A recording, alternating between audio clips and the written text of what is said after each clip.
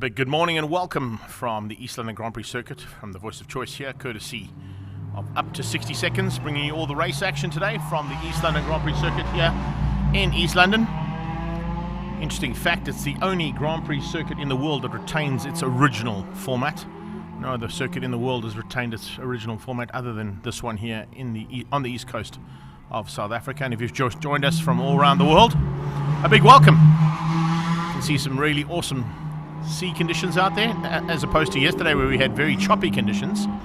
The wind has calmed down ever so slightly. There's still a bit of a breeze coming through here, so it's not quite the perfect day for a day on the east coast of South Africa, but it certainly is a huge amount better than what was expected in terms of the weather report here and the rain that was supposed to come in. We're not going to try and mention anything other than stuff about the rain, because unfortunately what can happen here usually does and catches us out with all sorts of changes in weather conditions. So if I look at our current conditions here as well, if I go to, of course, Greenfields is where we are. Currently we're sitting at 18 degrees Celsius. Real field is 18 degrees Celsius. And we've got a possibility of going up to about 23 degrees Celsius here today. At this stage the rain is trying to stay away as much as possible. But we're going to be in for an interesting day in terms of the racing that's going to be happening here. Because remember, we're looking at first and foremost the South African GT Racing Association. They make their way out into the circuit right now to go to battle for their second time of the weekend. First race yesterday. We'll bring you the highlights of that first race after the second heat of racing. So it's going slightly different to where we normally go, but of course this is what it's all about. We are expecting rain later this evening, and hopefully that will be at the end of the day's racing as opposed to in the middle of it. But today's going to be a really awesome day. We're looking at about 50% chance of rain at this point in time. Real feel, of course, as it says, moves up to about 20 degrees Celsius, and there's a little cool breeze coming in from the southwest with some gusts expected through the day. So there's your weather report, rightly brought to you by Up to 60 Seconds if you're racing this weekend here at the East London Grand Prix circuit. SAGTRA, or the South African GT Racing Association, as I said, had its first race yesterday. We're not going to give you the highlights until the second race is done, but they'll be lining up in the same positions basically as they started the first race yesterday, with Michael Stephen on pole position, setting the pace in qualifying ahead of Charles Ranges. And in fact, the two of them set about a 1.2 second difference between the third, fourth and fifth cars on the track. So there are a slight advantage there to everybody else on track, the McLaren and the Lamborghini on the front row.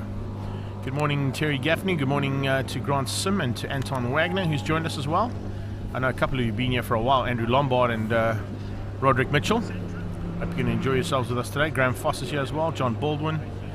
Great to have Alex Thompson Sr. here, Rene Fenter. Glenn Williams has come as well, Jerry Kotzer, Andre Dippenaar. Our Queen's in the house as well by the looks of things, and a whole bunch of people who've joined us already to watch the first part of our coverage. There is the magnificent Haval Jolion, our official pace car for both SAGTRA and for the South African Endurance Series, courtesy of Haval the Edenvale. So a massive thanks there to Roy Aubrey and his team for their support. They've also supplied us the P Series Bucky, which will be of course helping us as the course car to remove any vehicles that might get stricken or into trouble on track. Hopefully not a lot of that today. So there you can see the grid. We have Michael Stephen on the left hand side, right hand side in the Paget Racing and Gulf Racing colours there. The Stradale Lamborghini of Charles Ranges. There it is. He'll be looking to go and possibly get onto the top step of the podium in race number 2. That is our youngest driver in this class, Mikhail Pitamba, driving for the I2 Liqui Moly and Pablo Clark Racing Ferrari team. He's in a 458 Ferrari. He's just bettered in qualifying there by Silvio Scribanti, who comes to take up his position for the Scribanti Racing team, Scuderia Scribanti and Scribanti Concrete. Boys from just down the road in PE, of course. And a big welcome to everybody who's joined us on their page for the first time. Nice to get some additional cross-posting, courtesy of Up to 60 Seconds. And of course, with the help of Link Online, for all our online requirements, helping us to do all the cross-posting that we're doing to, I think it's up to 7 different pages we're going on today, so which is really, really spectacular in terms of the coverage that we're giving you. Stradale Motorsport will be, of course, Zolile Letlaka, XO as we like to call him. He'll be alongside, or should have been alongside, Dave Buckham, unfortunately, but he had a problem in the Bentley, and some electronical issues have sidelined the Bentley for race number 2. That means that there will still be some battles to be sorted out in the background there, possibly with Arnie Neveling in the Audi R8 from Stradale Motorsport, and of course the Porsche of Hein Latergan, who is on track as well. So those cars basically out there to do a couple of laps, and then they of course will be getting into maybe using it for a little bit of extra setup as well, which is why they've joined this field. The Haval Jolion makes its way down towards Potters Pass, the infamous Potters Pass here at the East London Grand Prix Circuit, one of the fastest corners in the world, and of course you'll see just how quick those cars go through there as we get into race action.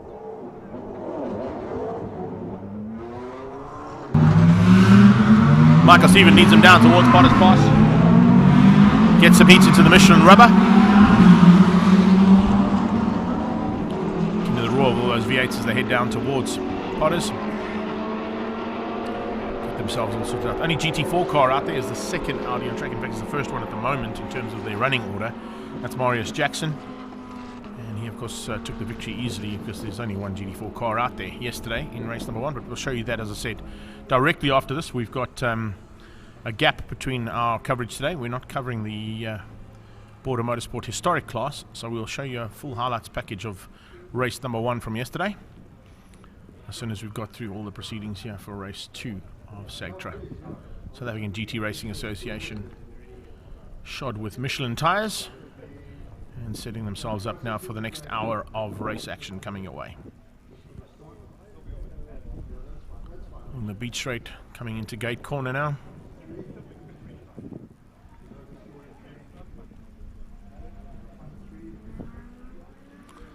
And they come in followed by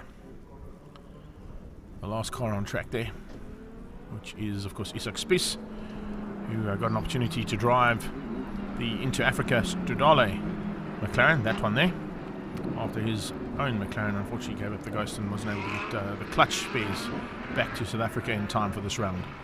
So I still got an opportunity to drive here this weekend in Stradale's spare car.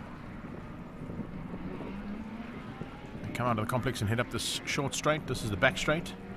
Just on the right hand side I got information that there's a possibility of a brand new hotel and water park that's being renovated and sorted out. You'll see just on the right hand side some construction work. The old water park has basically been flattened completely, but we won't worry about that just yet because we're now into start procedures. The Jolion has moved off the circuit. Michael Toner at the wheel of that car today, and Michael Stephen will now dictate the pace onto the main straight. Standing by, waiting for those lights. You can see the lights just on the left hand side, bottom left of the screen there. As soon as they go out, we go racing. Yesterday it was whole shot city for Michael Stephen. He was pressurised a little bit by Charles Ranges, and it looks like Silvio Scribanti is also going to have a go here, trying to get up on the inside of Charles. Charles shuts the door, but around the outside of Silvio comes Mikhail Patamba. Patamba looking for a way through into Potters. Maybe not an idea to be on the outside of Potters on slightly cooler Michelins. And he's got Aldo Scribanti right on his tail. Already some pressure coming from Arnie Neveling onto the back end of Aldo Scribanti. Neveling, of course, in the slightly quicker Audi R8.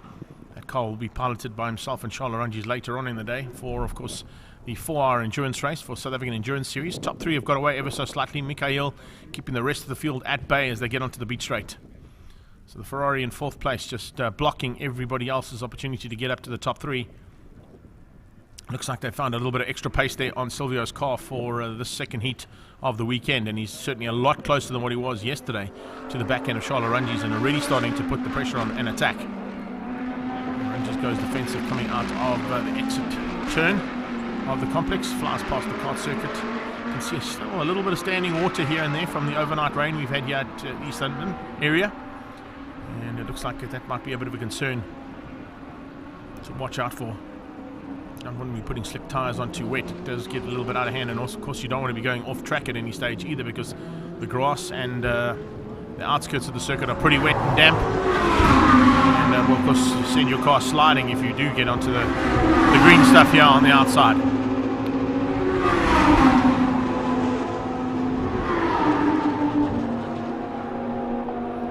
So Michael Stephen starts the race proper now after that first lap in anger. Some pressure from Arnie Neveling looking for a way past on Mikhail Patamba on the Ferrari. Ferrari going defensive down into turn number 4 here.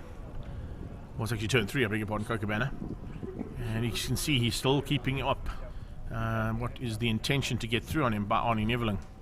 A little 458 Ferrari keeping the Audi behind him, and he's got the Audi, of course, now squeezed in between himself and Aldo Scrimanti, man who he fought with all race long in race number 1 yesterday.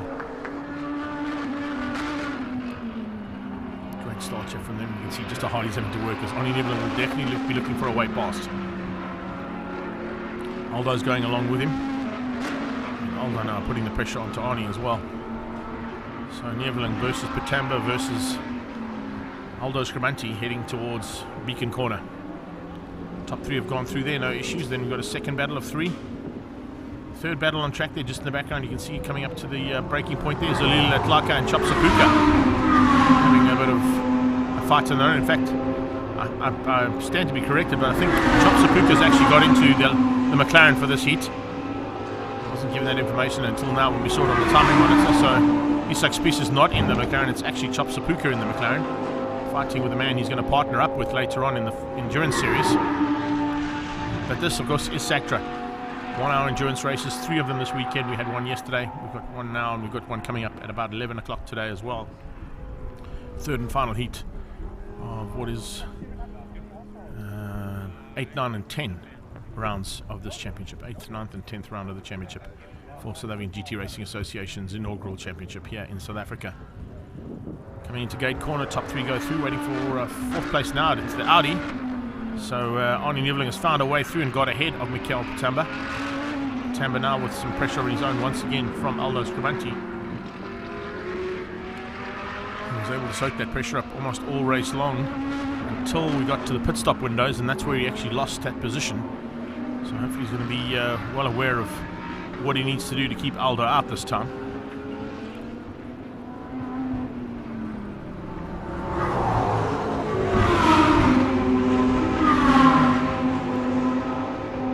.118.4 from Michael Steven. 118.727 from Charles Ranges. That's the 2 lead cars, the only cars in the 18, except for Arnie Neveling.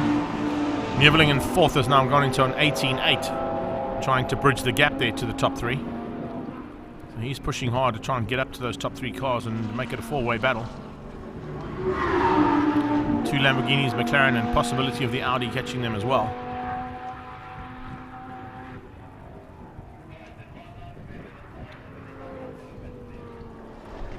Stephen hangs on, comes into the S's.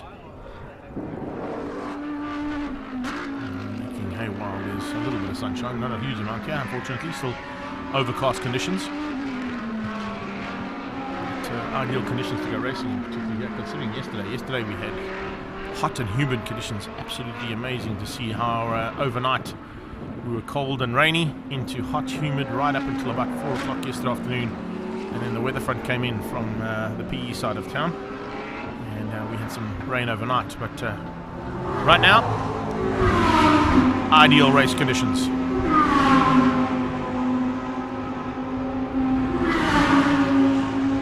Top 3 completes another lap. 18.6, 18.5, 18.4. So fastest time so far, 18.479. Fastest time of the race, Arnie Neveling in 4th place, 18.411. So Ari is trying to get away. Well, he's done that relatively easily from Mikel Patamba in the Ferrari, but he is certainly trying to bridge the gap there to the top 3. If he gets there, he's going to try and help. Of course, his teammate out there is in 2nd place in the Lamborghini.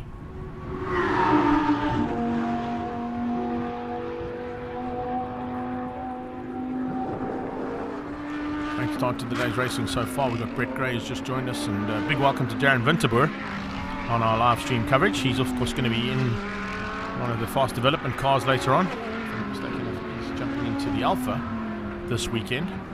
So we're good to have him as part and parcel of this. And of course he didn't make it out the last time due to the COVID situation we've been in for a while.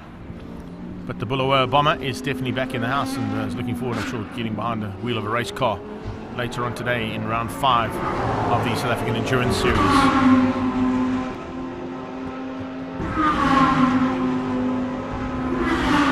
Laps ticking off, times ticking down. We're about 7 minutes into the race.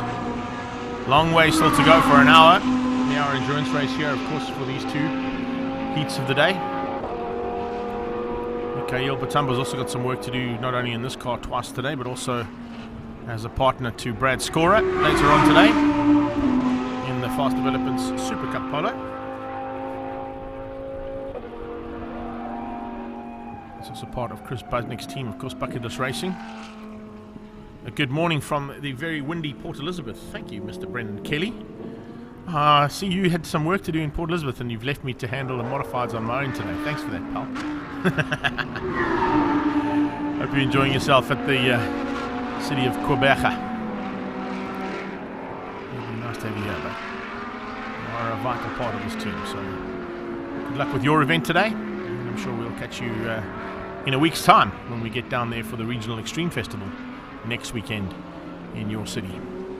There is the current standings as we go through. Michael Stephen currently sitting on an 18.423. Not the fastest of the race. We've got an 18.411 coming out of Arnie Neveling, who's there. In fact, he's even gone quicker. 18.321 from Arnie Neveling. Could be possibly even quicker now. Is he? No. 18.479. So 321. That's quite a nice way of putting it. Neveling, fastest car on track. That Audi R8 in 4th place. Top two go through Rifle Bend. The second two, and look at where Arnie is. He's right there with Silvio Scribanti. So he's doing the job right here for the team. Silvio and Charles are currently fighting for second place in this championship. Charles Orangi's up the road there in second and on Michael Stevens' tail. But what Arnie Neveling is going to try and do is just spoil Silvio's day here ever so slightly and maybe make him work a bit harder, put a bit of pressure on him. And if that's the case, possibly spoil Silvio's chances of being on the podium again. I'm not going to spoil the story just yet of race one because we're going to show you the highlights, but you'll see exactly what happened yesterday in about an hour's time when we go through the highlights of race number one. Oh, Charles Orangi's hitting that water. I said that standing water could be a problem. He put a wheel onto the inside of that corner and got the back end of the Audi stepped out. I don't know if Paul saw that and maybe he can give us a little bit of action replay on that, but certainly the back end of that Audi was out of shape. And speaking of, not Audi, the Lamborghini, a bigger one, but same thing. The Lamborghini was properly out of shape coming out of that exit to Beek, and it looks like the Audi's going to be pulling in. So he's done everything right. He's tried to put the pressure on, but unfortunately it looks like Arnie Neveling is now going to pull in and retire the Audi R8 and get it ready for later on in the South African Endurance Series. Arnie will be using this for a bit of a warm-up on that car as well. He'll be back in action, of course, for race number 3 today as well. There's the second Audi going into gate corner. So Marius Action Jackson in the MJR and Mega Fiber Audi could possibly be caught here and passed in the next lap or so by the leaders. Spectacular looking car, and they've really got an awesome little pit setup here too for that Audi Sport team. And looking good for another victory there in GT4.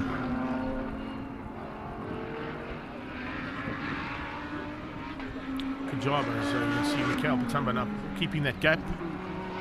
Keeping the gap, yes indeed. That Lamborghini of Charles Orangi's last corner exiting the complex is where we saw it step out. Paul's going to try and find it for us. Here it is. So he heads down towards the right-hander. Now watch as he just clips the water and you'll see the back end step out. Yoo! Well held, Charles. Well held. Good pick up there, Paul. Thanks for that, bud. Up to 60 seconds team, they're giving you the action replay of the back end of that Lamborghini just stepping out a bit more than I think Charles Orangi's wanted that Hurricane to do, but he was able to catch it fortunately, so that was good. Didn't really phase him. It kept him going all the time. He won't be too phased about that kind of maneuver. He's kind of used to a couple of race cars, and some have got some happy ends and some have got some angry ends to them. Fortunately, that was more of a happy ending.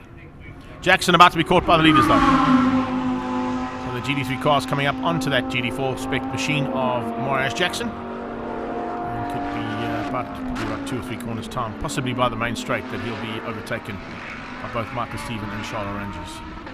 What we need to start looking at now, of course, with 48 minutes to go still, about 11.5 minutes of racing done. Remember, they do have to do a compulsory pit stop, all of these cars. And with that compulsory pit stop, the driver has to get out the car, put 2 feet on the ground as if they're going to replicate a driver change. Or if you've got a driver change, of course, then you will just get the other driver to climb into the car. Top 2-3 on the man in the lead of GT4.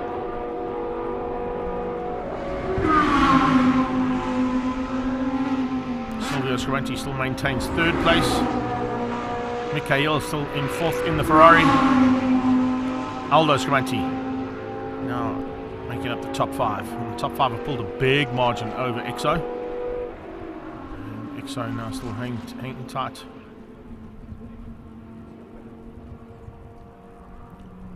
Looks like Chop Sapuka's also gone in to retire the McLaren. And Lotacon is in 2 in the Porsche.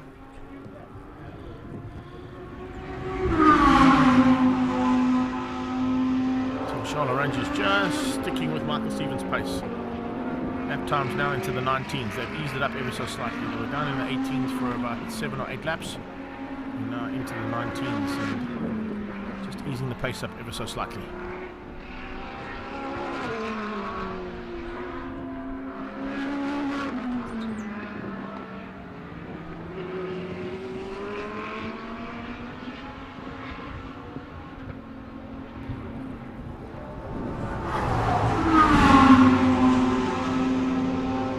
Down there for the top 2. It's about between half a second and 0.8 of a second gap between Michael and Charles, and that's kind of been maintained for the last couple of laps.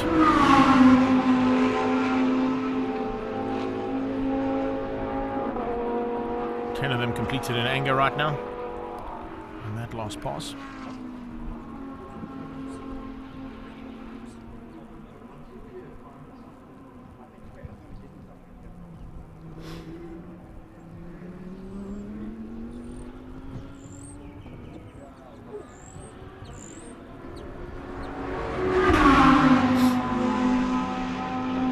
That a couple of our friends have also joined us on the other pages. Unfortunately, I'm not seeing all the pages' comments. I know that Paul will be watching from up to 60 seconds point of view, and a couple of the other pages will be monitoring for any comments that are coming through for you guys.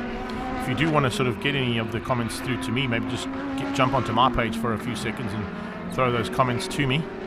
Otherwise, just maybe make it attention to Paul to bring it to my attention. We'll put it up on the screen so that I can see it. But a big welcome to, I see Andre Danhauser's joined us as well from Pro Auto Rubber Race Team.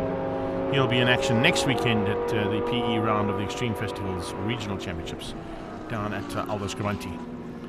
So if you're around, a little bit of smoke out of the Audi though, coming out of that beacon corner. I don't know if that's a concern that we need to be worried about there with Marius Jackson. Pit lane camera just getting us a little shot here on the pit straight. Lamborghini on the inside of Marius Jackson's Audi, but did see a bit of smoke coming out of that Audi, so I'll just keep an eye on that over the next couple of laps.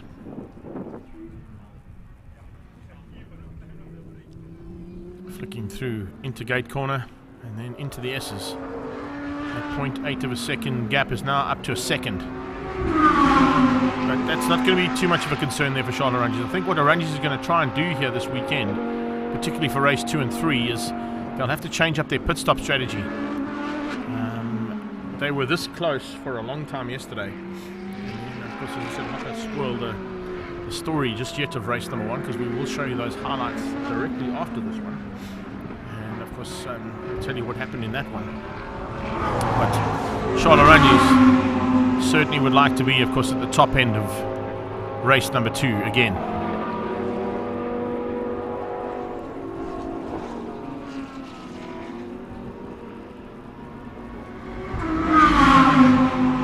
Michael's opened up a little bit more of an advantage now, up to 1.4 seconds.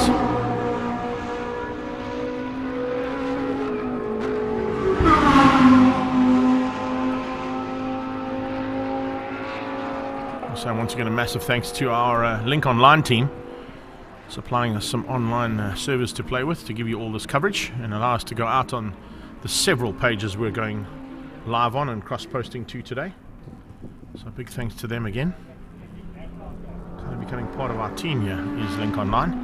And of course, local man, Simon Thiessen, for supplying us the generator to keep us running all day long and not have to worry about Eskom destroying our ability to give you all this action. Maurice Jackson, as I said, I think he had a problem, and I think I'm right in saying there's a problem on that Audi.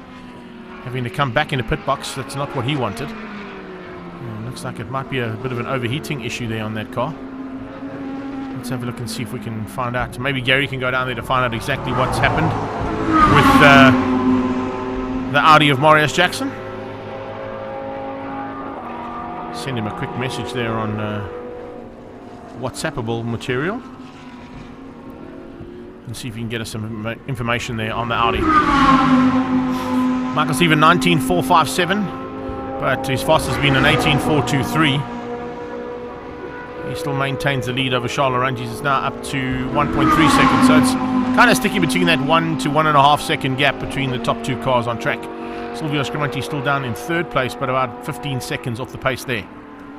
Good morning, my queen. Joining us again. Thanks so much for your support.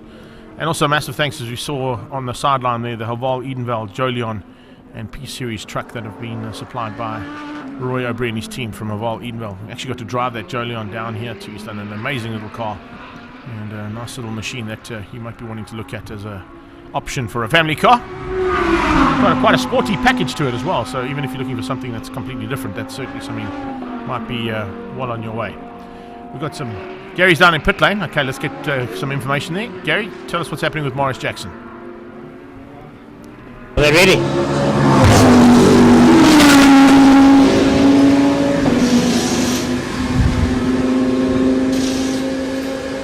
Here we go.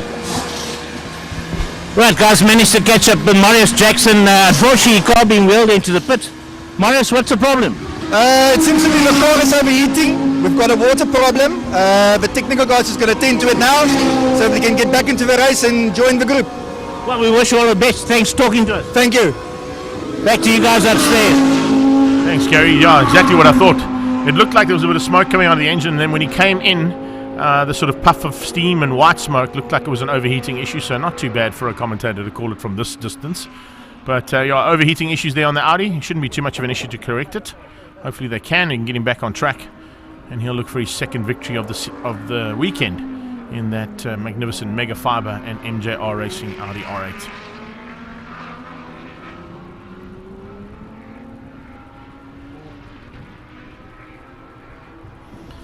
That Audi R8 that he pilots, of course, is an LMS GT4, as opposed to what Arnie Neveling was out in earlier on, the R8 GT3 spec machine.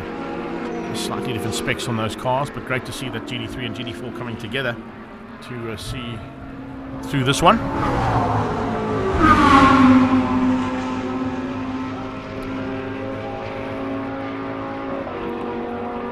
Coming into 19, or in fact exactly 20 minutes of racing done. So another 40 minutes to go, a third of the race completed. And what we will be looking at now is possibilities of some early pit stops. Try and get those pit stops done and dusted. Find yourself a little bit of a window to play in. And I think that's what cars who weren't on the top steps of the podium yesterday will be looking to do, to try and change their strategy slightly and maybe take advantage of the pit stops to do the overtaking that can't be done on track. Michael Stephen is not even thinking about the pit stop just yet, I don't think. See, Charles Arangis is just maintaining that sort of 1 to 1.5 second gap behind him, not allowing him to do anything about getting away too far away from the Lamborghini in second. Just to mention, of course, the Lamborghini is a slightly younger car than that McLaren MP4 12C of Michael Stevens. Mistaken, Michael Stevens is sort of a Generation 1 car of GT3 spec machines, so about 5 years old, I would say. Whereas the GT3 Lamborghini behind there is probably a Generation 3 or 4 spec machine. So Michael not only having to do some work to use his own skills, but he's also using his skills to pilot a slightly older machine and stay at the front end of this battle.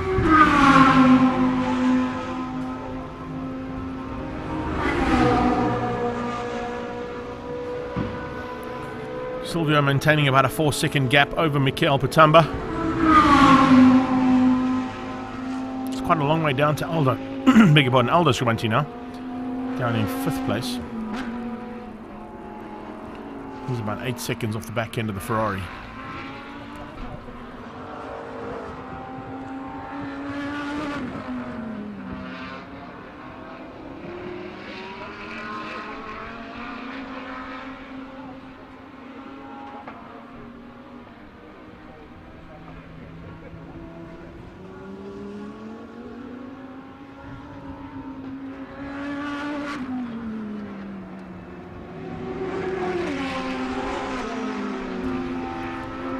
There you got confirmation. With 22 minutes done, Michael Stephen, Charles Arungis and Silvio Scribenti. Mikel Patamba, Aldo Scribenti and Zolile Letlaka. We've got Maurice Jackson in pit lane at the moment, but I'm sure that they will get that Audi R8 GT4 spec car on track as soon as possible. Neveling has retired. He was only out there to do a couple of laps to increase the amount of numbers on this field. Chop Sabuka's also pulled the McLaren back into the pit box. And Larticon in the Porsche, unfortunately, also back in pit lane.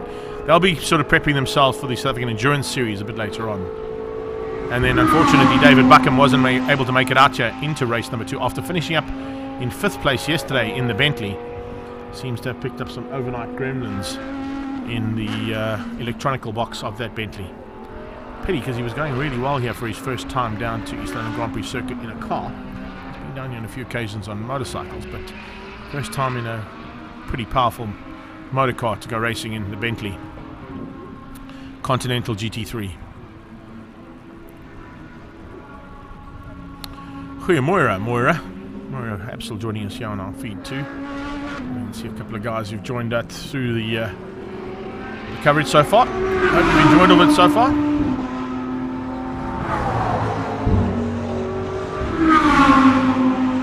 Remember, we've got 2 one-hour endurance races. We've got 2 modified saloon sprint races, and we've got the 4-hour endurance race coming your way today here from the East London Grand Prix circuit. Round 5 of the South African Endurance Series and South African GT Racing Association.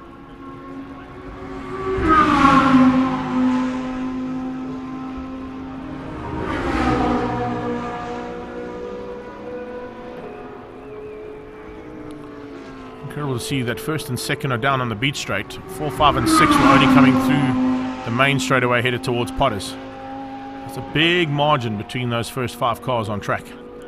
Coming up on EXO now.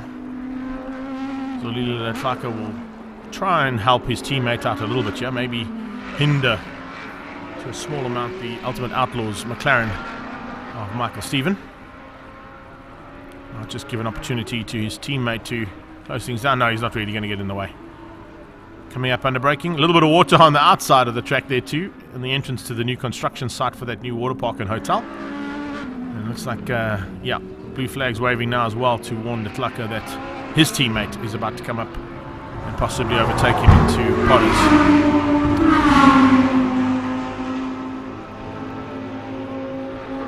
So a car between 1st and 2nd now. That's the first time that's been for a while.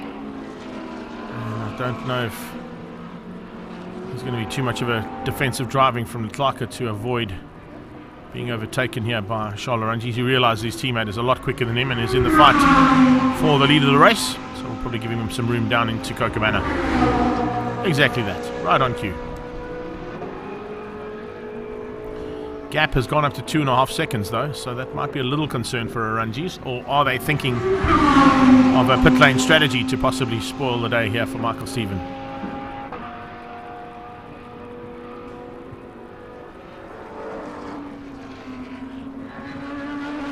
Currently lapping in the 19s, both cars into the 19.4s. So even Stevens between Michael Stephen and Charles Arungis.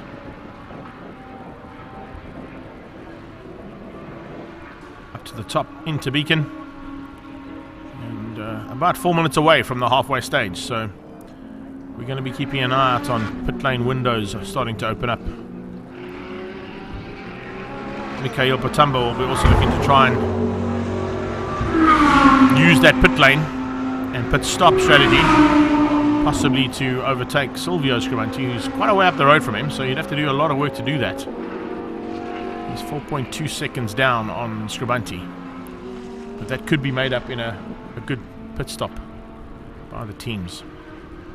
Silvio, of course, will be looking to just try and stay on the podium this time, and hopefully put in a little bit of extra juice in the car, and you'll see that, what I'm talking about there, later on in our highlights package of race number 1.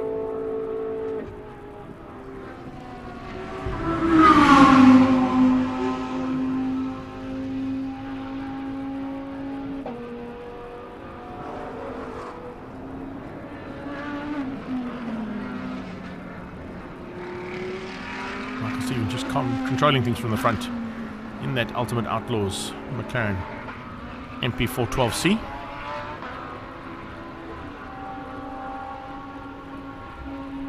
Staying out of harm's way and just managing the pace that he has to stay ahead of Charles Arangis and not let Arangis have any sniff at the front end just yet. But I think there's going to be some manoeuvring to happen in the very near future once we see some pit lane strategies playing out.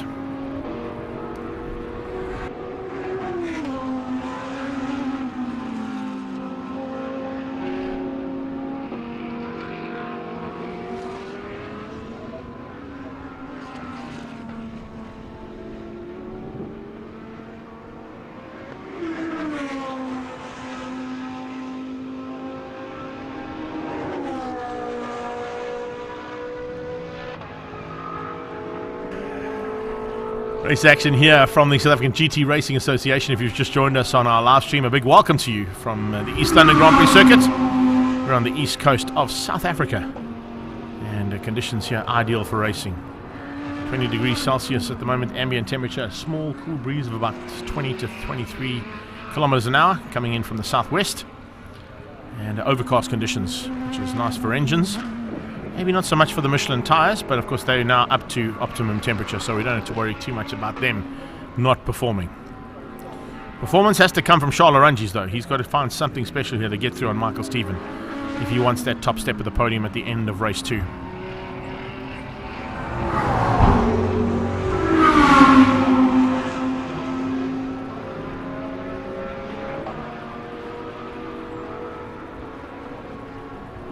Flags blowing nicely there. You can see SA flag, the Michelin banners, and the Motorsport South Africa flag showing that the Southwesterner is basically keeping the front on the right hand side of our studio away from us for now.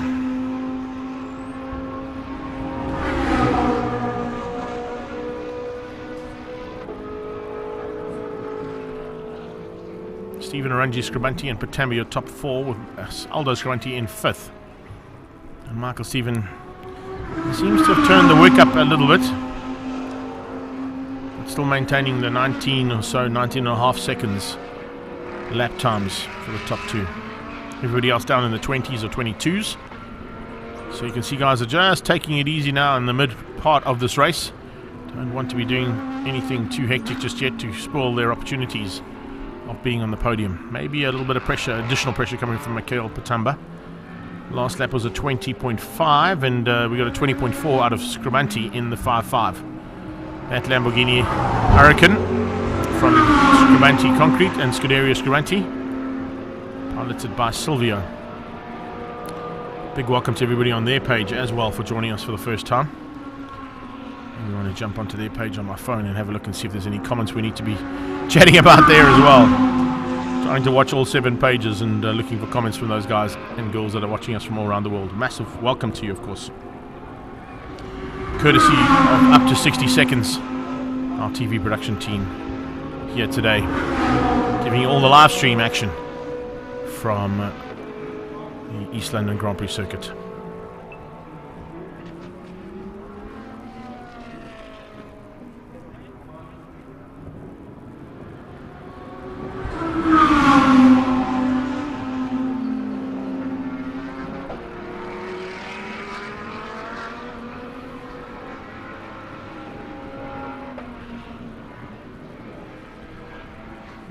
Okay, so it looks like Twanda Kapfune and Wayne de Conning are the only guys who are on Silvio's page at this point in time. So big welcome to you guys. Hope you're enjoying the live coverage here from East London Grand Prix circuit and round 5 of the South African Endurance Series.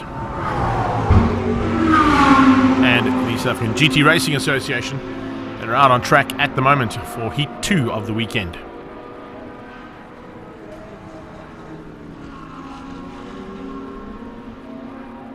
A little bit of additional pace coming out of Charles Arungi's now. He's gone to a 19.4, closed the gap down slightly on Michael Stephen as they go through Rifle Bend.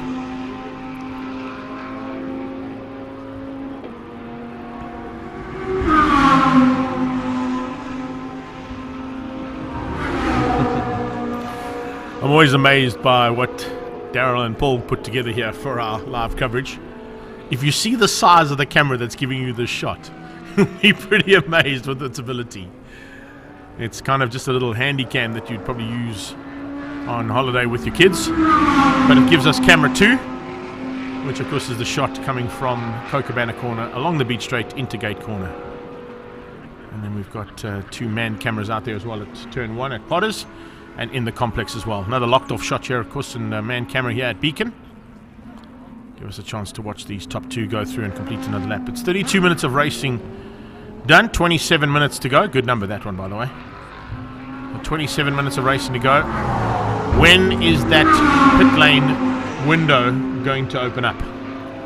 Who's holding their cards closest to their chest to possibly spoil the day there for their rivals in the South African GT Racing Association? And this is round number 9 of their championship.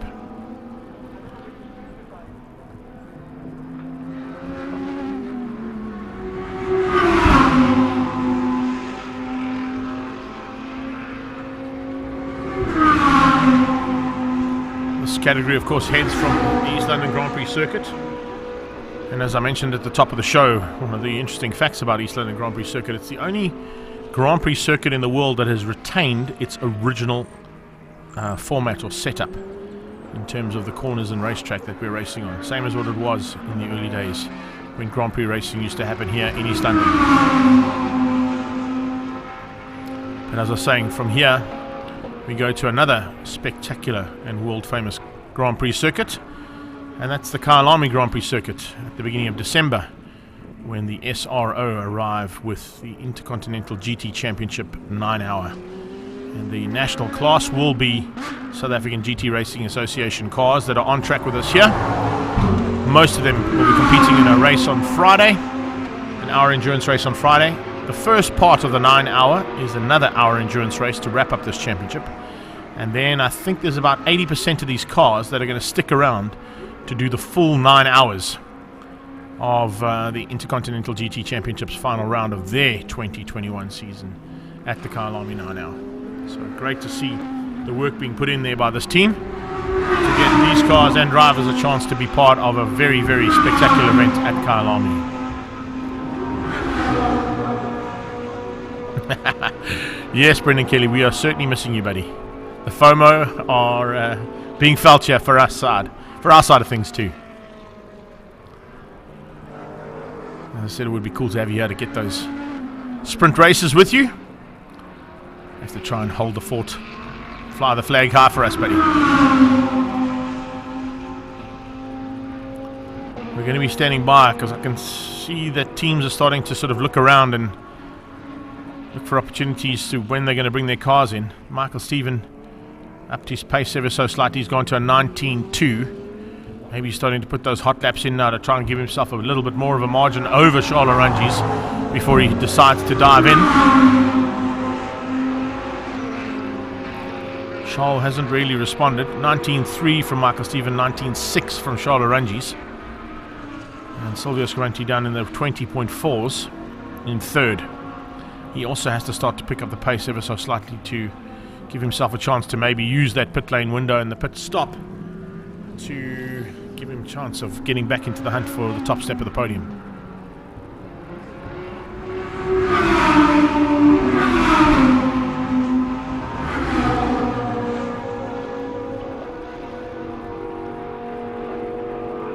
Stephen Arungi's into gate corner.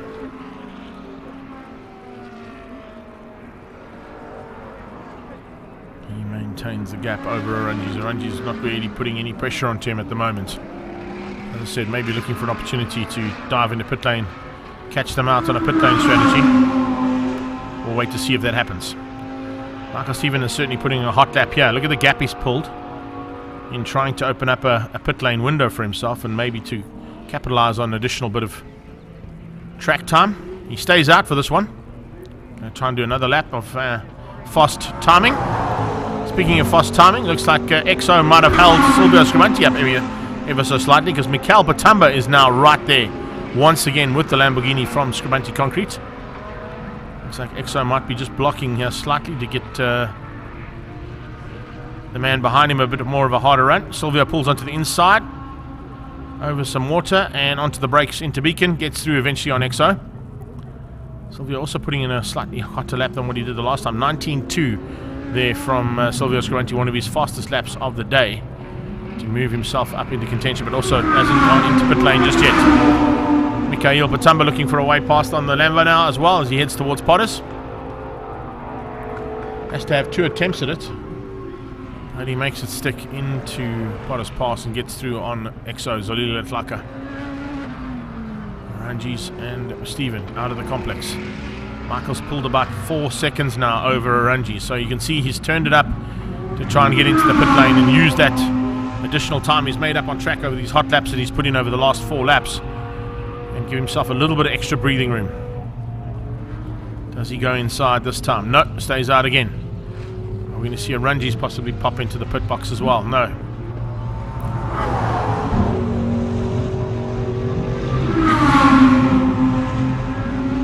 The chess game has started. 21 minutes still to go, and no one has made a pit stop yet.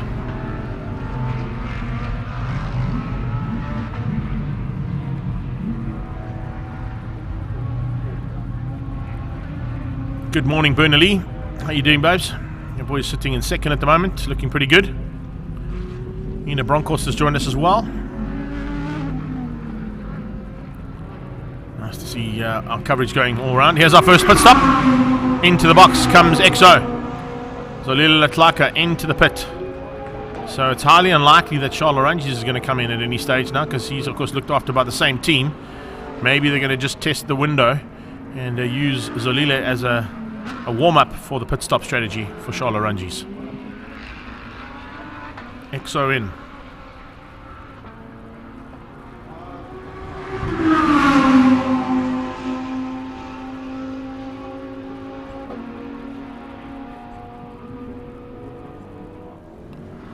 There you see, driver has to get out the car. He's being helped out there by Arnie Neveling. Car's jacked up onto its pneumatic jacks that are under the car with a gas. Once he's in and out of the car, he'll be helped to sort of strap in and put all the radio communication that goes to the car. Looks like Marius Jackson just gesticulating there that they might be out. I saw him in the background saying, no, we're out. Ari slams the door and the pit man lets him out. There is Jackson in the background, so it looks like they haven't got that Audi sorted out just yet. So Exo is the first man to pit.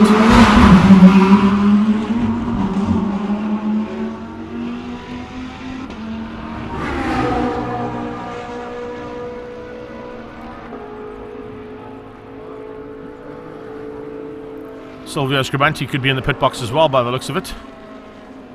Don't know if we can pick up on that. Daryl, just have a look and see if you can see if there's another car in the pits, but Mikhail Batamba's moved up to third. Silvio possibly in pit lane.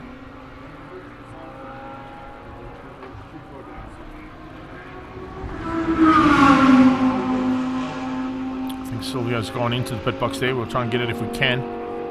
He's quite a long way down the pit box, or the pit lane there for us to get. There he is. So Silvio coming in for an early stop as well. Just wanted to get confirmation that he was in the pits, and he will be making his way out now. And he actually makes his way out right behind the 2 leaders, so that could be a very good window of pit lane opportunity that Scuderia Scribante have gone with there. Byron Teens and the team just spotting an opportunity to get him out just behind the leaders. So he'll be able to watch them go in and then, of course, put the laps in that he needs to while they're in to make up the ground and maybe have a go. There's a overtake maneuver for Mikhail Batamba. Third car on track at the moment, going through on the man who's just come out of the pits, Zolile Tlaka.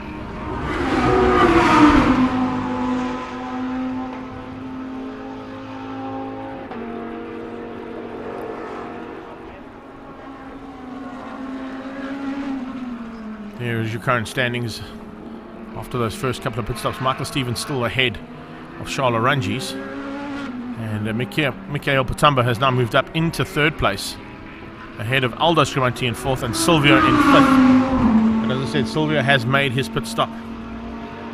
So that could be a way of trying to get through on those top two without having to do any work on the track.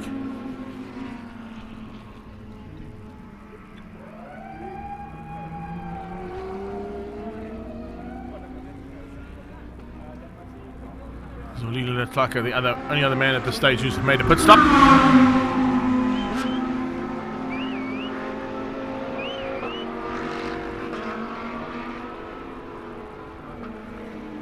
Oh, Aranges is in. So Aranges comes in for his scheduled stop. Michael Stephen in as well in the background. So top two are in the pit box at the same time.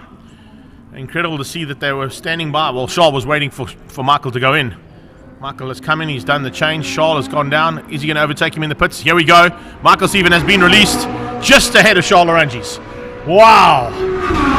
F1-esque style there. And it was up to the Lollipop men to let them out on time. Yeah, it looks like a little issue there on Charles' pit stop. Just cost him the opportunity to get through on Michael. So Mikhail Patamba leads out at the moment on track, but he, of course, still has to come in for his scheduled stop. And Michael Stephen is now second. Charles Aranges third. Wow. And then Silvio just behind them. So Silvio's a lot closer after his pit stop onto the back end of Michael Stephen and Charles Aranges. Just need to see if we can pick that up as well, Paul. If you want to just go back to that pit lane activity and just have a look and see how close it was on the release. We saw the pneumatic shocks being dropped by Charles. And the Lollipop man just holding him ever so slightly before Michael Stephen went flying out of pit lane. Amazing. So we can pick up on that as well if we got that, just to show you the replay of how tight it was between these two. Aranges now resumes the battle. He's only got 15 or so minutes to go. 15 minutes and a little bit of change to play with. To hopefully find a way through on Michael Stephen.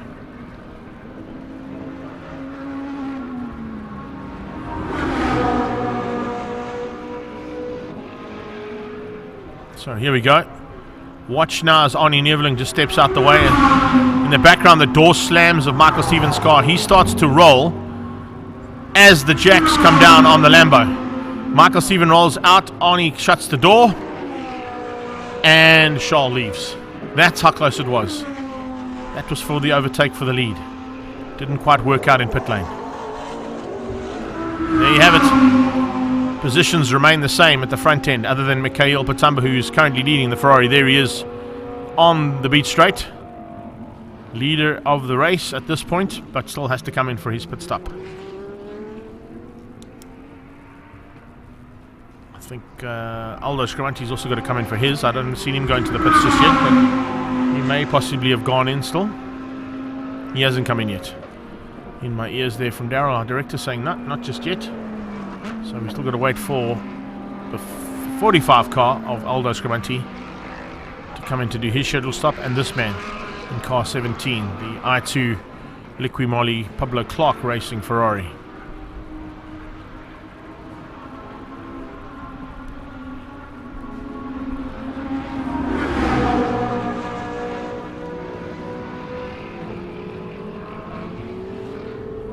Clark are being given the blue flags there, warning that the top two on paper are on their way through.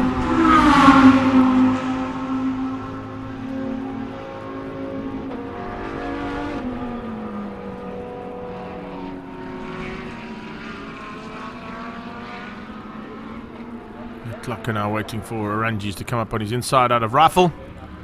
Probably open up the door and give him a chance to get through down into Cochabana. Watch how close it is now. There we go. Into the pits comes Aldo Scrimanti. So the only car that hasn't pitted at the moment is the Ferrari, and he's still got to come in. Whether or not that's going to change up the positions here between these two, we'll have to wait and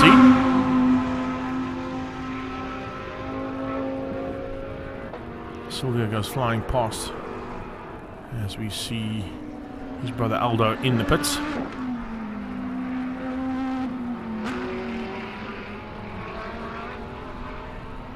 Door slamming, jacks are down. Lollipop goes up, and away he goes. Back into the hunt on track.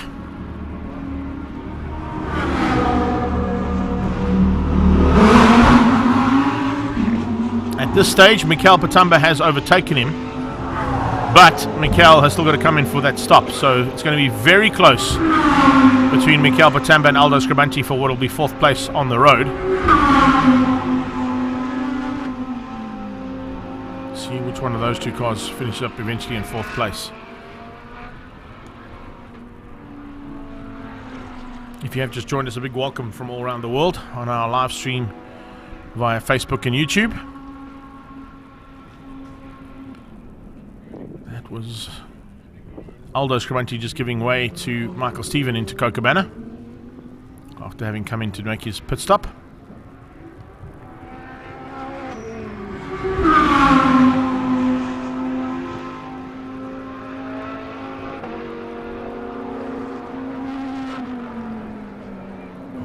Sit behind Michael Stephen, try and learn a couple of lines possibly from him. Have to push as hard as he can to stay with Michael Stephen and maybe hinder the forward momentum of Charles Larangi's in 2nd. Possibly back him up into his brother Silvio. I think Silvio's just too far back.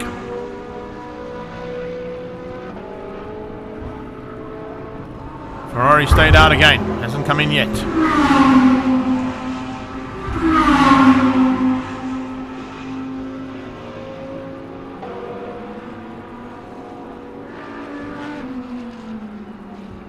Stephen still maintains 2nd on the road, but it's basically the lead of the race because of Patamba having to still make that pit stop.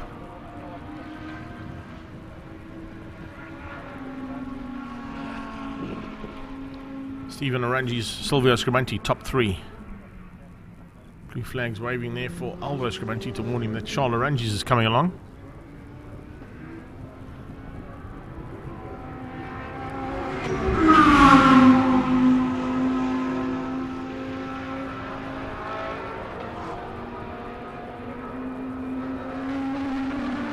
Now going to be well aware of Sudale Motorsport, Padgett Racing and Gulf Racing coloured Lamborghini Huracan GT3 Evo in his rearview mirror.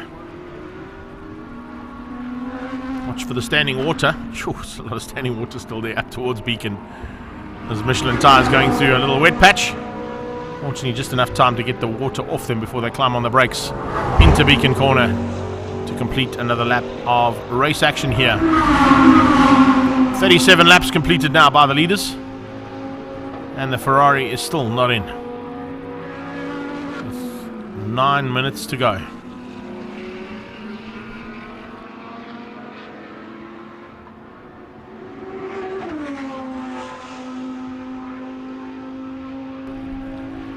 Looks like he's going to push it right to the end of the race to make this pit stop. He's running out of time. He's got to come in at some point. I know with the South African Endurance Series, the pit lane window closes with 5 minutes of the race to go. It doesn't happen in South African GT Racing Association. So he might just hang in there for as long as possible. Stay at the lead of this race for his sponsors. Morning, Neil Quantrill. Thanks for joining us, buddy. Stand by for a possible pit stop from the Ferrari. Does he go in this time? Yes, he does. So in comes the youngest driver of this pack. And slotting through the little S bend into the pit. He comes all the way down the pit box as well. Past the big modified saloon parked in pit lane and right to the end of the pits to make his stop here at Pablo Clark.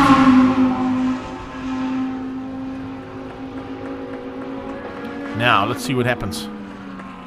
Is there a chance for him to make up the ground over Aldo Scribanti and stay in what would be 4th place on track? Because the leaders have already gone through. But he's got to try and beat Aldo if he can. Assistance in, getting him strapped in. The jacks are down, waiting for the door to close. And And possibility of him coming out, hopefully ahead of Aldo Scaranti. That's what he's hoping for. Aldo's going to try and fend off his attack. I think he might have got through.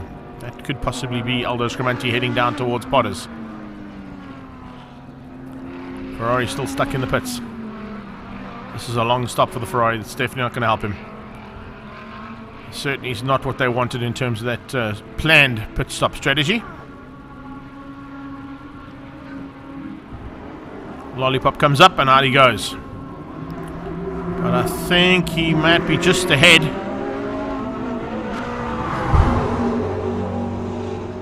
And yeah, I think he might have got out in time. He might have got out in time. Michael Stephen has passed him. Charles Orangis will probably pass him by the time they get to Cochabamba, but I think he might be just ahead there of Aldo Scaranti and will maintain 4th place.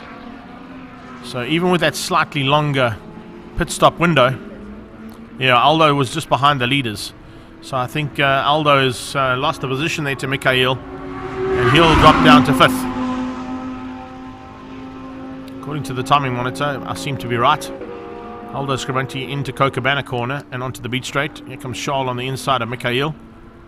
And the Ferrari, I think, will stay in 4th place ahead of the 45 Scuderia Scaranti Concrete Lamborghini Huracan. Let's see if we can get a confirmation of that. Thanks, Daryl. Here we go. And yes, spot on. 45 is Aldo Scaranti in 5th place. So a great stop there from Pablo Clark to overtake the Lamborghini in the pit stop window. And now running with the back end of Charles Orangis and the battle for the lead.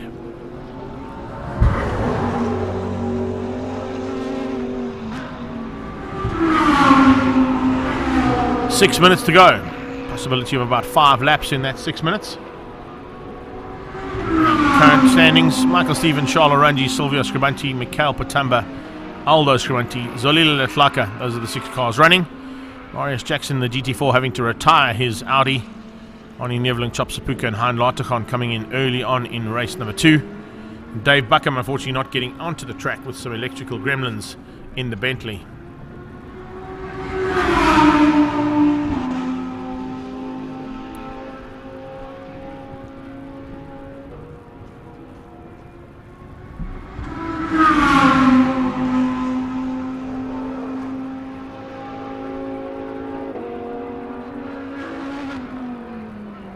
Job there from that team. Their strategy definitely worked out nicely, keeping him out as long as possible, putting in a couple of hot laps, just giving him enough of a breather to get out ahead of his rival for 4th place, Aldo Scaranti.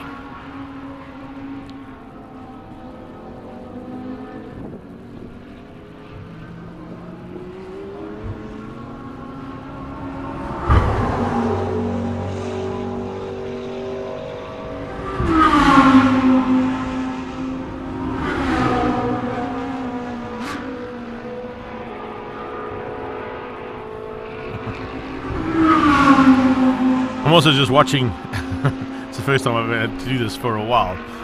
When you watching the live stream feed, we've got several pages being cross-posted to. And it's interesting to see how Link Online has helped us go to those 7 different pages, including the YouTube feed as well. And the link up and down rate. I'm watching the live feed on my main screen in front of me. I've got a slightly delayed feed going into the Voice of Choice page, which I've got some comments flying on, and an even slightly longer delay to Silvio Scaranti's page. So it's quite cool to see how the system all works and gives us a chance to go live on various platforms at the same time. If you're watching it on the platform, of course, you won't see the delay, but there is a slight delay in terms of the link from the circuit and our cameras to the server provided by Link Online, and then back to you guys wherever you are around the world. So interesting to see how the technology gives us that ability.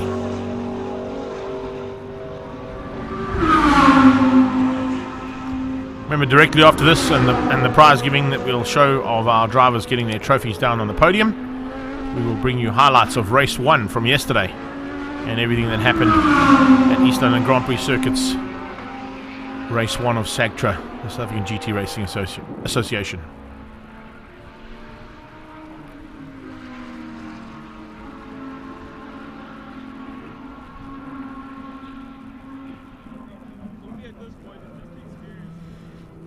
So I think the top 3 are not going to change. Top 4, 5 probably not going to change either. I don't think Charlotte Ranges has got an answer here to Michael Stephen. That man in the Ultimate Outlaws McLaren MP412C, currently lapping in the 1:19.5s. His fastest of the second race for the weekend was an 18.423. But fastest of the race so far has been Arnie Neveling in the Audi. He got down to an 18.321. What's up, Nick Lambert? Thank you, buddy. Appreciate that. That's on our ILEB page. Hope you've got some friends that you're sharing it on. Remember that if you are watching this, like and share it. Let's move this platform to a whole nother level.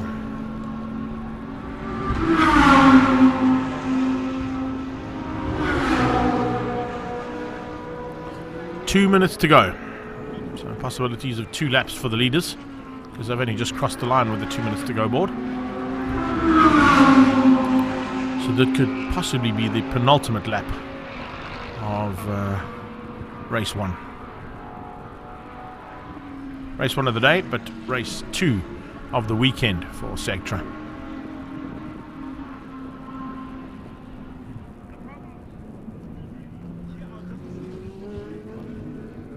Basically 1, 2 and 4 on track on that beach straightaway, heading into the gate corner for the S's.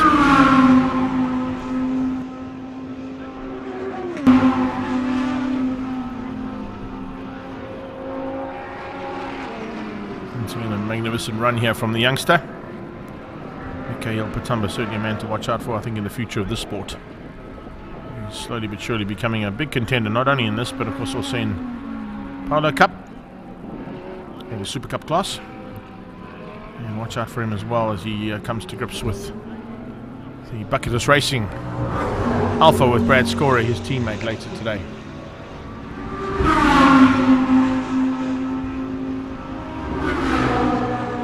Last lap has started. So we're on to the final lap. We're watching for Michael Stephen to head to the checkered flag and take a victory for race 2 of the South African GT Racing Association. The wind's picked up a little bit more than what it was earlier in the day, that is for sure. I'll just go to the weather app that we've been watching throughout the weekend. Wind has certainly picked up slightly. We're getting up to about 52 k an hour gusts and a constant 30 kilometer an hour wind from the southwest. And you can actually just see it there with the flags, the Michelin flags waving in the background, and a couple of shots of the trees starting to feel the effects there of a slightly stronger breeze here at the East London Grand Prix circuit, but no stronger breeze at the moment than the McLaren MP412C. Ultimate Outlaws racetrack in V-Town. The owner, of course, Isak Spies, who would love to have been in his car this weekend, unfortunately with some gearbox issues and a clutch head not arriving on time. He only got to participate yesterday, and we'll show him in a bit of action later on. Checkered flag is on standby. Here it comes for Michael Stephen.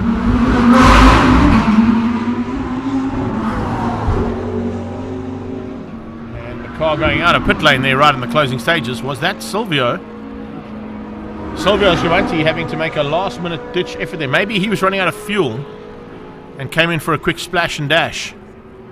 So Silvio getting out there, and has that given an opportunity to Mikhail Patamba to overtake him. Aldo's crossed the line. I think Silvio might have crossed the line under this under the checkered flag, but through pit lane. So in a similar vein to what Michael Schumacher did a couple of years ago, took the checkered flag in pit lane, in third place. We'll get confirmation of that, of course, in a few minutes' time. I'm just going to wait for Silvio to make his way around. He has to take the actual checkered flag on track, so he would have to go and do a whole lap to get through there and finish up. There is your winner, though, for race number 2. Michael Stephen ahead of Charles Arangis, Silvio Scribanti and Mikhail Patamba. As I said, we're going to give you the highlights of race number 1 in a few minutes' time. I don't know if we're going to possibly we might be able to squeeze it in before the podiums, but we'll wait and see for that. So Silvio should come across the line. Yeah, there he comes. And that will secure him third place. So he's taken the checkered flag this time. I think he came in for a splash and dash there to ensure he didn't do what he did yesterday. And we're going to show you those highlights in a few minutes' time as well. So confirmation of the results there, of course, coming from the Sagtra Series Race 2 here, unofficially, until we get the ones later on. Michael Stephen, Charles Ranges and Silvio Scribanti ahead of Mikhail Patamba, Aldo Scribanti, Zolila Latlaka. That's your top 6 that actually finished. Marius Jackson, I don't know if he's done enough to be classified for the win in GT4. Not enough laps in my estimation. 10 of 45 is not enough. So he won't be classified. Neither will Arnie or Chop Sapuka or Hein Lartigan in the Porsche. And of course we mentioned Dave Buckham not making it out there in the Bentley Continental GT3. So that's it for race number 2. We're going to wait for our podium ceremony, but I think while we're waiting for that podium ceremony, I'm going to ask Paul to possibly pull up the highlights of race number 1. And we can run through those quickly because it's going to take a while to get those drivers from the Park Fermé area back to us at the top end of the pit lane for action. Let's go to race 1 highlights. This is yesterday, of course. You can see the cold front came in, so overcast conditions completely for the start of race number 1 of the South African GT Racing Association. And Michael Stephen did exactly what he did only about an hour ago. Took the whole shot into turn 1 ahead of Charles Ranges. Mikhail Patamba with a phenomenal start ahead of both of the Lamborghinis of Silvio and Aldo Scribanti. And then you can see in the background the Audi R8 GT3 having a go on the inside of Zolila Latlaka into Rifle Bend with Arnie Neveling at the wheel of that car. Neveling was initially the big protagonist in terms of the attacking coming from the back of the field, having only joined the field with a late entry into this class. So he was pushing as hard as he could to try and stay up with the 2 Lamborghinis of the Scribanti boys. A little bit of standing water around the track yesterday as well was also courtesy of some overnight rain on Thursday. And then it was, of course, all about Michael Stephen and Charles Ranges getting away. Eventually, we got Arnie Neveling up ahead of the Ferrari and both the Lamborghinis of Scuderia Scribanti.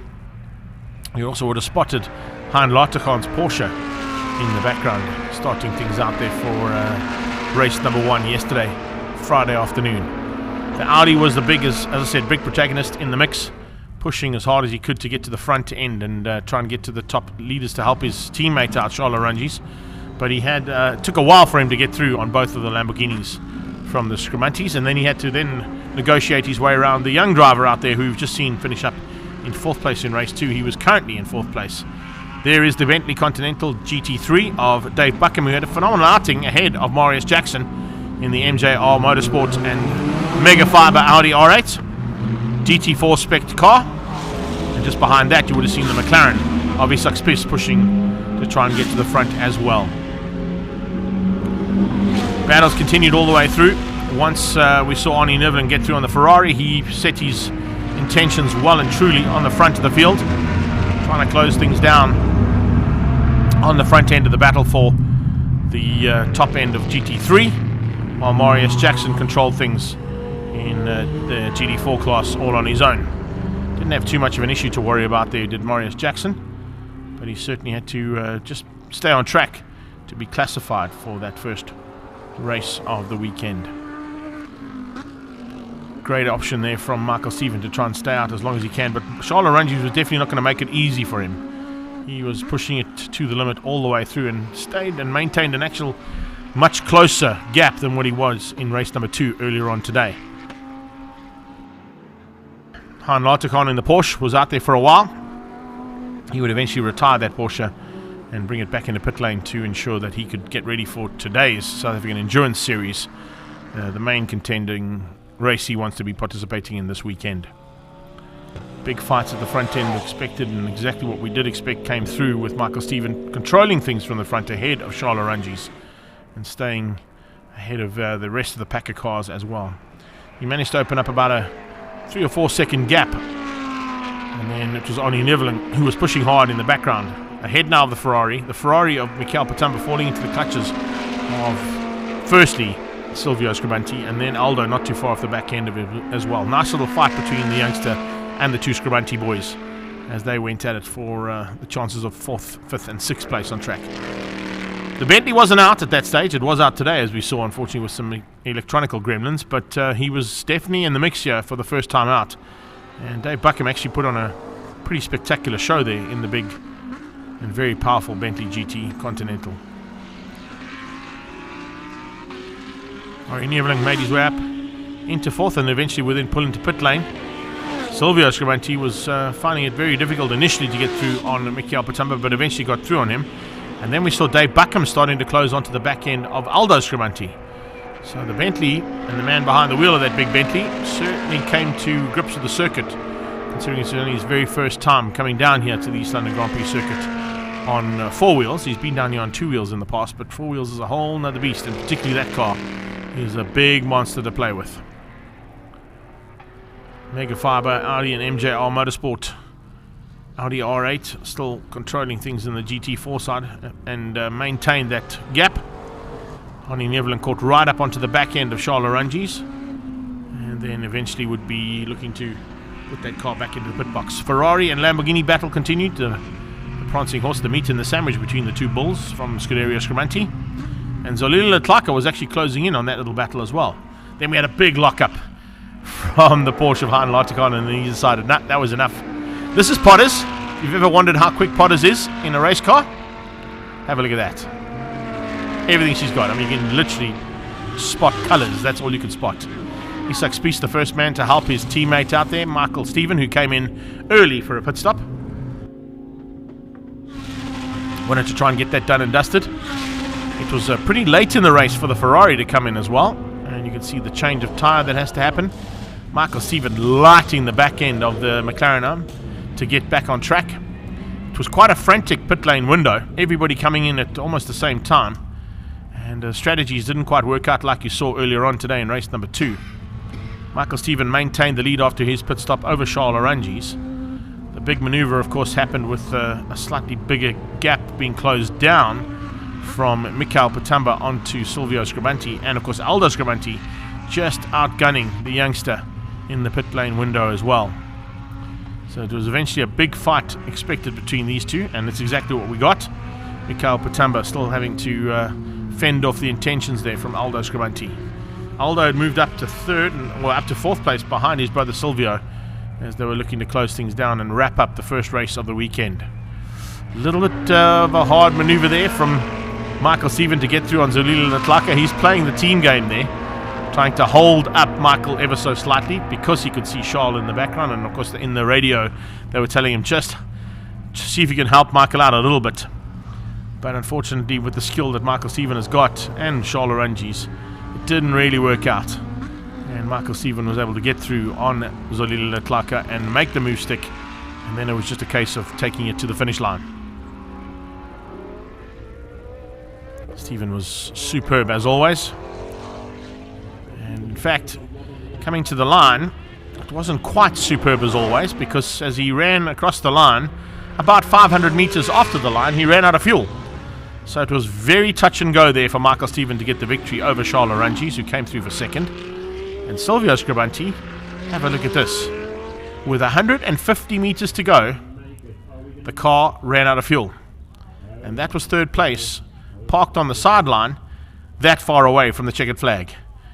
And with that, of course, he was not classified, because in the rules for the South African GT Racing Association, you actually have to cross the checkered flag line. And what they say is take the checkered flag. So Silvio was then bumped out of the proceedings, and he was dropped down into the latter part of the top 10, with his brother Aldo coming through for the eventual victory. So that is the unofficial results that were put up yesterday. But as you can see, with that DNF from Silvio, he dropped out of third place. Aldo moved up to fourth ahead of Michael Patamba into fifth, and some great racing there from the youngsters. We'll be back shortly with more action coming from the East London Grand Prix circuit. We, of course, are sitting in our control tower here with the Up to 60 Seconds team, and we'll be bringing you some action from the Alco Truck and Haulers modified saloons in the very near future. Hope you enjoyed all that action. We'll see you soon.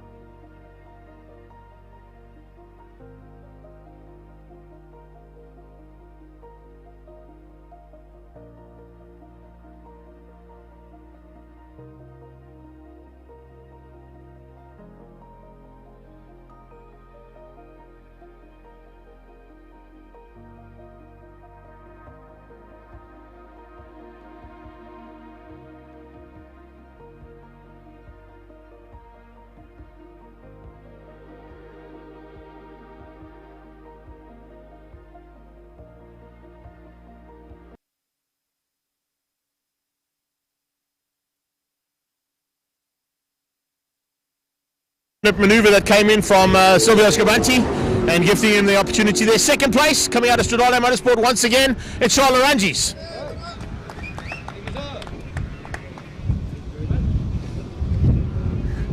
And top step of the podium again for Michael Stephen and the Ultimate Outlaws McLaren MP4 12C. Going to catch up with the drivers as well once they've done their podium ceremony. There you can see it. Celebrations for these three drivers and getting in for the official shot there as well. Some unofficial shots behind me as well, I can see, hey? Alright, let's get in here with Mick Cahill. Mick's first time out on the podium, buddy. He had to work hard out there. It's a bit of a fight this weekend, of course, between yourself and the two Lamborghinis. And with Silvio's small mistake coming in and actually doing the fuel stop in pit lane, it helped you get that third place. Yeah, I know. We've been working hard as a team to try and achieve what we've achieved today. I just want to say thank you to everybody back home, all my friends, family, Bradley, everybody. They put in the work for me, and yeah, we got lucky with that. So. Brad put in work. I don't know if Brad's ever put in work before. I'm going to let you know. Hey, look, like he's doing stuff on your Instagram page now on your behalf. So make sure you check out this youngster. He's definitely the future of the sport. Well done. First podium and more to come. Charles, what's happening, buddy? I thought you were going to be on the top step after yesterday. No. A bit closer than yesterday, but yeah, not there yet. Michael still has just got that bit more than we have. But yeah, you know what? I'm actually from here on out, I'm more than happy to get second, as long as I'm ahead of my closest rival in the championship, which is Silvio, currently. Obviously Michael is coming, but you know, as long as I can just keep on getting points, that's all that matters now. So more than happy with the second. So yeah, we'll go to the third race with our tails high. Alrighty, Michael, step on in here, bud.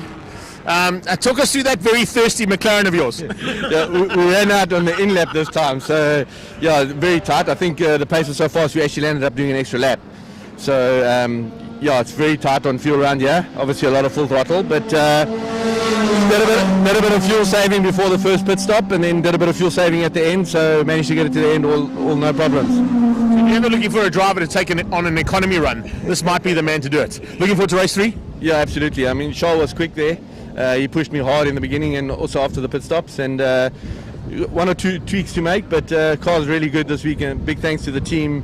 They've done a fantastic job, and hopefully we can pull off the triple. There you have it, our official podium there for Sectra. Join us in a few minutes' time as we're going into the Alco Truck and Haulers Modified Saloons, and of course race 2 of today and race 3 of the weekend for Sectra in about an hour's time. We'll see you soon.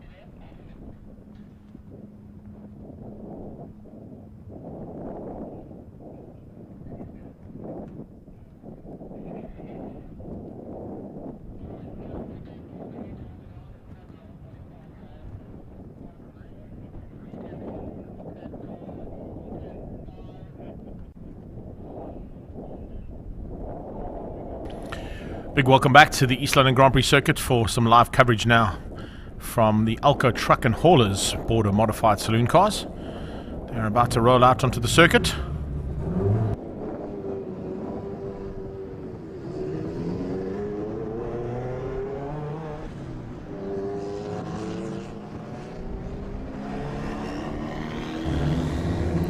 See a nice field of cars making their way out onto the circuit now to go to battle.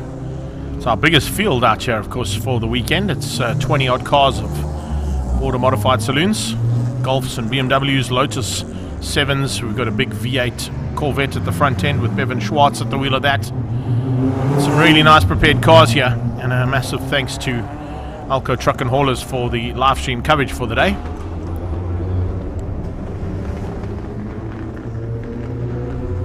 Simon Thiessen and Thiessen's Generators for supplying us with the generator to give us the ability to keep up and running throughout the race. And of course all of this being brought to you by Up to 60 Seconds, with the assistance of our Link Online boys and girls who are helping us get all of this race action from East London to everybody around the world on live stream, Facebook and YouTube, the platforms that we are using for this weekend. As they're rolling around, of course it's a rolling start for these guys, but they will come and take their positions on the grid first before they get going.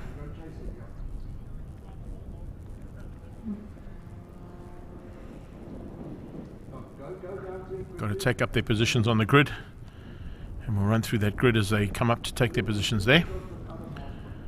Sean Gradwell's getting a bit of love and support there from Brendan Kelly, to bring it home.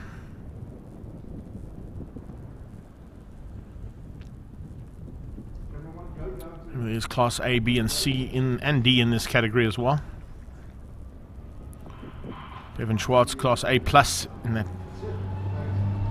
ex-Westbank modified saloon car of his.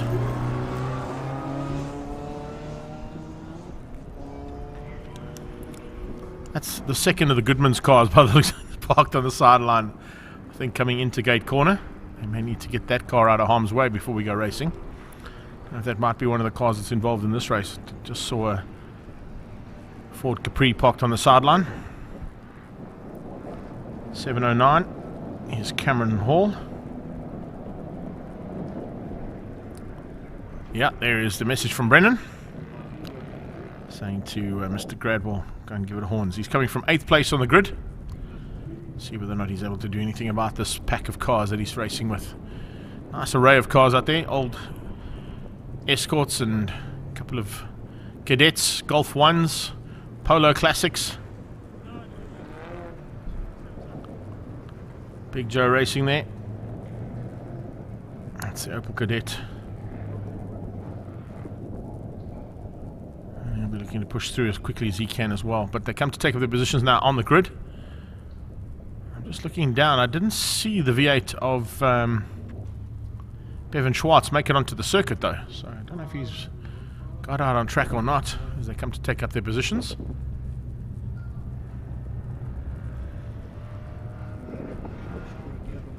Possibly a clutch or gearbox issue I'm getting through my ears here from Paul from Up to 60 Seconds, so that could have cost him.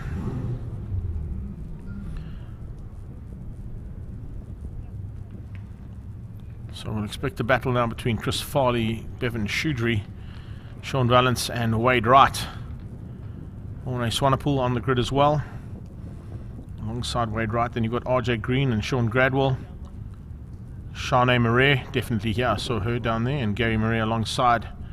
You've got Blake Hurley and Cameron Hall, Quinton Lessing, Jason Prinsloo, Gary Schultz and Melindre Murray, Craig Rogers, Shaniel Holmes, Eli Vergara right at the back in the new Volkswagen Golf of his, ahead of Sean Hurley. And Eli Vergara, of course, the man from Bucky and Car Connection here in East London. And got his team sorting him out and giving him a chance to go racing today. P2, or the P Series Bucky, being called into action there to recover one of the cars.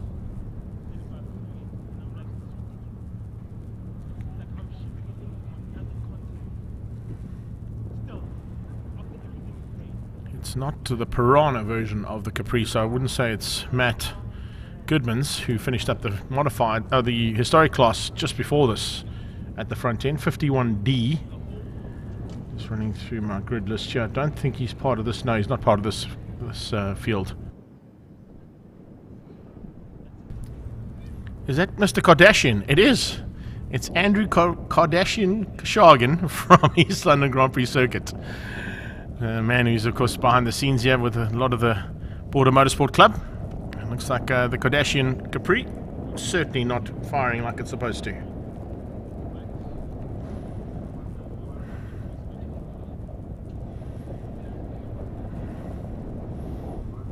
So once that P Series tows him back into the pit box, we will then be under starter's orders. And of course this is a rolling start, so we'll probably call on the duties of the Haval Jolion to take them round.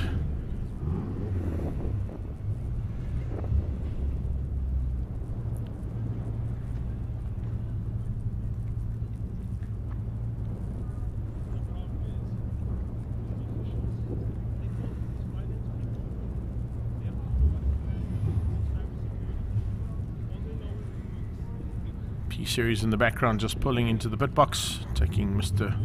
Andrew Kashagan's Capri back into the pit lane as we start to roll out now for 8 laps of action.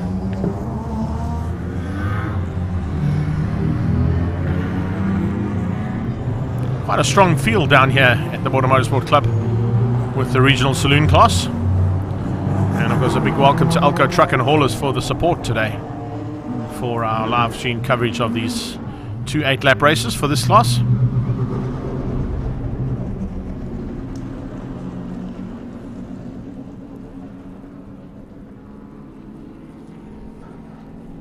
Cameron Hall in the BMW, looking to take on this field ahead of him. Going to be in for a bit of a fight there, I'm sure. 2 Lotus 7s, some Golf 1s, a Cadet, BMWs, Toyota Corollas, Volkswagen Polo Classic, all ready to go now for race 1. Oh, there is Bevan. Lastminute.com looks like he's got that car back on track. Doesn't really have to be too troubled where he starts, because the additional power that machine has got over the rest of the field shouldn't be too much of an issue for him to get through. He's trying to get a little bit of heat into the rubber. He'll be starting at the back of the pack, and we'll watch for his progress through the 20 or so cars ahead of him.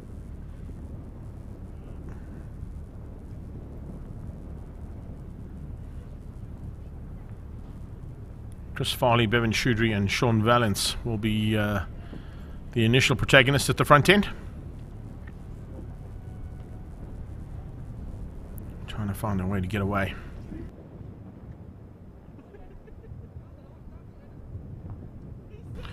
So Sean Chowdhury, so not Shoudry, Chowdhury, taking on Valence and Farley.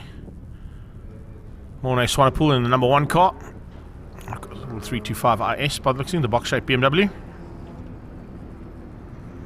RJ, of course, will be piloting that BMW not only in the modified saloons today, but also as part of the South African Endurance Series later on today. His team will be getting that car prepped for race 2 and then getting it ready for the 4-hour endurance race. Good little car, that BMW has been a relatively top runner. Thank you, Willie Adlam, for the comment there. Appreciate it. Look forward to some race action now as they are now under starters' orders coming into the first heat of the Alco Truck and Haulers Border Modified Saloons. Back of the field, as I said, keep an eye out on the 19 car. That will be Vivian Schwartz in the V8. We'll be looking to come through all 20 cars ahead of him.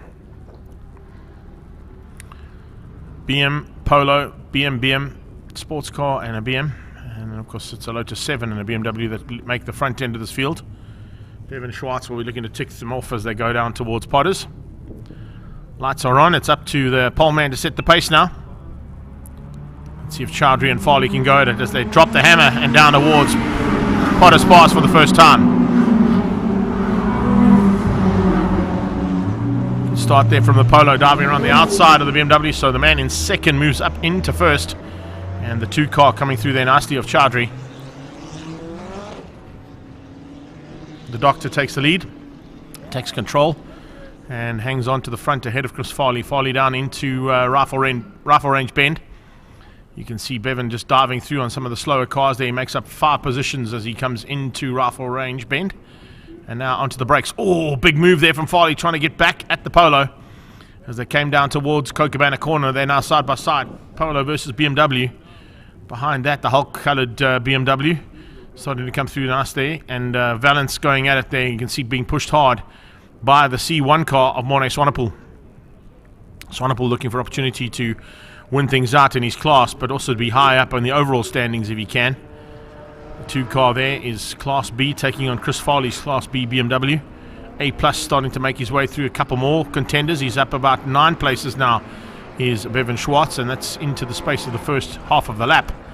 So you can see the additional power, no replacement for displacement when it comes to the big modified saloon car that Bevan Schwartz is behind. He is sitting currently in 7th place on the road, and about to drop another position up the road as he comes under braking towards Beacon. Green side by side, and eventually dives on the inside of Swanepoel as they came out of Beacon. Good move there from RJ. Cross the line, and 1 lap down of the 8 that are scheduled for this one. Schwartz moves himself up into 7th place overall from the back of the field. So 13 places in 1 lap for the big modified saloon. It's Farley from Chowdhury as they get away there from Wade Wright in the Hulk BMW. And now a maneuver from RJ to try and dive through, find a way through. Can't quite get there on Morne Swanepoel, but also watches his rearview mirrors because all of a sudden he's got the big yellow Corvette itching to find a way past. RJ finds a way through there on Swanepoel as they go into Cochabana. And it looks like Swanepoel might lose out. I think RJ might do as well as they get eaten up by the additional power of the V8. Good driving, good response there from the C1 car, Morne Swanepoel, trying to use a little bit of the slipstream of that big V8 as it came thundering past. And tried to catch the other 2 drivers ahead of him, Wade Wright and RJ. But this time he wasn't quite there. So as they come through and flick it into the right-hander, exiting the complex, it's Bevan Schwartz who's now up into 3rd place overall. So from 21st on the grid, he's made his way to 3rd after 2 laps. Further back, battles continuing as well. Great little battles here between these little Golf 1s, as you can see. Little fights between the Class E and Class D modified saloon cars further back in the pack. Great to see that too as they come over the line and complete another lap in anger.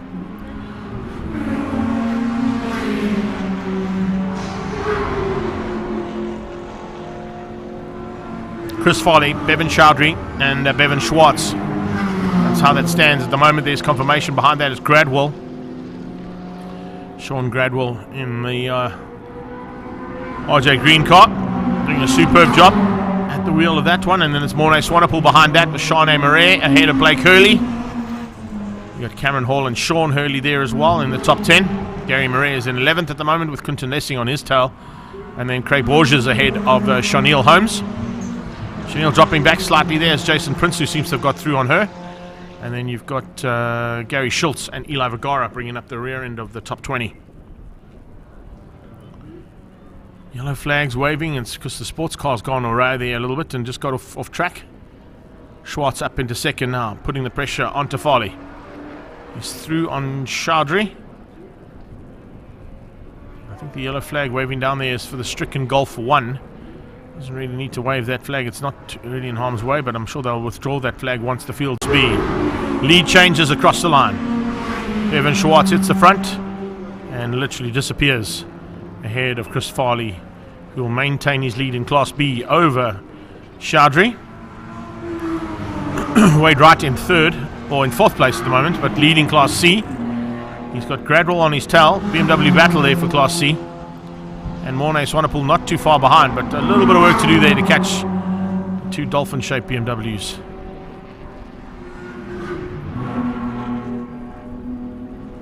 Box shape 325. Pushing hard there's Morne Swanepoel.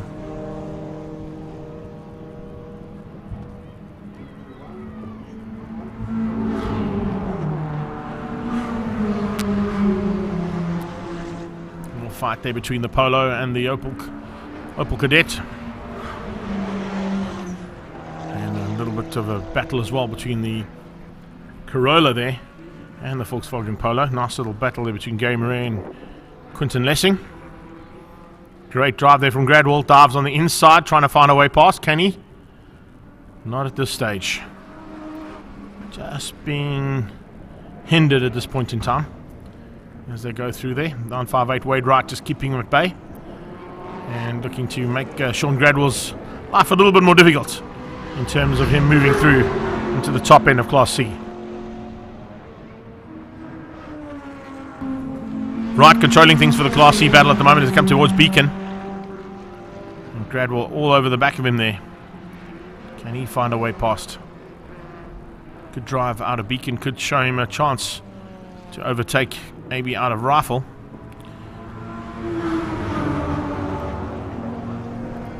Nice little fight here as well. The 12 car of Jason Prinsloo taking on Gary Schultz.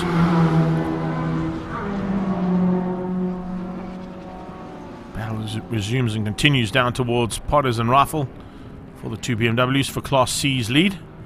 It's for 4th place overall as well. Oh, Gradwell on the inside of Rifle. A gutsy move there, and it may just pay off down towards Cochabana.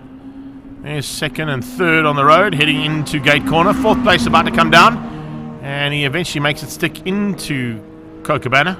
Takes the lead of Class C to Sean Gradwell ahead of Wade Wright. Just behind them though, Mornay Swanepoel waiting to pounce. And then you've got Shanae Murray. She's in the sports car. And behind her, Blake Hurley. This is a fight of note here. Cadet, Opel Cadet 1 taking on the Golf 1 and taking on Salika, if I'm not mistaken, that red car is.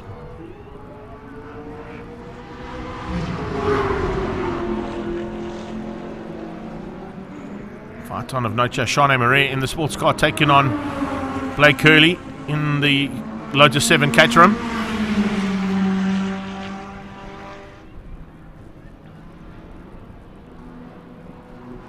Great little fight here between these guys and girls. There's no holds barred when it comes to Border Motorsports modified saloon cars. Alco Truck and Haulers, their sponsor for the weekend. Gary Murray looking to get onto the back of the Corolla, find a way through, and Quinton Lessing. Those two have fought out on numerous occasions at the East London Grand Prix circuit and probably down at Aldo as well. Back markers to negotiate there for Bevan Schwartz.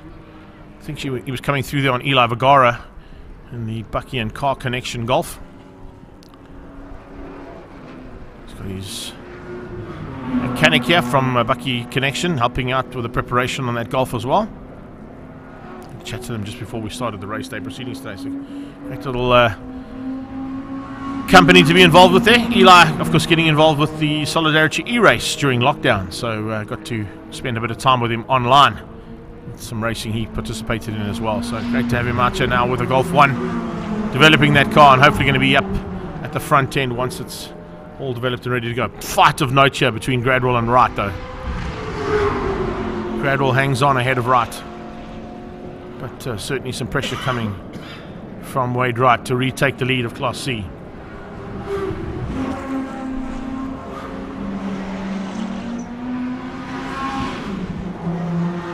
Towards Beacon now, defensive driving from Gradwell. Not going to give any room here if he doesn't have to. Bevan Schwartz still leading out comfortably over Chris Farley and Bevan Chowdhury. But Gradwell and Wright fighting for honours overall in Class C and for 4th overall on the track.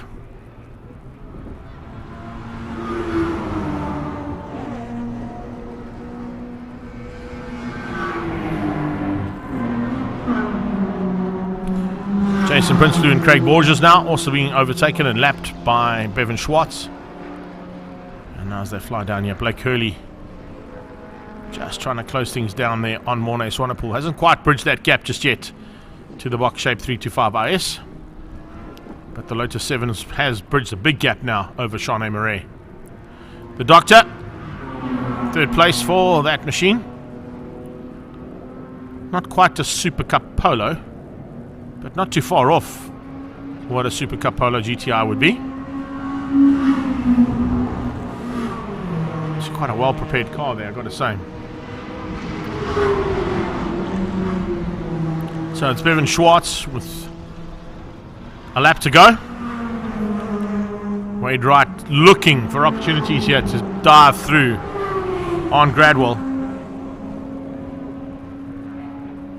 Hasn't quite got there in the budget storage BMW.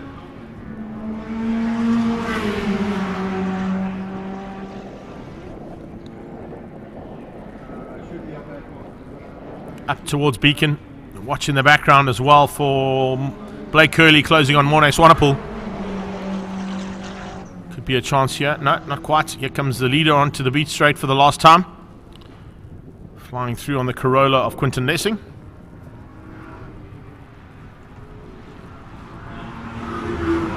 Plain sailing once they got their gearbox issue sorted. And not too much of an issue here for Bevan Schwartz. Looks like he's got some Dimitar Racing stickers on the side there. Yeah. I know that Franco and his team are using his pit box for their efforts in the South African Endurance Series later on this afternoon. Nice relationship there between Bevan Schwartz and Franco Dimitar. Cameron Hall going through shot there just before we see Bevan Schwartz coming into Beacon for the last time. He'll head to the line now to take the checkered flag. So literally from the back of the field through the front. And victory to Bevan Schwartz in the Corvette.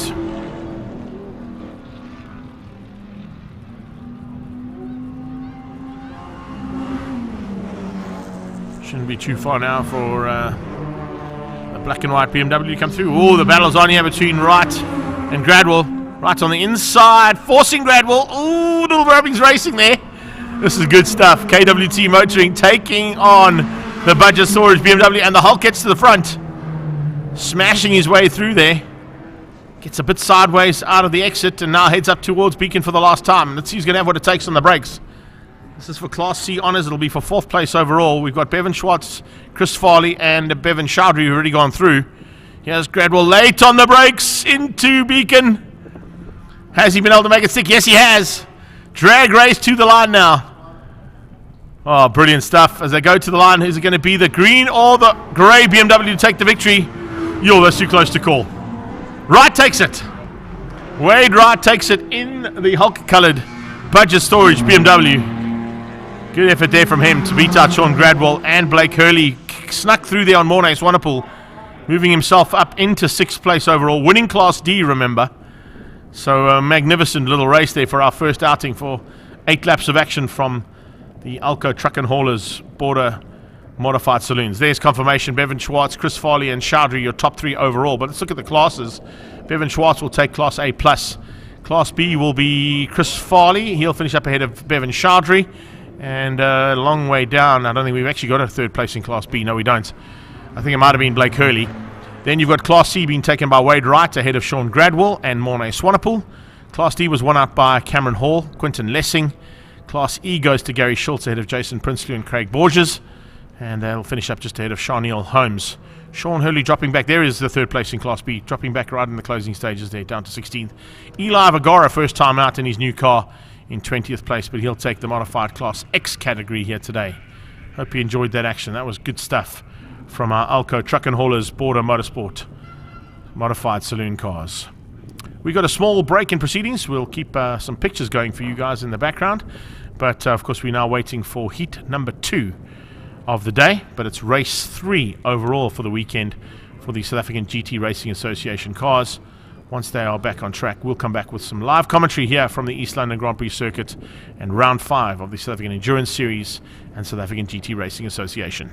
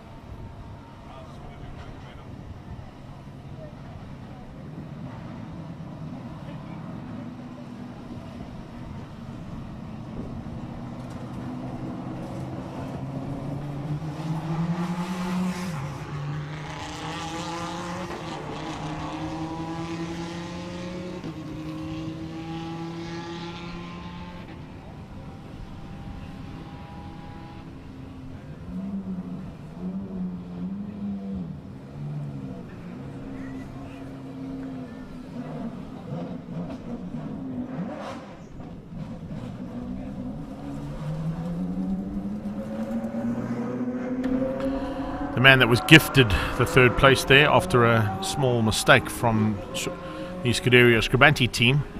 And it looks like he's going to have to do some work now to try and change his luck, Silvio Scribanti, after running out of fuel in race 1 and then doing a splash and dash on the wrong part of the pit lane to get back into the race and finish.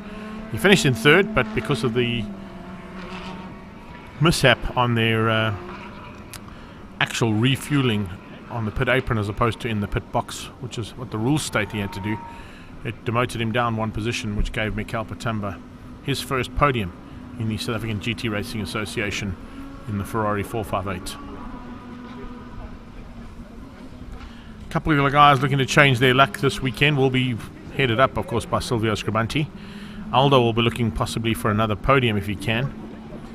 And Charles Orange, as you heard, is quite happy to settle for second right now behind Michael Stephen, because he leads the championship relatively unscathed, and with a DNF and a fourth place coming out of his closest rival, Silvio Scribanti, means he's got a little bit of control in terms of the championship lead, and he'll be looking to maintain that control, I'm sure.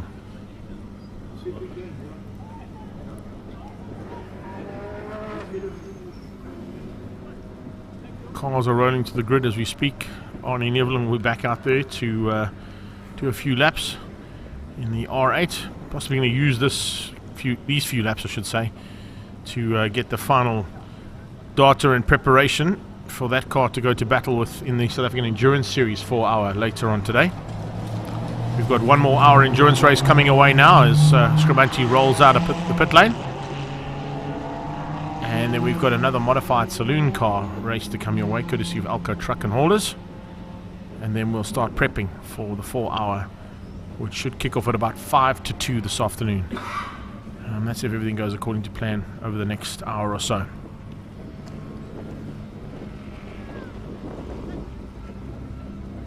See, the wind continues to gust in here at about 35 to 50k an hour. Big gusts coming in every now and again, but constant 35 to 40k an hour wind blowing down from the southwest side of the circuit.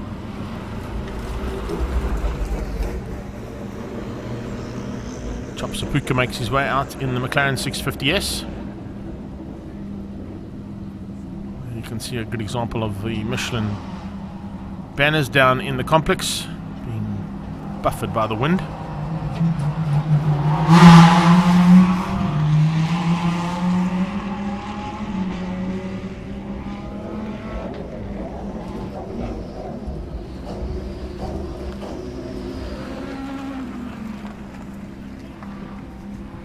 Hopefully Michael Stephen gets that car fired up. It looks like there's a problem there.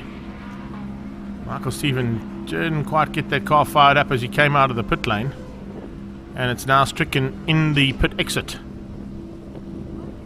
The guy's looking over the car to see what the problem is, but as he literally rolled out of pit lane, the car died, and it doesn't seem to be firing up.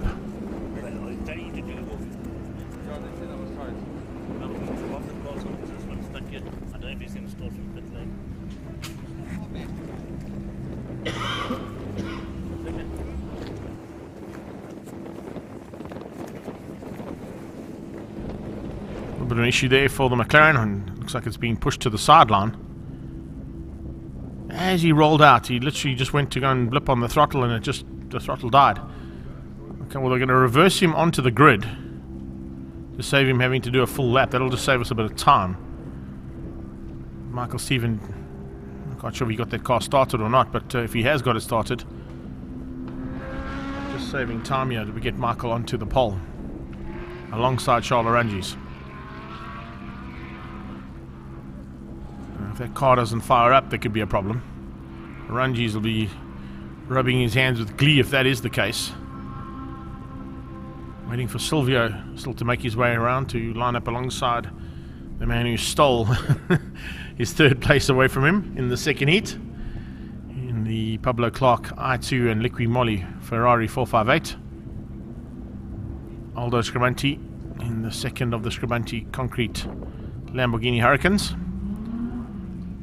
Another Lamborghini Hurricane there coming out of Stradale Motorsport and into Africa Mining. That's Olile Letlaka.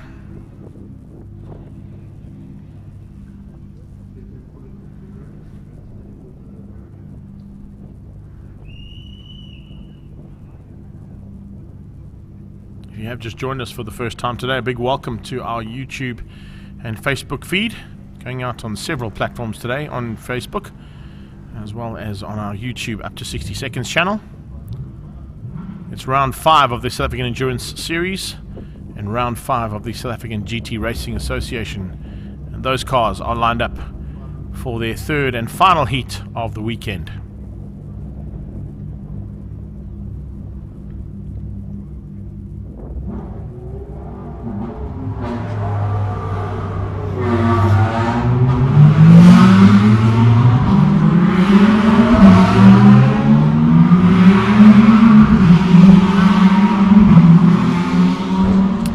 Even ahead of Charles Rangi's Mikhail Patamba, alongside third placed Silvio Scribanti. Aldo Scribanti ahead of Zolile Letlaka. Marius Jackson, I don't think, has made it back onto the grid, unfortunately, in the GT4 Audi R8. He had a radiator hose come off and it cost the car a bit of overheating issues. And then at the back of the field, it is Arnie Neveling and Chop Sapuka.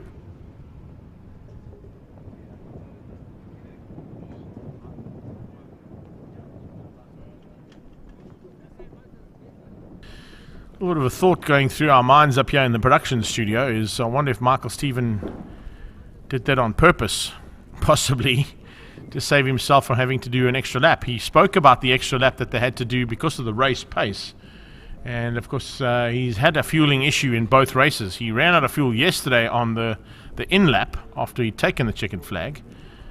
His rival, of course, Silvio Scribanti, ran out on the last lap and didn't cross the line, and then came in and did what is deemed an illegal fuel stop on the pit apron in race number 2. So,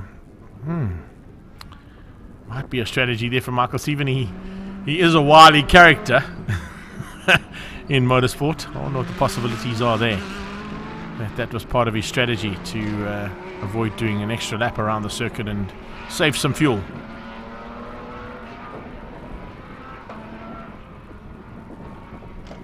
Unfortunately, Dave Buckham won't be back out on track again. The Bentley Continental GT3 had some electronical issues and was not able to make it out for both race 2 and 3 today. But we'll wait and see how things go from here on out. We come under starters' orders as they roll round, and Aval Jolion from Aval Edenvale in Johannesburg moves off the circuit, our official pace car for today. We are on 20 degrees Celsius here in East London Grand Prix circuit, and a slight breeze coming in as well as we go racing for the third time and final time for the South African GT Racing Association here in East London. Whoa, Scribanti's on the inside line trying to avoid the Ferrari, and it looks like it was Aldo Scribanti trying to squeeze through there as they go into Potter's Pass. 1 and 2 no change. Michael Stephen, Charles Rangi, Silvio Scribanti in third, and Mikhail Patamba actually been caught out there by a great start from Zolile Letlaka. I wonder if that's Zolile in the car. That should be, yeah, because Chops is further back in the McLaren. I wonder if those two changed up in terms of their drivers, because that might give that Lamborghini a little bit extra pace if Chop Sapuka, Zolile Letlaka's teammate, is behind the wheel of that car. It was a great start, though, from Zolile, and he's up to 4th place ahead of Mikhail. And then it's Aldo Scribanti just behind that. Don't know if we can maybe... No, we're not. I don't think we'll be able to zoom in enough to see the helmet in that car, but maybe I'll send a message to Gary down in pit lane to check who is in the Lamborghini and who is in the McLaren. Did Zolile and Chop Sapuka possibly swap cars for this outing? If that's the case, I would say that's why we got a slightly better start out of the Lamborghini in this heat. And let's just put there in Chops. Swap cars.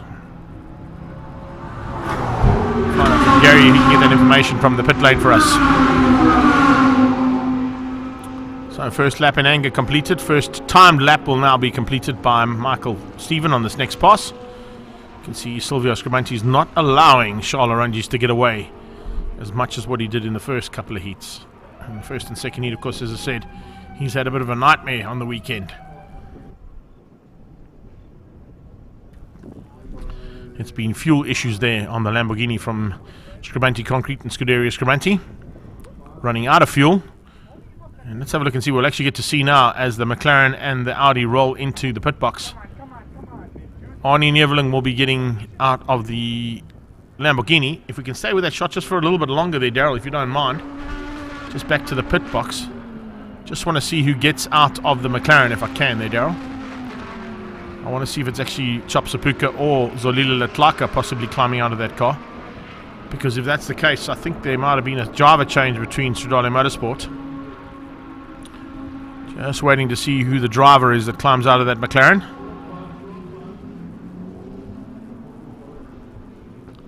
Coming up into the braking point, it's Mikhail Patamba taking on Aldo Scrivanti. And what we assume is...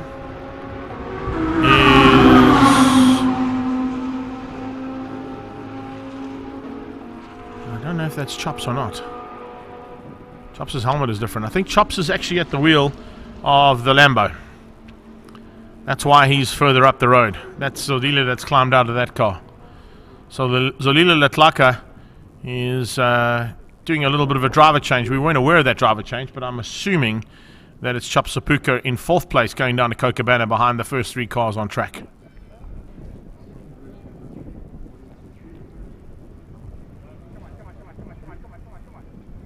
So here we go, up into gate corner for the top 3.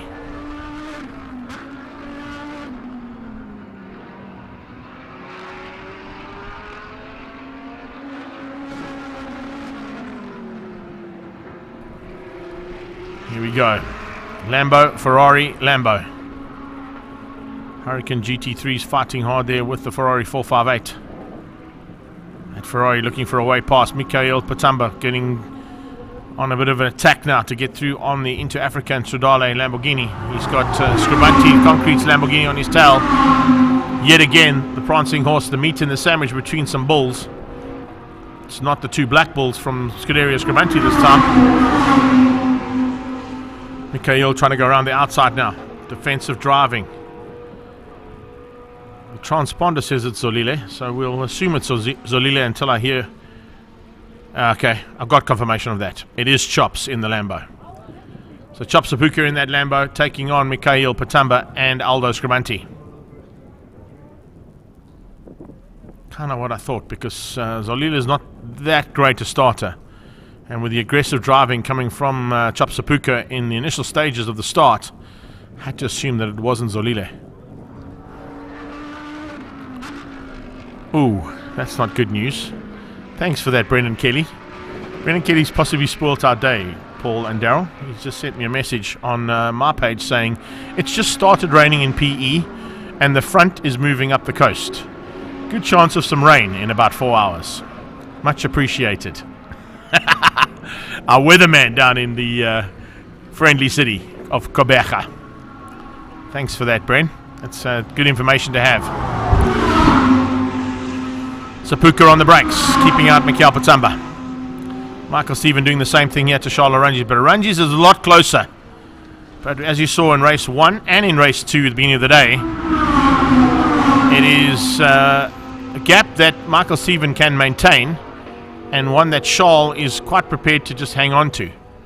Not to attack Michael Stephen. If something goes wrong with Michael Stephen, of course, he will definitely go for an opportunity to overtake, and it looks like that's exactly what he's doing, becoming a little bit more aggressive behind the McLaren MP412C. And the Ultimate Outlaws man could be in trouble here from Gulf Racing Stradale Motorsports Lamborghini. There is confirmation of how it stands at this point in time. You can take the 9 car of Chop Sapuka out there, or 9th place car, because that was actually Zolile Letlaka in the McLaren. Arnie Neveling is out as well in the R8 Stradale Motorsport Audi. Hein Latergan didn't make it out for the 3rd and final heat, and Dave Buckham also never made it out in the Bentley. Marius Jackson had some problems, as I said earlier on, with his Audi R8 GT4, and they weren't able to get the radiator sorted out to get the car cooled, so he will not make it out either. So we've got 6 cars for the next 53 minutes or so.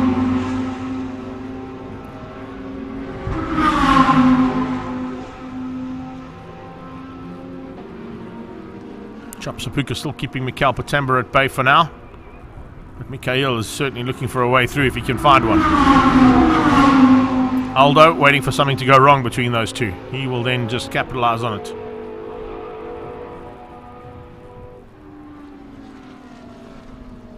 That Ferrari has got good pace. But you've got a multiple SA champion at the wheel of the Lamborghini ahead of you. And certainly one of the hardest men to outbrake and get past in motorsport in his career was Chop Sapuka.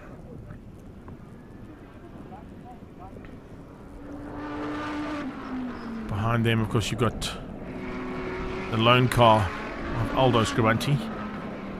Quite running on the same pace as Silvio, his brother, further up the field. But of course Silvio seems to have lost some ground now to these top two.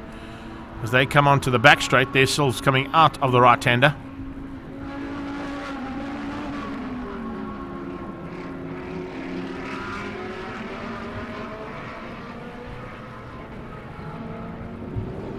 Heading up into the main straight to complete another lap now.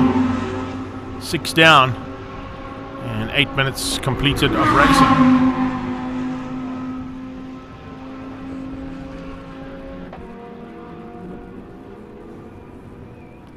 Silvio flat out, little lift.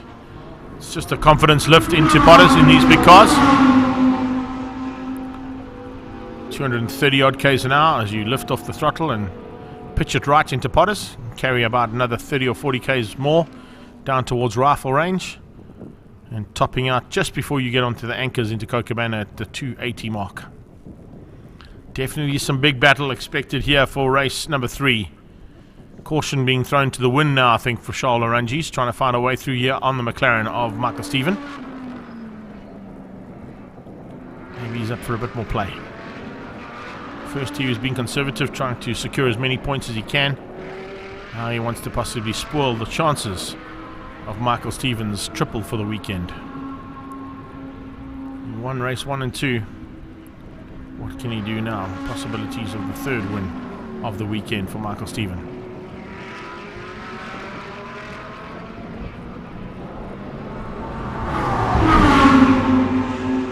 Here in the background it sounds like one engine going past as the two cars pass our commentary booth. And some work to be done now by Charles Oranges to get through. He's done the hard work of catching the car, but it's now the even harder work of getting past Michael Stephen.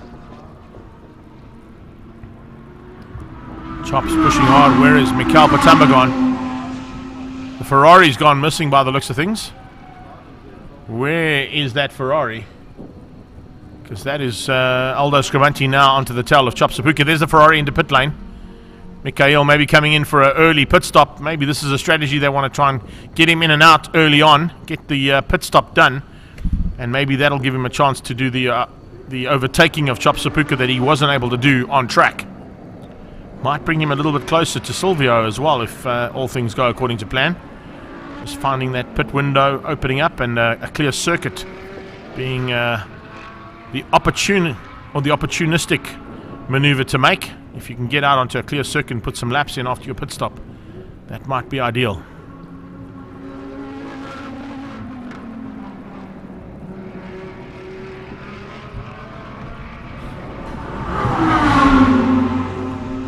Craig Anderson's just joined us there from Oakley. How are you doing, buddy? Thanks for the support. Hope you've enjoyed the action that you've seen so far. As we get into the first third of race 3. And, well, that's Silvio Scribanti that Mikhail Patamba has slotted in behind as he's gone through to complete lap number 8. Mikhail in pit lane will have to still complete that 8th lap, but he has got his pit stop done.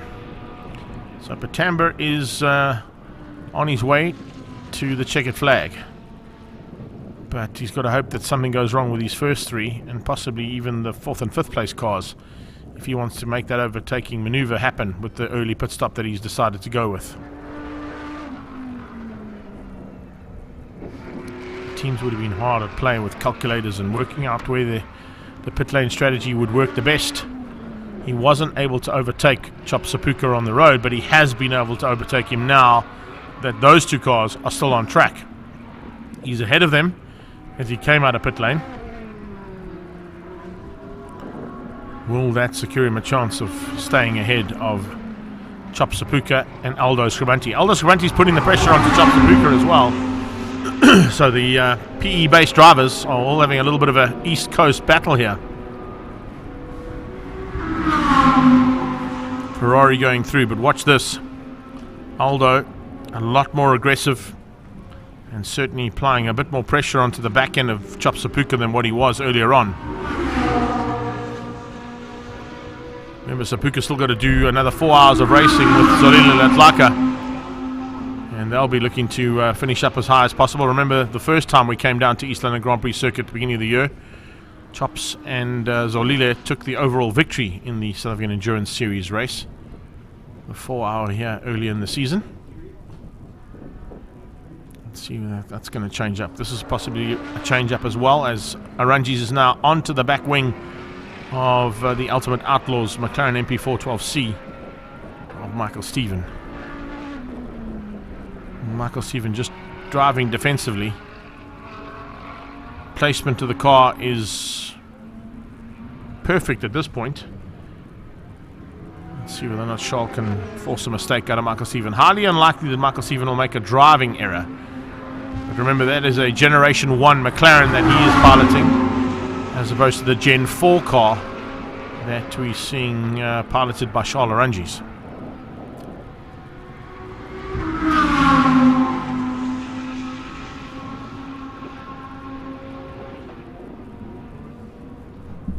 Chops under pressure from Aldo again.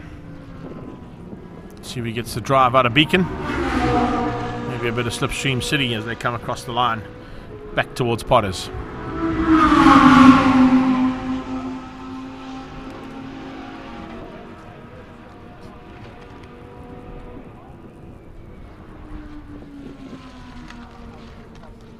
It's heating up here for sure. And a little liquid refreshment there quickly as the battle starts to take a bit more of a serious note here from Charles Arangis' point of view. He's definitely applying a lot more pressure onto Michael Stephen and looking for that possible mistake from the multiple SA champion.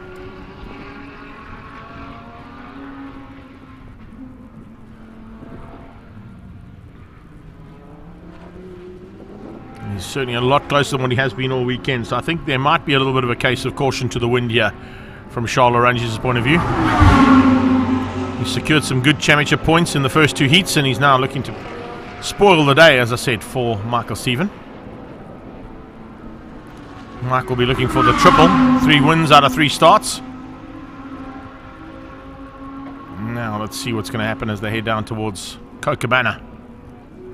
Is there a chance for that Gulf Racing coloured and Gulf Racing Paget Stradale Lamborghini Huracan GT3 Evo?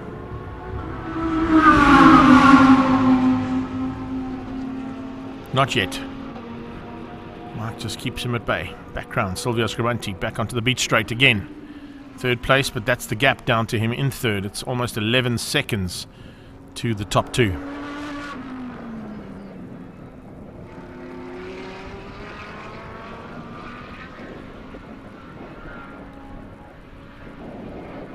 The big slide there from the Lamborghini coming out of the right-hander.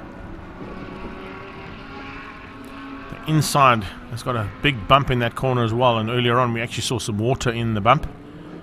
That was causing Charles a couple of hair-raising moments coming out of that right-hander. Oh, lovely shot here on the wall. Camera 5 giving us that low-down angle of the 2 cars flying past. It's certainly up for a good finish to this one, if these two keep at it for the next 43 minutes or so.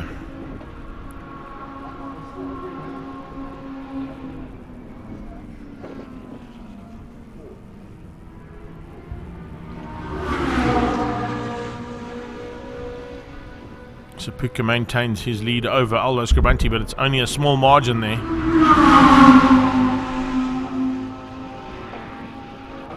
Mikhail still down in 6th place, but remember, all of the cars ahead of him have got to still do their pit stops.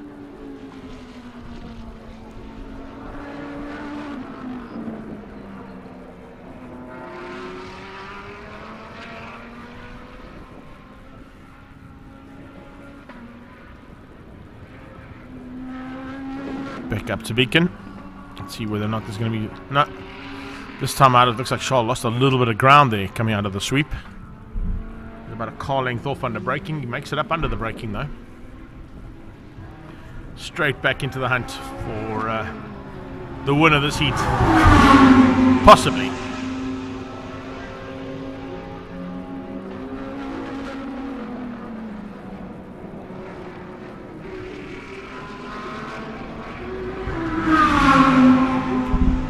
Looks like Aldo's also hitting that inside curb. Coming out of the right-hand sweep. He just unsettles the car slightly and puts the back end out of shape. Most of the driver's relatively easily catching it, but can put that car, if it gets a bit more hair-raising, into a precarious position.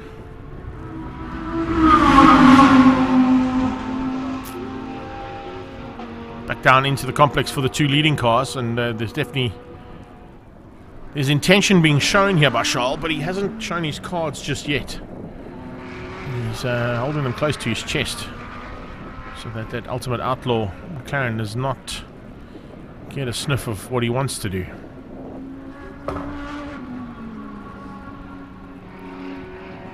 So let's have a look and see what happens on this pass. Are we going to see some early pit stop strategies come into play here? Possibly spoil the days for drivers looking for their consecutive podiums.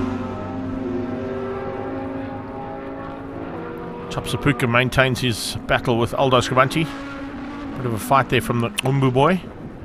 And a local man, of course, from his also hometown of Koberga is Aldo Scribanti.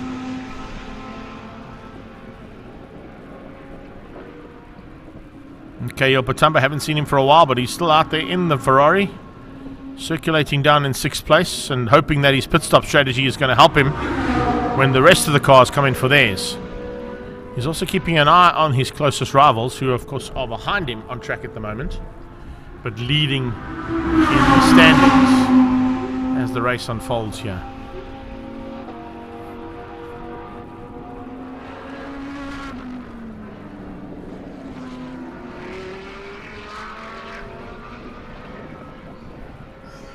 Up towards Beacon again, and still no overtaking maneuver attempted just yet by Charles Larangis. He's just putting that Lamborghini right underneath the wing of that McLaren. Ferrari and the two Lambos fighting onto the beach straight. Aldo versus Chopsapuka.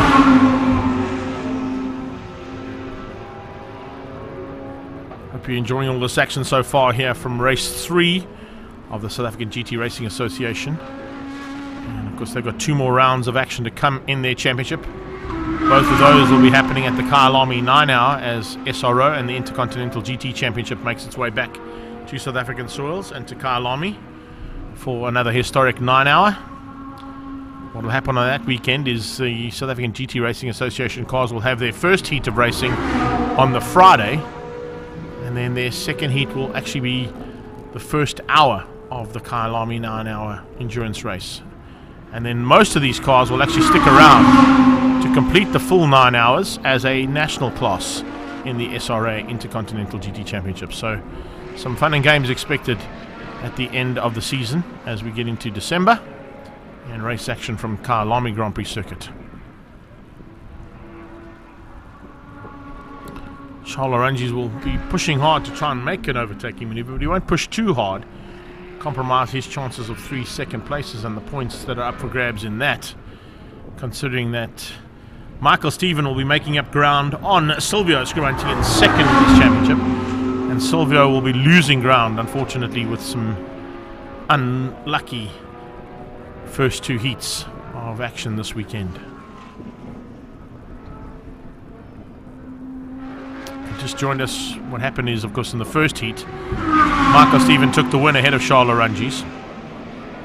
Silvio was up for 3rd place and ran out of fuel with about 150 meters of the straight to go, pulled onto the sideline and out of the race, which then unfortunately didn't get him classified and moved his brother Aldo up into 3rd. In race 2, he came in for a splash and dash and unfortunately did the refuel on the pit apron, which you're not allowed to do according to the rules for SAGTRA.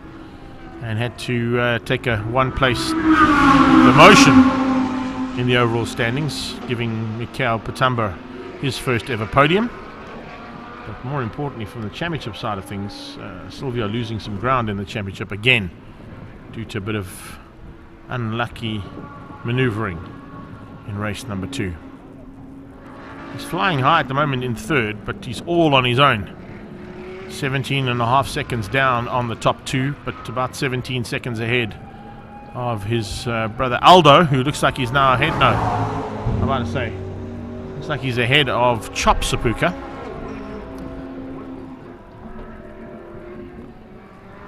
Is Charles Oranges in pit lane? I think Charles might be in pit lane. Yeah, there we go. Just watching that car head down towards turn 1 of Michael Stephen, and there was no Stradale Lamborghini on his tail. Oranges has got in and out of the car. He's being assisted there by Arnie Neveling to get him back in the car and strapped up before they drop the jacks under the car, and the Lollipop Man will wave him through. So an early stop there for Charles. A lot earlier than what we expected from him. 23 minutes of racing done. 36 minutes or so with some change still to go. Aranji should come out in about 4th or 5th place. Maybe 3rd. He might have got ahead. No, he's in 3rd. He'll come out in 3rd place there, which has moved Silvio there on the beat straight up into 2nd. Michael Stephen maintains his lead.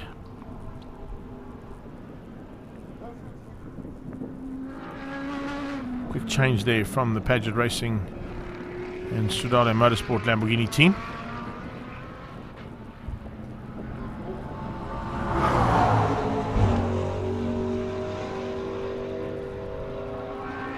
Michael stays out for another lap, completes 18 in anger so far.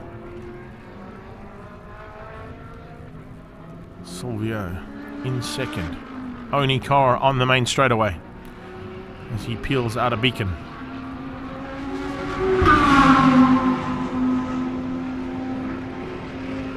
Aldo looking for a way through on Chop Sapuka, can't find it just yet.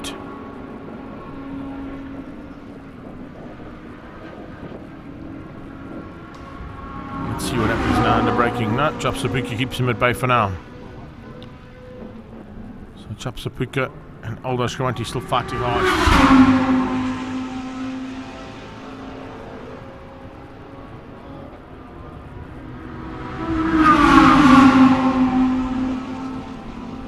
Pressure being told by the sidelines there. Put the pressure onto him. Let's get him to make a mistake.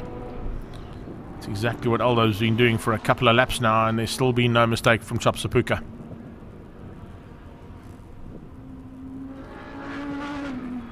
Chops heads down to Cochabana. Mikhail Patamba on the beach straight ahead of Charles Oranges.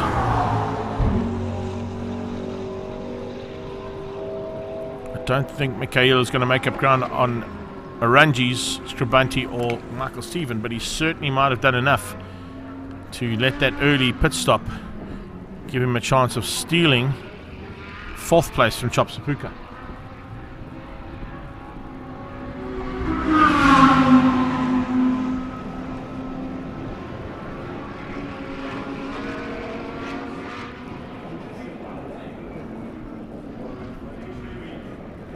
Also looking at the lap times there from Paul, it's giving me an indication that Chop Sapuka and Aldo Scrivanti fighting so hard, they've actually dropped down about a second in terms of the lap times, which is allowing Mikhail a chance to possibly get those vital seconds in that's required to make that early pit stop and the ability to take that early pit stop count.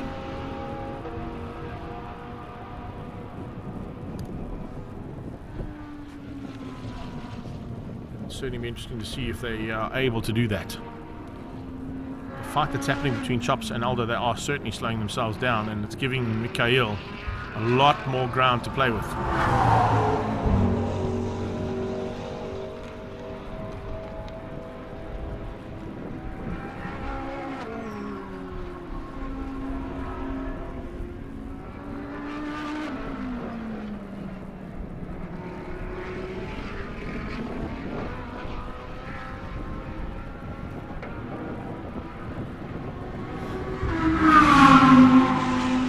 comes onto the brakes up towards Beacon, stays ahead of Charles Oranges. Oranges also circulating conservatively now.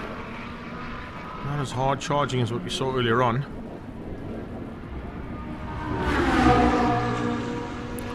As I say that though, he just contradicts me completely. His last pass was an 18.331. And he's now doing 18.335s, 18.684. So yeah, he has turned the wick up there. Going about a second and a half quicker than Michael Stephen, who's out front. So he's trying to make up that ground. Looks like Michael Stephen's team could be ready for a pit stop as well, Daryl. Just getting information from pit lane from Gary. Saying Michael Stephen's team standing by to see him come into pit lane. And I think that's why Charles is pushing as hard as what he is right now. Realizing he needs to try and capitalize as much ground as possible. And make up as many seconds as possible that he can while Michael is in pit lane. Michael's in. Oranges goes through. And I don't think he's going to make up the ground. Let's see what happens now as Michael Stephen gets his pit stop sorted. Nope. Michael's back out on track, so Charles Oranges' early pit stop didn't quite work out for him. Here comes Michael to the end of pit lane. Charles coming along. Yo, it's going to be tight. Mikhail Batamba comes around the outside of the two of them. And Michael stayed ahead. Just ahead now of Charles Oranges. So it nearly worked out. I was just watching to see what that gap was going to be like. It basically remained the same once Charles went in, although Charles is on a bit of a flyer here. Remember, he'll be on slightly warmer tyres. A little cool-off period on that heat from Michelin, or the rubber from Michelin.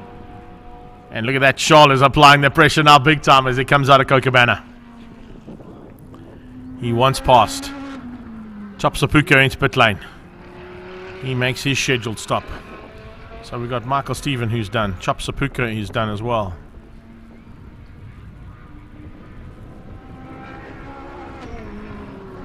Little Atlaka, he's out. So we've literally got the two Scribanti boys who've got to make their pit stops. And they'll be sorted. Silvio leads out at the moment. So if he can get some hot laps in here, he can possibly... Yeah, I don't think he's got enough time in hand to make up the pit stop window and take the lead from these two, but he could possibly get a little bit closer to them. They come across the line and complete another lap. Blue flags waving for the Ferrari. And we wait to see whether Mikhail Patamba has been able to take that position back from Chop Sapuka. I think he might have. He has indeed. Sapuka's back on track and behind the Ferrari.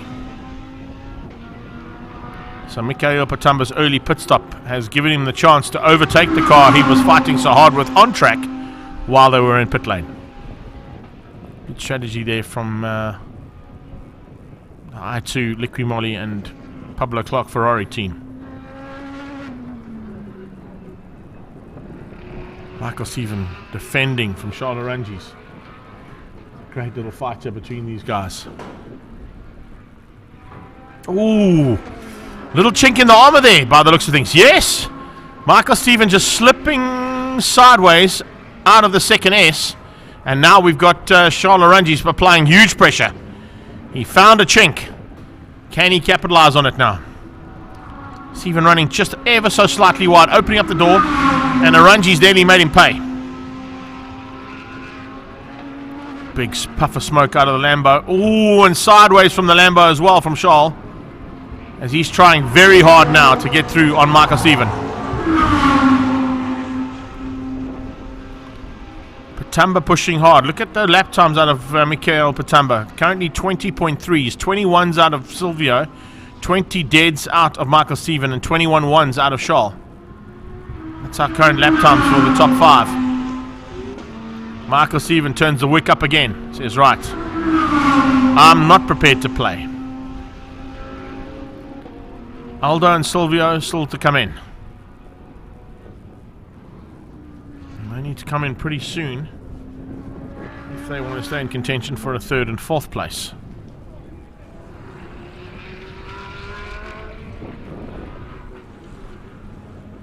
Ferrari, McLaren, Lamborghini. GT3 spec cars in full fight and flight here at the East London Grand Prix circuit. That's Silvio Scribante leading on the road, but arguably third place overall once he's come in for his pit stop. He's certainly looking for his first podium, having missed out on 2 occasions this weekend already. Tamba gives some room to the leaders, allows them both through, slots right underneath the big parallel wing there of the Stradale Lamborghini. Maybe going to use these two to pull him away and maintain a possibility of him also overtaking Aldo Scribante with his early pit stop strategy.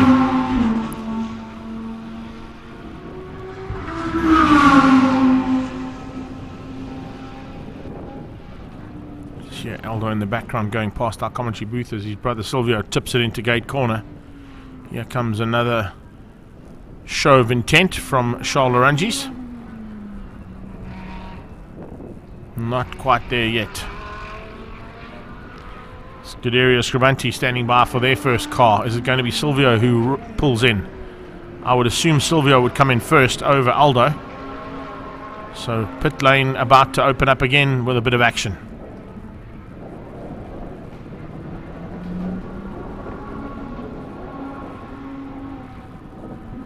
McLaren versus Lambo for first and second. The Ferrari down there possibly in 5th place with Michael Patamba. Silvio stays out. Is it going to be Aldo they're going to pull in?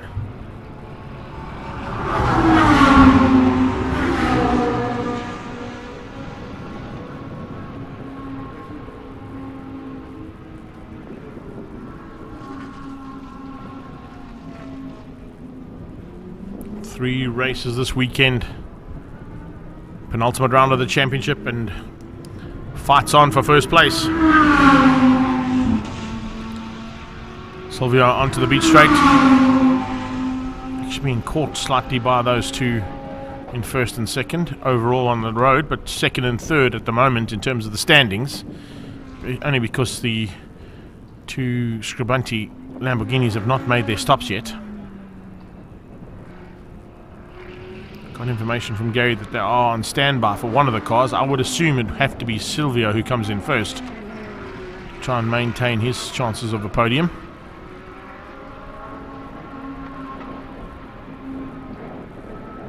Let's see when that Silvio peels into pit lane. No, he stays out again. So it must be a ploy for them to just try and stay out a little bit longer.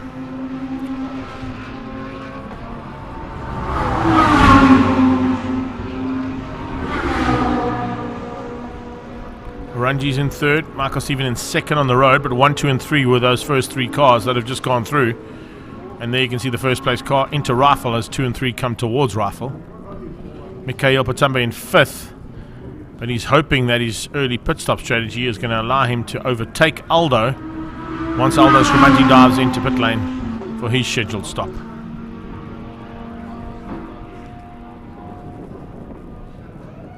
Aldo's in. Aldo is in pit lane and having to take his scheduled stop.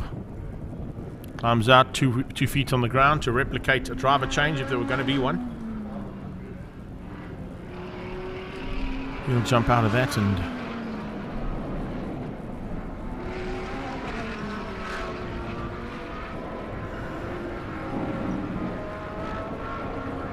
just final belt tightening being done. Door will close, lollipop will come up, and he'll be back into the fray. Now let's have a look and see whether it's in time to stay ahead of Michael Patamba, or is the Ferrari going to pass him? His brother's gone through. Oh, it's going to be tight again here as well. Here comes Mikhail. Mikhail can see Aldo and he's targeting in front there. The heads-up display on the Ferrari will be saying that's the man you need to pass. And as they head towards Rifle, just watch in the background between the Lamborghini and the Ferrari.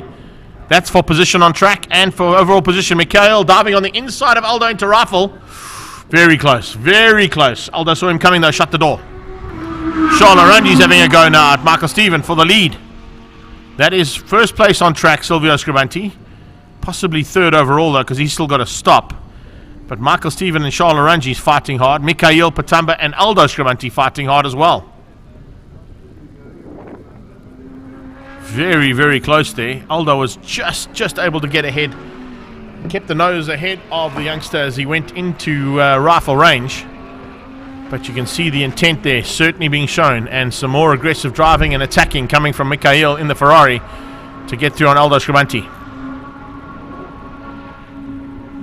Arangi's looking on the inside of Michael Stephen. Michael Stephen shuts the door. Do we see Silvio dive in? No, not yet. Silves is waiting very late in the proceedings to make that stop.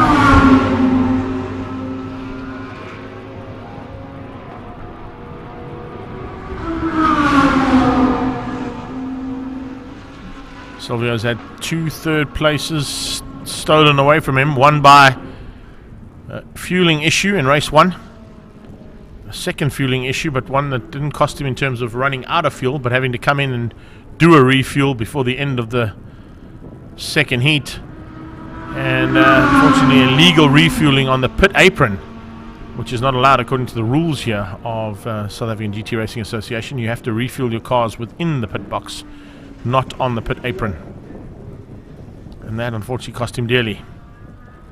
Arangi's putting massive pressure onto Michael Stephen as they close up onto the back end of Silvio Scribanti. Silves is slowing dramatically. Being caught hand over fist there by both Michael Stephen and Charles Arangi's.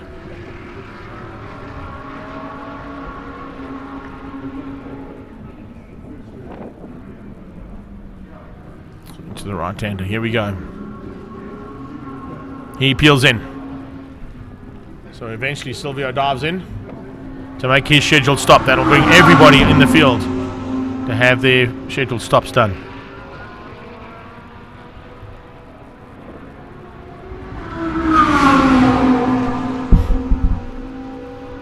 Pit lane activity there.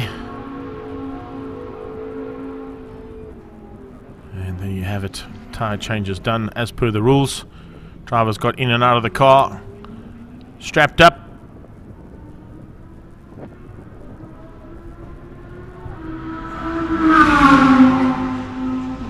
This should be enough to get him back into the fray and remain in third place. Making sure everything is strapped in. Communication devices are plugged into the helmet and back on track for the last 20 minutes to go.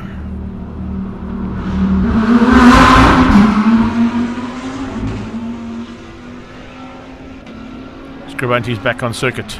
Not a car in sight behind him, so he didn't have to fight as hard as what Mikhail did and Aldo had to do when they came back onto track. And that should keep him in third place.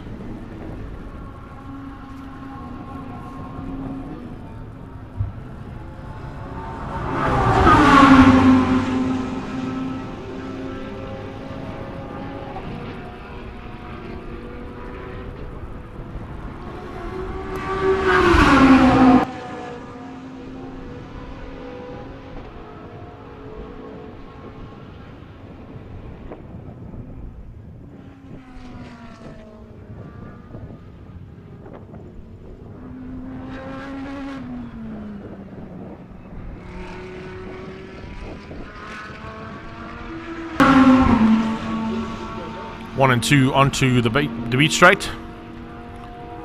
In the background, that is 4 and 5, with Mikhail Patamba trying to find a way past on Aldo Scribanti after he wasn't able to use his early pit stop to get through. He got through on Chops, but he wasn't able to get through on Aldo.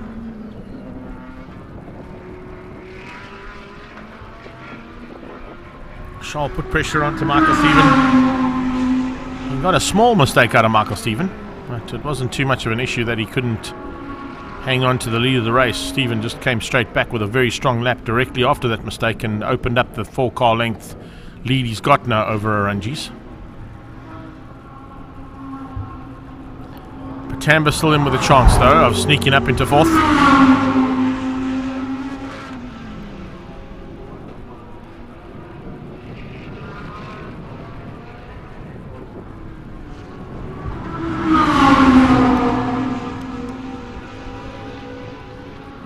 certainly looking for one if he can find one on Aldo Scribanti. Aldo's got a fight on his hands, that is for sure.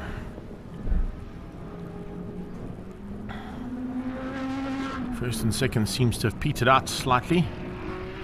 I think Charles realizing that 3 second places behind the 3 first that Michael Stephen looks like he might get will be enough to secure some more valuable championship points over Silvio, who's had a bit of a nightmare this weekend.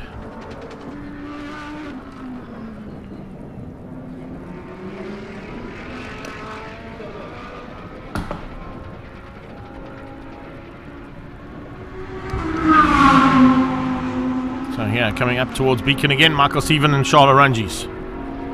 2 second gap between those two cars for first and second on the road in the South African GT Racing Association's race 3 of the weekend.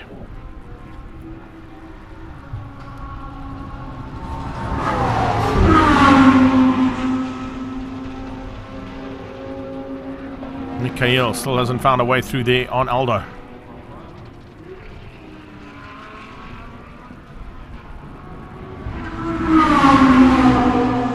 He certainly won't give up until that checkered flag comes out, that is for sure.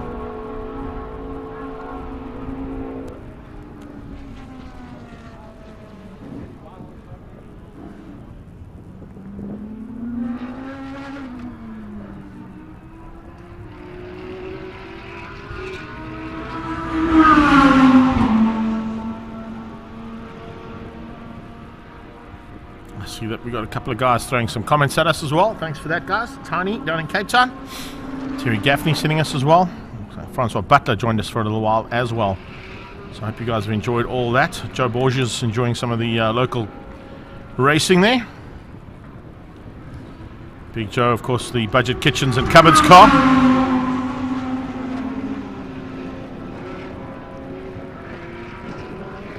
I'll be in action about half an hour after this one finishes up for their last bit of race action for the day, coming from the Alco Truck and Haulers Border Motorsport Saloons. Ferrari's on it here. Here we go. Seconds out, round number 3. And will it be Mikhail Batamba or Aldo Scribanti to finish up in 4th place? That's where the battle is until the checkered flag comes out in about 15 minutes time. Everything else seems to have calmed down. Ferrari is looking a lot more dangerous, and Aldo has certainly got his hand full of one of our youngest competitors here this weekend. Well, I said it had kind of petered out at the front, but I'll take that back because Charles is up for it. Charles decided, well, there we go, we got 15 minutes to go, let's see what we can do to maybe spoil Michael's triple weekend. And he's now putting a lot more pressure onto Michael Stephen, arguably even more than what he did earlier on in this third heat. Michael goes defensive properly up into Beacon and hangs onto that inside line, not giving any inch to Charles Ranges. Ranges lighting up those Michelins out of Beacon. Look at this from a low angle point of view.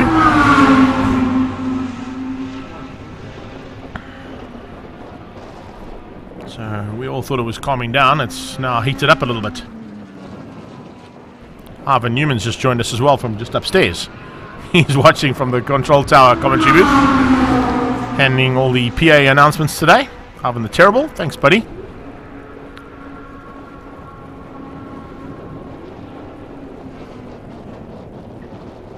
Silvio's on his own. Let's see what's going to happen now between the two fights on track. One is for the lead, one is for 4th place.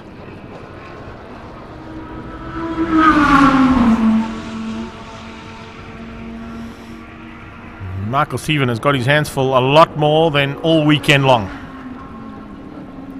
with a lot more intent and pressure being applied from Charles Ranges' point of view.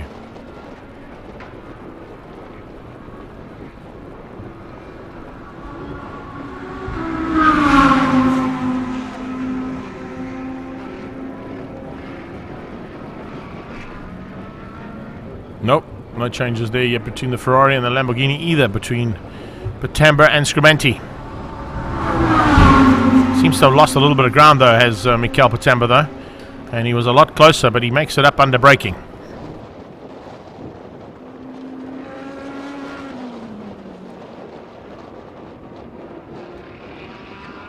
Good possibility that there's a problem on the back end of Michael's car there. Just picking up that there may be an issue on that diffuser. And if the diffuser comes loose, he might have to come in for certainly an unscheduled stop. If Michael's got a problem with that diffuser and the COC sees it, he might have to bring him in because it could be deemed as dangerous to the car behind him. If that thing comes off and flies into the windscreen of the Lambo, it could be very dangerous indeed. So we'll keep an eye on that back end of Michael's car. Might be able to get a shot of it here from Daryl if he just follows through tight on the back end of the diffuser. It's still okay by the looks of things, but it seems to be working itself loose there ever so slightly. We will definitely keep an eye on that.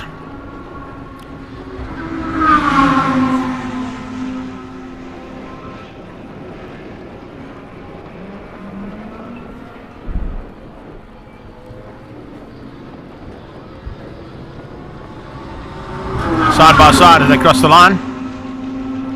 And I think Charles is applying a bit more pressure now, realizing that there may be some damage on Michael's car. And he could be in a bit of trouble if that damage turns into something a bit more serious. Which is why Charles is pushing so hard to find a way through.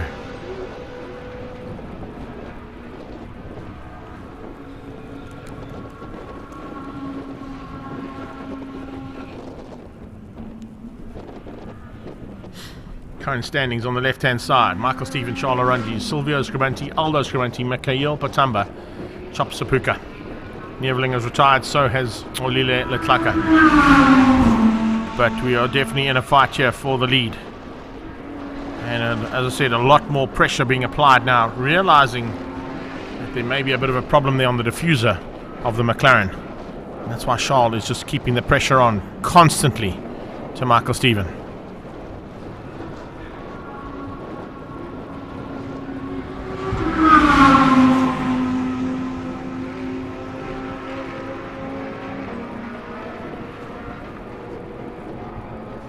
Pressure being applied constantly as well from Mikhail Patamba's point of view. Trying to find a way through on Aldo Scribenti for fourth.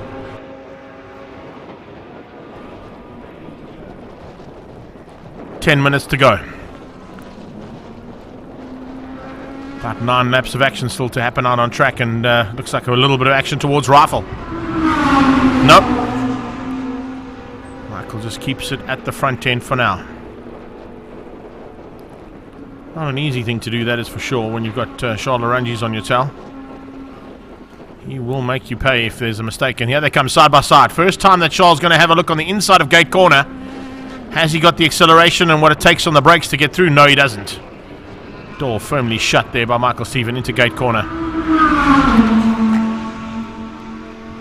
Possibly even to refer to the gate being shut at gate corner there by Michael Stephen. Not getting flustered at all. He hasn't won, I think it's 19 South African championships in his career, from karting into saloon cars, into production cars, into touring cars, and now into South African GT racing cars. Oh, Michael Stephen didn't get the drive. He's pulling into pit lane. Michael Stephen is into pit lane. I think he's realized that the damage on the car might be too much. He needs to come in and get that sorted. That has now given Charles Arungis the lead. And it'll be a massive lead. If Stephen's in there having to do some repairs, how long will those repairs take as Charles Arungis heads down towards rifle range?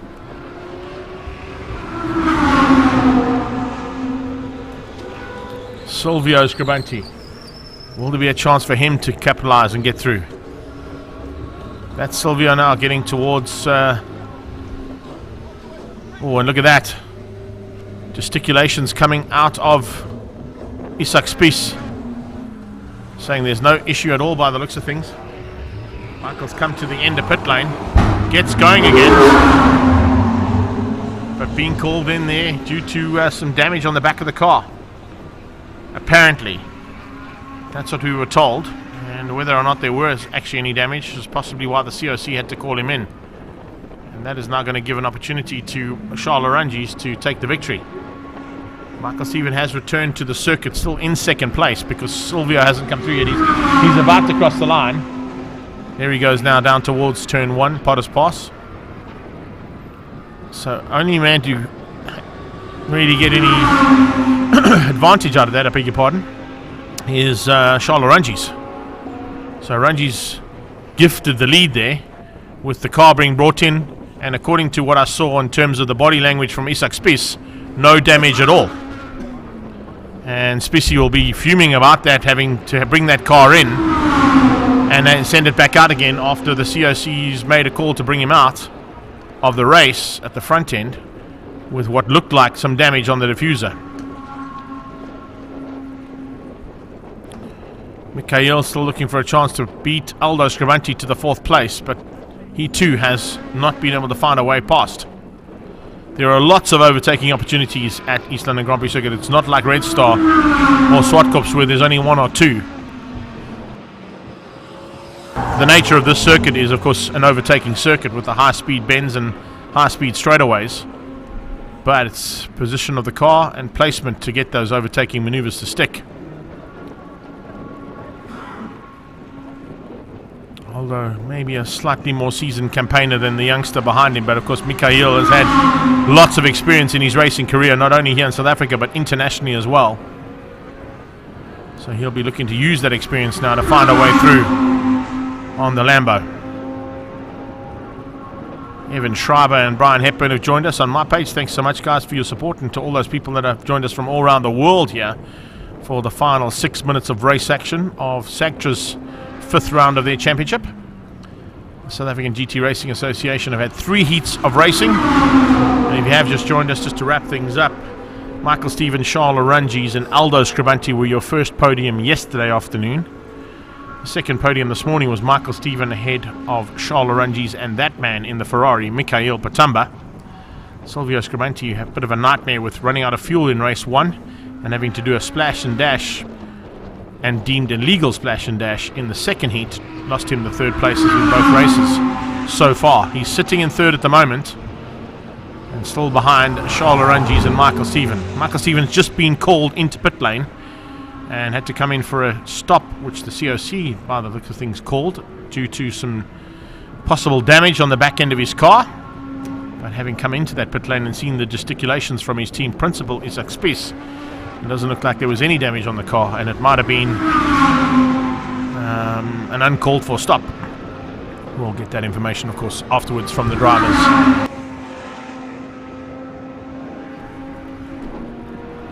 It did give us a bit of action to talk about it because it kind of spread out a bit. Yeah, here's some action to talk about as well. As once again, Mikhail Patamba has a look on the inside of Aldo Scrivanti, but doesn't make it stick just yet, and he's going to have to push hard now with only 4.5 minutes to go. Means you've got 3 laps of race action coming away, and in 3 laps can Mikhail find a way past the Lamborghini of Aldo Scrivanti. He was able to get through on Chop Sapuka, the man we just saw and shot there a few minutes ago, or a few seconds ago, due to his early pit stop strategy. It didn't quite get him ahead of both cars that he was fighting with at the first part of this race.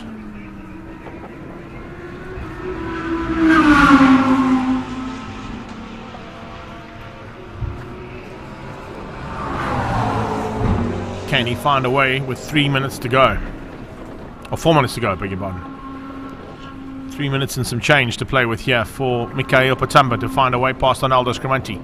It's literally the last part of the racing that we're going to be able to see here for the procession of cars that are out there at this stage. No one else really in contention for an overtaking maneuver other than the Ferrari versus the Lamborghini.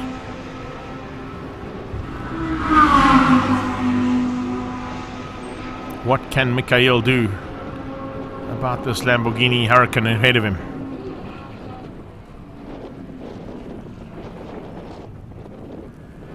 The beacon for, I would say, the 3rd last time, starting the penultimate lap or so, depending on what the lap times of course, Charles Oranges. He's doing 120s, Michael Stephen doing 121s, Silvio doing 122s, so second apart in terms of their lap times for the first 3 cars. but the gaps are pretty massive compared to what we've seen so far in the races. It's been a lot closer in these races. Charles Orangi's now controlling things from the front and has a relatively easily manageable lead ahead of Michael Stephen. He was gifted that, with Michael Stephen having to be called into pit lane. As I said, it looked like a bit of damage on the back end, but it turned out there was none.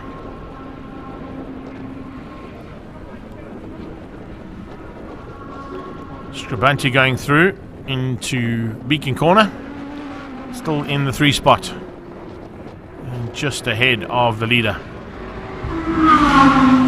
2 minutes to go. I would say this is the penultimate lap about to be started here by Charles Orangi's.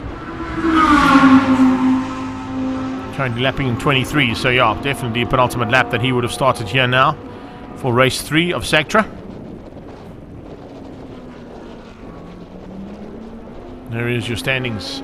Orangi, Stevens, Scribante, Patamba and Sapuka. Those are the 6 cars left in this one. Neveling already retired. Olile Letlaka also retiring earlier on. A fight on here between Ferrari and Lamborghini. The bull versus the Italian stallion. Mikhail Patamba at the wheel of that Ferrari has already had a podium today. He'd be loving life if he could make his way up into 4th place ahead of Aldo Scribante.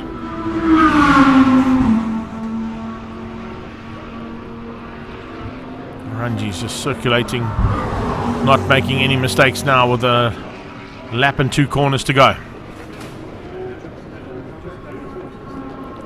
Chop Sapuka going across the line on the last pass with his fastest lap of the race.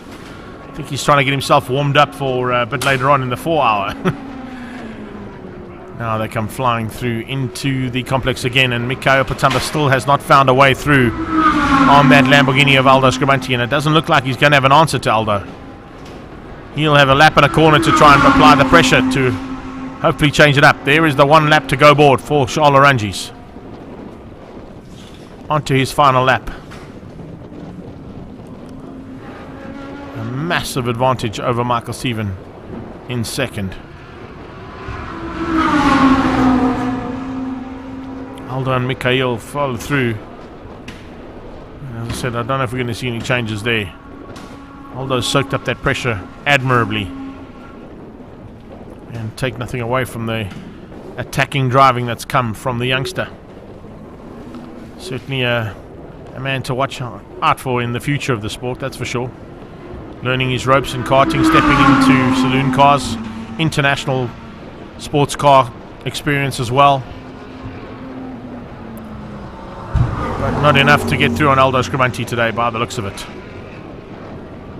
We'll see what happens up towards Beacon Corner.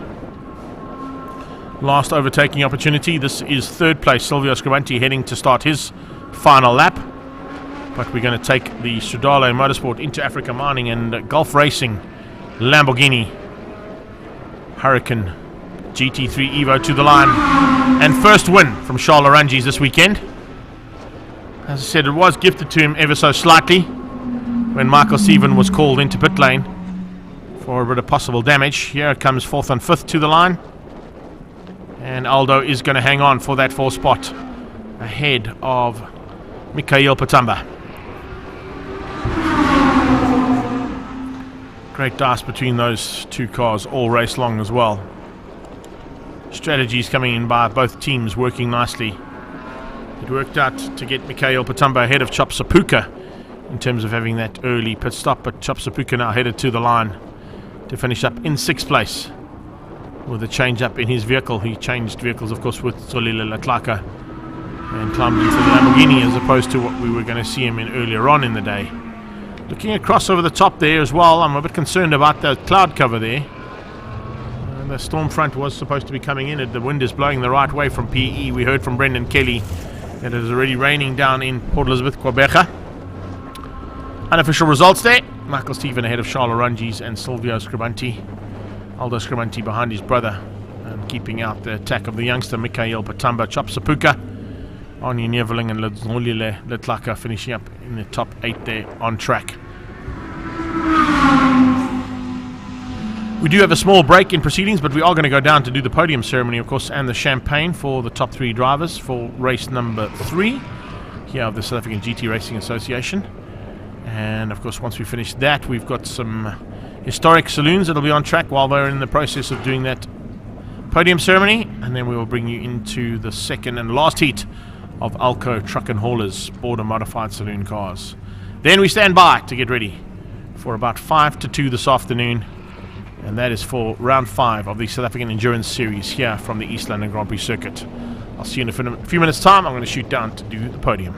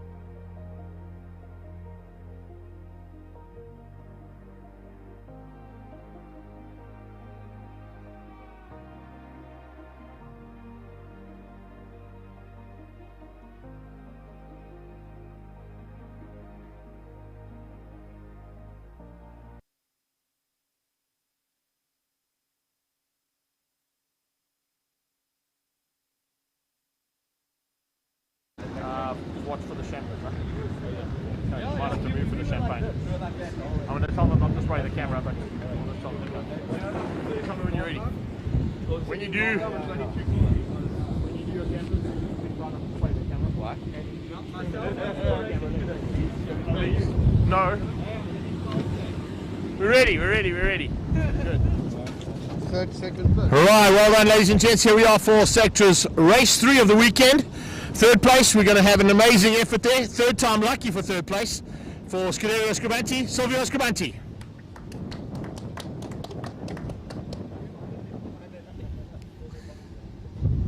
Second place, he didn't quite get the triple there, but congratulations once again for a magnificent effort. Michael Stephen for Ultimate Outlaws in the McLaren. And eventually on the top step of the podium, congratulations to Raleigh Motorsports, Charles Ranges.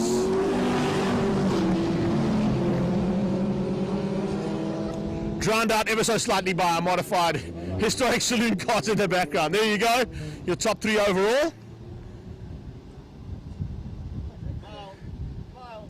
Look, they're all smiling, but we believe they're smiling.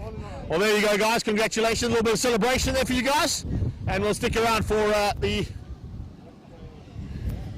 No spraying on us, says Silvio.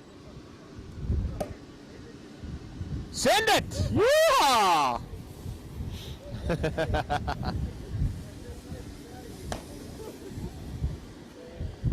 There you go. Congratulations, guys. Let's get in here and have a quick chat to the boys, Solves. That's a well-deserved bit of champers there for you, buddy. It's been a tough weekend. Third time out and third time lucky. The first 2 didn't quite go according to plan. Yeah, look, this weekend we were just off the pace, Greg. We just didn't have the car set up like we should have. It's unfortunate, you know, but we wanted to be there. We tried hard. We never stopped working to find the pace, but unfortunately we just, even in the last race, it's good for like a few laps and then it just goes into a ice skating sort of thing, but we'll come back stronger, and congrats to both Michael and Charles. I mean, they had good pace. Yeah, so well done to them. They had a bit of luck as well. Unfortunately, the luck wasn't on your side with the refueling issue in race 2 and of course running out of fuel yesterday. Yeah, look, at any case, you know, it's 2 points less. I mean, end of the day, I was only going to be settling for third. So, what did I get? 2 thirds and a fifth. It's only minus 2 points for the third, so not a hell of a lot. Bit of bad luck, but that's racing, you know. Take the good with the bad, and we'll come back stronger for Kyle Army. I can't wait for Kyle Army. Thanks for chatting to us there, Solves. Well done. Michael, a little bit of issue there that I think your team boss wasn't too happy about, having to come in there with a possible diffuser issue, but it didn't look like there actually was one. Yeah, the diffuser came loose, I think, probably after about 15 laps. And yeah, as it's going down, it got a bit worse, but you know, it's got safety clips on, so it wouldn't have fallen off. But obviously that was a call of, I don't know whose call it was, but they came in and then let me out again. That was the strange thing, you know, without having to do anything. So a bit frustrating, but you know, besides that, it was absolutely great race. Charles drove a brilliant race. He kept me under pressure the whole way, and the only benefit I can say, well, you know, when I came into the pits, I was in the lead. So, but congrats to him. You know, they made a change to the car, and it was definitely better in the last race. And that was 35 qualifying laps with someone right behind you. So even though we finished second, you know, I'm still happy. Great weekend, and a big thanks to Ultimate Outlaws team. Looking forward to the next one. Awesome stuff. Thanks, Michael. Charles, come on in here, buddy. The luck eventually turned around. It was a lot of luck, I think, but I've got to tell you, and I kept it for Michael while he's walking away, there was one point where you found a chink in the armour and he got a bit out of shape in the complex. Yeah, look, there was actually a few times where we were next to each other, but you know what, it's such an honour to race against Michael, you know, a seasoned campaigner and an all-round good guy. So, you know, you never feel like you are in harm's way, you know, even doing 270 k's an hour, and we bumpers from each other. So yeah, it was a good race, you know. This one really goes out to the team. Just on the 11th hour, I told him, oh, by the way, the car doesn't feel so nice. He's like, oh, you could have told me earlier. So just before the race, he made a small change. Didn't even tell me what he did, and yeah, the car was on fire. So yeah, well done to everyone. This weekend has just been so amazing. championship extended. Good weekend. Nothing wrong. Well done. Congratulations. Well, there you have it.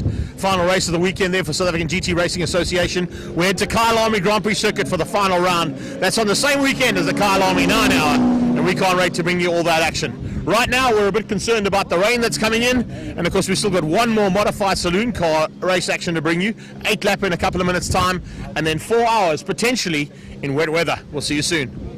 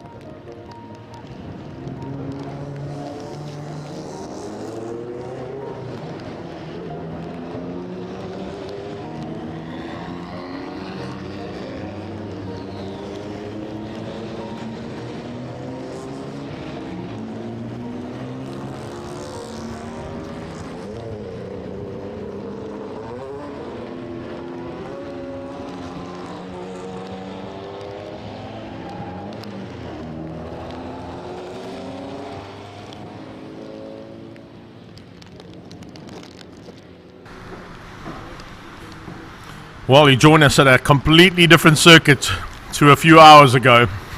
Unbelievable amount of weather that's pulled in here over the last 20 minutes. And you can see absolutely torrential downfall here, or rain coming in from PE side of things. Thanks to Brendan Kelly for the heads up on that. But as we look to kick things off now for the second heat of Alco Truck and Haulers Border Modified Saloons. Sean Gradwell's got a problem of his own. Coming onto the beach straight, you can see the bonnet has popped open on that BMW. He's going to probably ask the marshal to come over and help him just pull it back down again.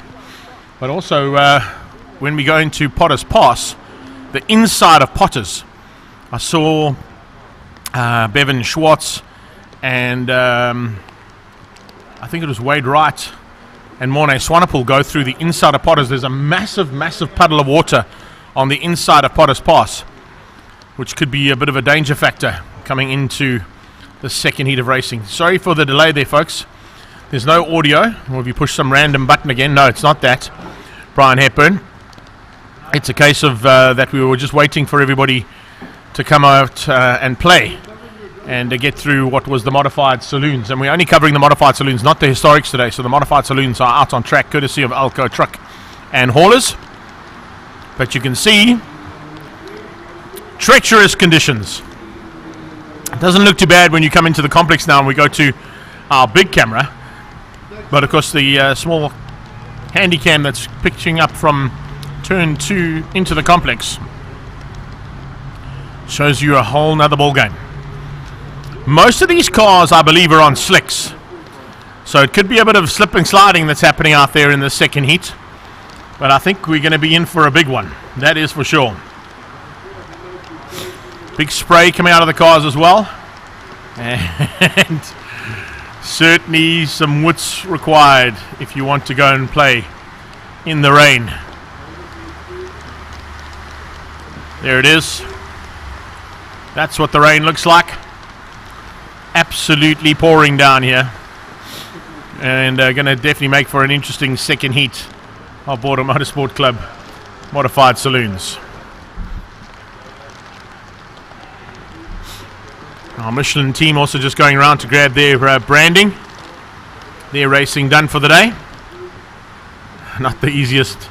We know what it's like to be out in the rain when you've got to go and take branding down. They eventually put those bonnet clips back onto the car, and Grad will doesn't look like there's too much damage to the front end. You can do some serious damage if you're traveling at a rate of knots. He'll look to resume the battle with, of course, the Wade Wright BMW.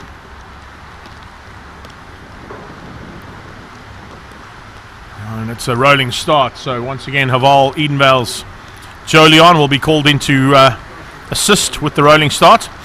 I'm not quite sure, as I said, I was mentioning how many guys potentially have wet weather tires in the modified saloon class. There are a couple of guys who run on semi-slicks, which will be okay. Some guys may even run on road tires in these kind of conditions, but look at that.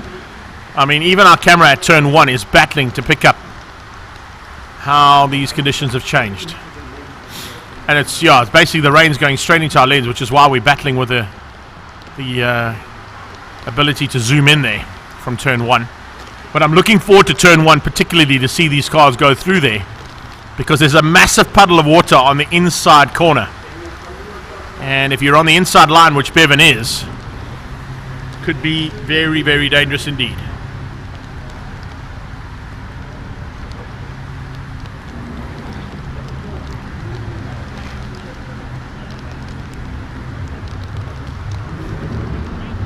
Lance Ellis, Jerry Kotzer, Luke Selby, all joining us now on The Voice of Choice.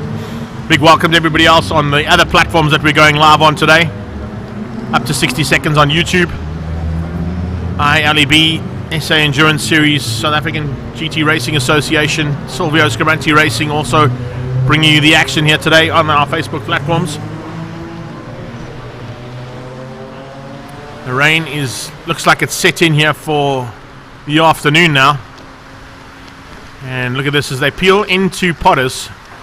Let's see if that inside puddle catches a couple of these cars out. There's a nice little inside puddle coming out of Potters that you don't want to be putting your wheels into. Pace car down into Cochabana. We'll back them up along the beach straight and then back them up even more along the back straight. Bevan on pole alongside Hurley.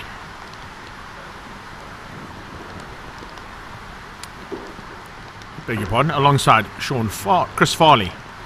Then you've got Chaudhry and Sean Hurley. Wade Wright fighting with Gradwell again. Looking forward to more of the same of that. There was a really nice battle between the two of them in the first heat. Oh man, the cameraman out there, I rue the day that I chose to be a cameraman over a commentator. But once again, a massive thanks to our camera crew from Up to 60 Seconds for bringing us this action. Gradwell was a bit out of shape there, trying to get some kind of heat into the rubber. Not an easy thing to do, that is for sure, when there's no heat available. You're going to see some high High changes here from gearbox point of view. It's no longer going to be first and seconds or thirds.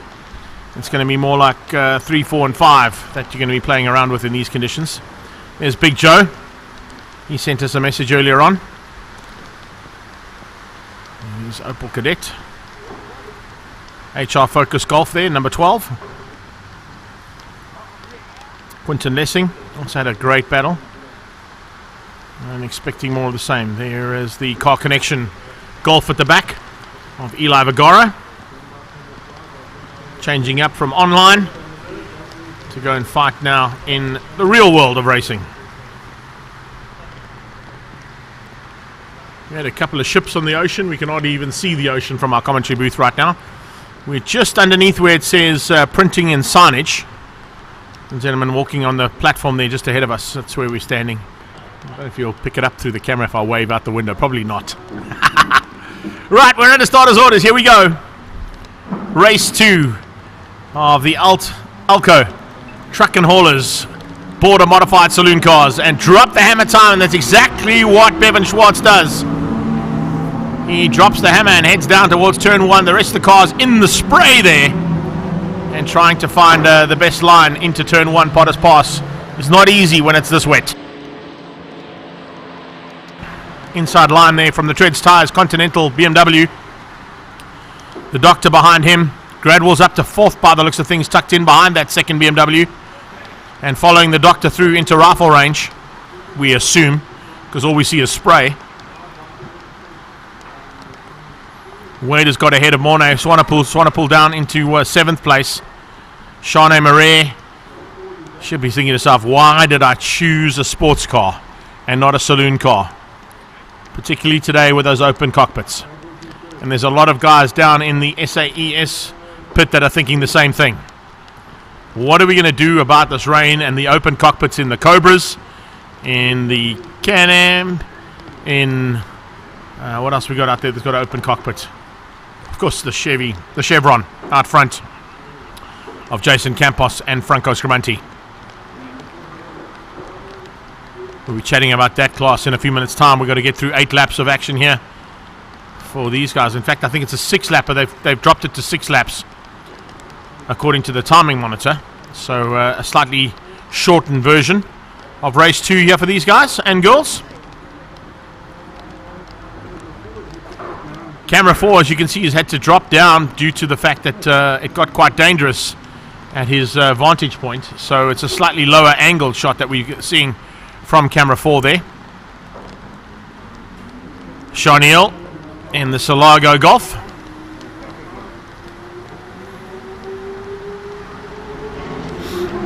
Thanks, Brent. Sean Gradwell's normally very good in the rain. I expect to see him high up now. No pressure, Sean. Brendan Kelly's been singing your praises, and he's up to 3rd place by the looks of things, so you're not wrong there, Mr. Kelly. Is it still raining in PE is what I'd like to know, because I think if it is, that means we're probably going to be stuck with these weather conditions for the rest of the day.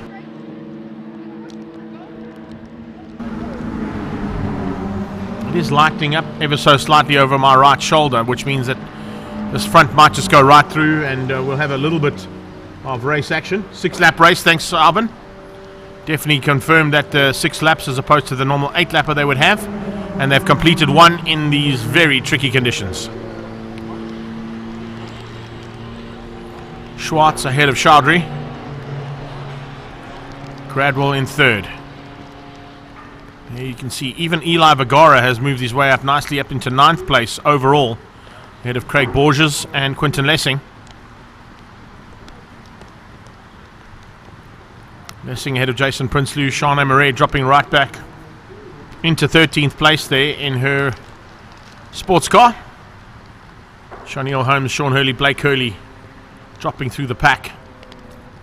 6 lap confirmed from our COC as well. Thank you for that, Eric.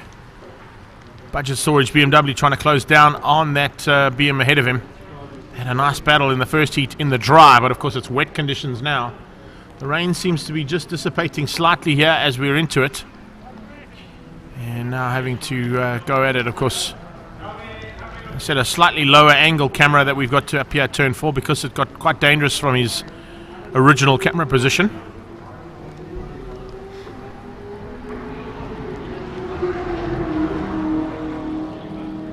2 down and 4 to go now for the modified saloons that are still in this fight. Gary Murray moved up nicely ahead of Mornay Swanepoel there in the Polo Classic. So we've got out front the Chevy Corvette of Bevan Schwartz. There is the 90 car. I mentioned her earlier on. Normally a lot higher up, but unfortunately battling with tricky conditions now. Quinton Lessing in the Minolta Toyota Corolla comes back onto the main straight away. Swanepoel, Vergara. And Vergara ahead of Borges. Borges ahead of Cameron Hall and Quinton Lessing. Bevan's already down on the beach straight. Lots of cars still coming across the line here to complete their second lap in anger. Halfway around the circuit already is the leader. Watching from some maneuvering there from particularly Gary Murray's point of view. Little Polo Classic has got through on a couple of cars that would usually be a lot further up the road than what he is right now. The rain is definitely a leveler, bringing everybody else in with a chance of beating the quicker cars and the cars that have got a little bit more power. Not always easy to get that power down when it's wet. Gradwell will be sharing that car later on, of course, in the SA Endurance Series. Great catch and great camera work and spot on from our director to pick up Wade Wright a little bit sideways in the storage car. Nice budget storage sideways action there from Wright as he came into the complex. The Doctor in second. Gradwell closing down on him.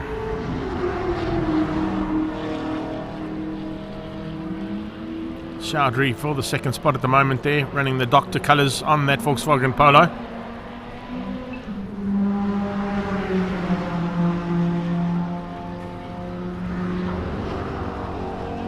Even putting those big tackies to use as he goes through Potters. A lot slower than what he was doing earlier on in the day. Alright, that's good news from PE side of things. Getting information to me from Brendan Kelly down in PE. He says the sun is shining. The rain stopped about 40 minutes ago. So I would say we've got about 2 hours of wetness ahead of us, and then it should clear.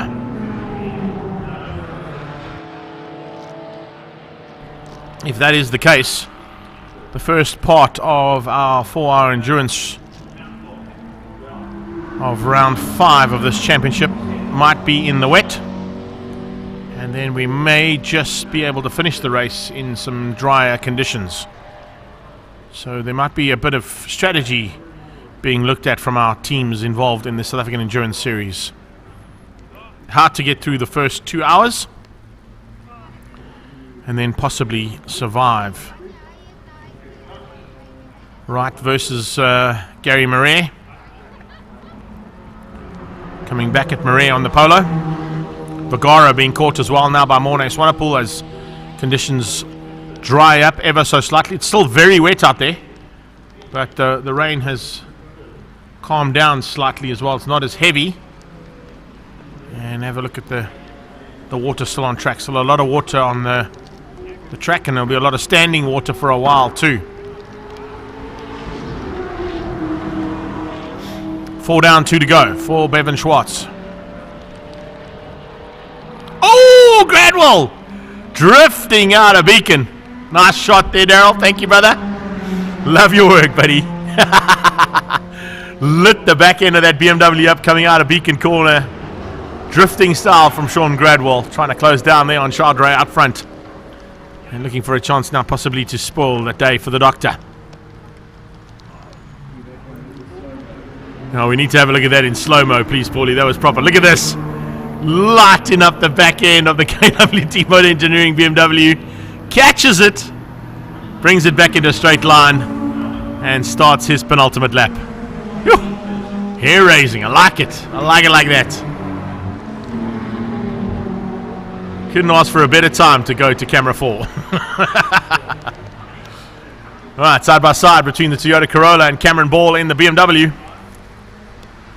Borges and BMW of Cameron Hall heading across the line. Sorry, Quinton Lessing in the Corolla, not Borges. Borges, of course, is in the Opel Kadett. Here we go.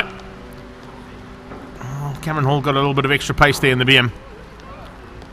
And eventually outsquirts the Corolla into turn 1. And that is pun intended on the squirt side of things. Further back in the HR Focus sports car. You can see just battling a little bit there in conditions there for the lady. But nothing wrong. She's still out there. Shanae Marie, I beg your pardon. Fighting hard. Eli Vergara has been caught by Farley. Farley's starting to close in on Eli Vergara. Possibility of a change up there as well. The Bucky Connection and Car Connection Golf under attack now from the Best Drive and Treads Tyres BMW.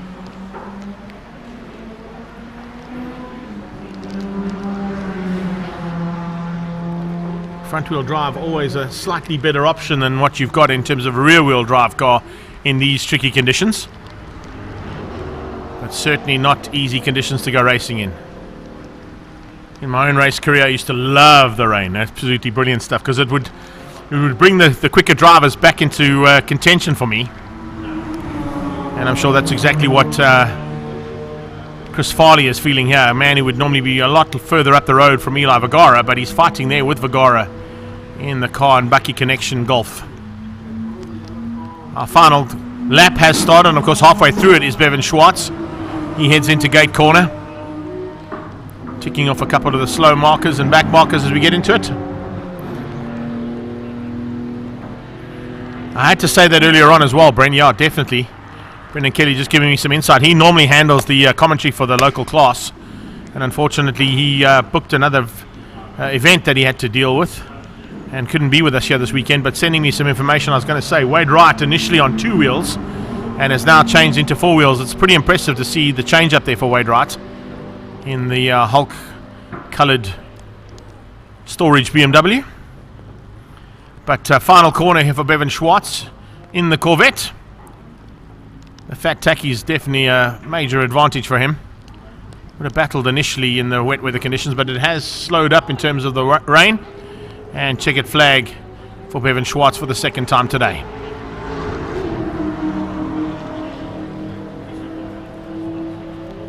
Not too far back, it'll be Bevan versus Bevan for 1 and 2. Bevan Chowdhury going to come through for second.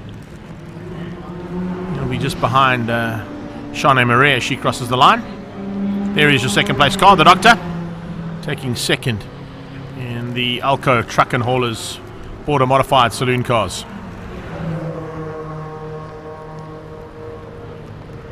Nice finish to the proceedings there as well for all of these guys and girls.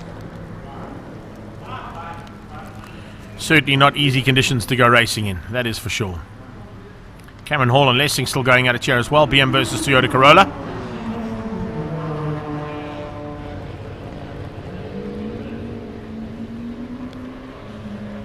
Just keeping off.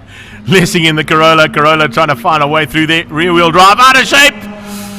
Yo, that was tasty coming out of the sweep. Just managed to catch it, and Willie Bell to hang on to it coming up towards Beacon Corner now. Already seen the back end step out there under pressure from the Toyota Corolla. Let's see if there's more pressure going to be applied. The front wheel drive Corolla comes up around the outside of that BMW. Drives around him like he's looking for parking. Brilliant stuff. And headed to the line. Looks like there might be a change up there as well. Bevan Schwartz there is confirmation, taking the victory. But here they come to the line. BMW versus Corolla. Who's going to have what it takes? The race is on, and the Corolla wins out. So Lessing just coming through there ahead of Cameron Hall for 10th and 11th place on circuit. Unofficial results there. Bevan Schwartz ahead of Bevan Chowdhury, taking second place, and Gradwell in third. If we look at the classes, A+ goes to Schwartz. Class B, Bevan Chowdhury finishes up ahead of Chris Farley. And further down, Sean Hurley in third for Class B. Class C honours goes to Gradwell ahead of Wade Wright and Gary Murray. Once again, it's Class X to Eli Vergara. And if we go further down, Class D will be taken by Quinton Lessing ahead of Cameron Hall. That was the dice we saw to the line between the Toyota Corolla and the BMW. Class E, Jason Prinsloo beats out Charneil Holmes. And that's unofficial results there for the second heat of Alco Truck and Haulers Border Modified Saloon cars. A big thanks to Alco Truck and Haulers and to Thiessen's Generators and Link Online for all of our coverage here today of the up to 60 seconds coverage of round 5 of the South African Endurance Series. And of course that comes onto track in a few minutes time. We'll be back shortly with action And don't forget, we are going to have a small break in the Facebook stream now, just so we've got all 4 hours and no breaks in what is allowed on our Facebook stream. So YouTube will continue to run, but we will be stopping the Facebook stream for about 10 minutes. And as soon as that is sorted and back up and running, we'll be back shortly with action from round 5 of the South African Endurance Series. We'll see you soon.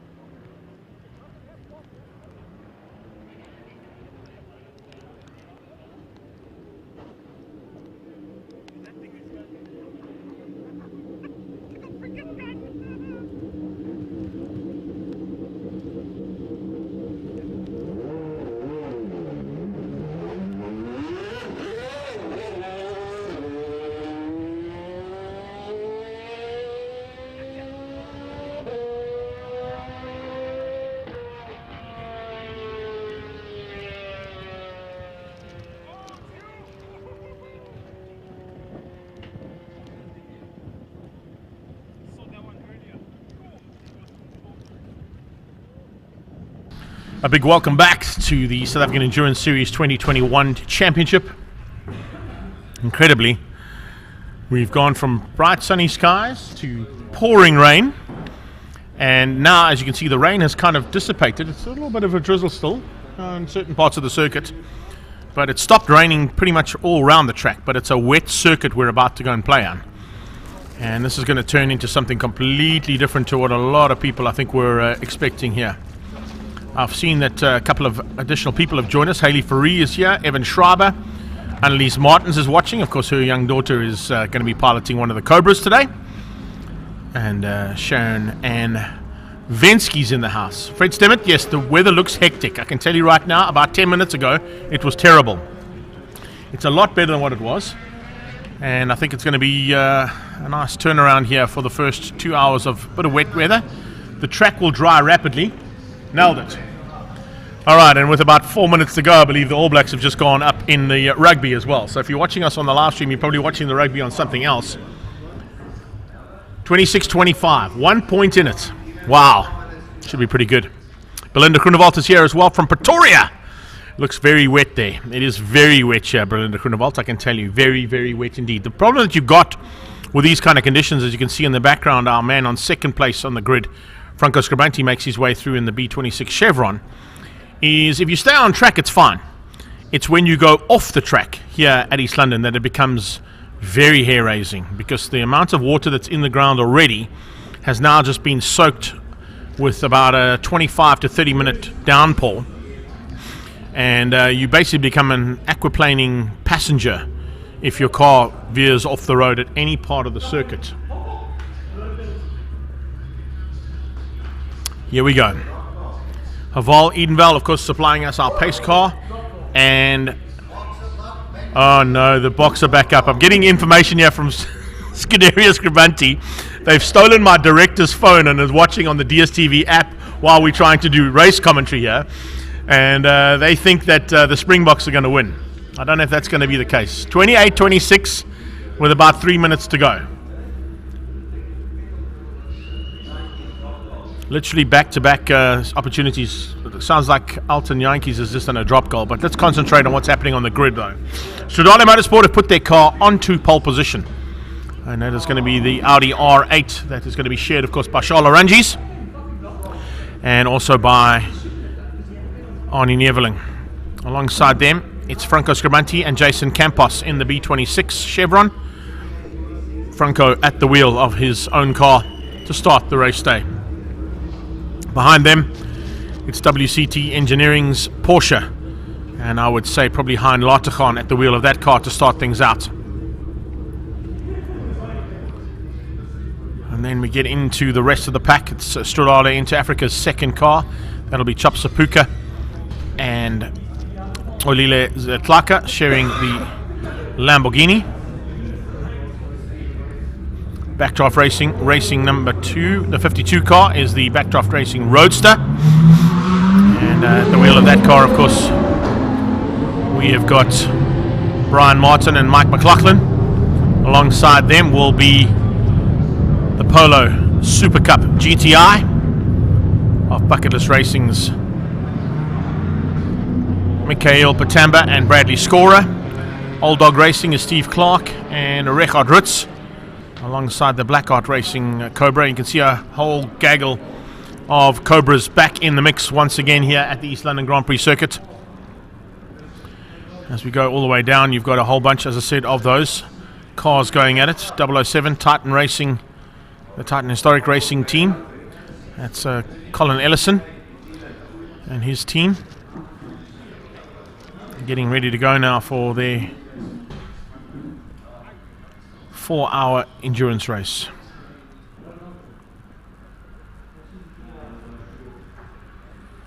4 hours, as I said, but starting with wet conditions. It's probably going to dry through the afternoon, and we're probably going to end up with a dry circuit and possibly even some sunshine by the end of this 4 hours.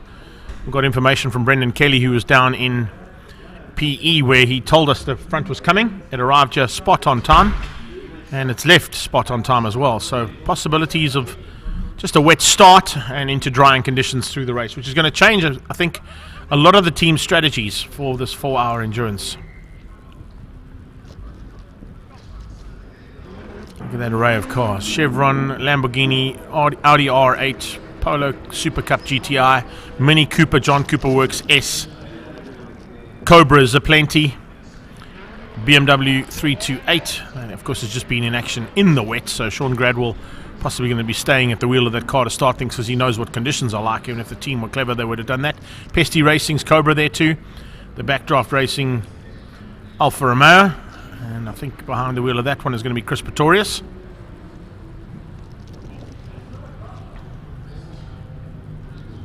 And there you have it. Our field of cars all ready to go here for action for the next 4 hours. Side by side and taking up their positions. Let's get ready for the race start here. Dictating the pace will be Ari Neveling behind the wheel of the R8 Audi. And here will dictate the pace across the line for the rolling start. Remember, it's 4 hours of racing. The pit lane opens up literally as the flag drops, but it will shut with 5 minutes to go. And time to drop the hammer. Someone peeling to the pit lane by the looks of things in the background as well. But a great start from the Audi R8 down into turn 1. Franco Scribanti follows through into second place. He's got the Porsche of Hein Laterkhan on his tail. Chop Sapuka in the McLaren. That is, of course, the McLaren 650S that him and Olile Letlaka will be piloting, followed by Mike McLaughlin, I think has started for Backdraft Racing. And you've got Patamba. And as he heads down there, I think it might be Brad Scorer or I'm not quite sure who started the race because I'm looking just behind me here to see whether it's Brad or Mikhail. I think it's Brad. Mikhail's standing on the platform here just alongside us here in our commentary position. Could possibly have been Rekard Ritz who pulled into pit lane. We'll try and get that. And by the looks of things, not over yet, but the rugby is starting to get exciting.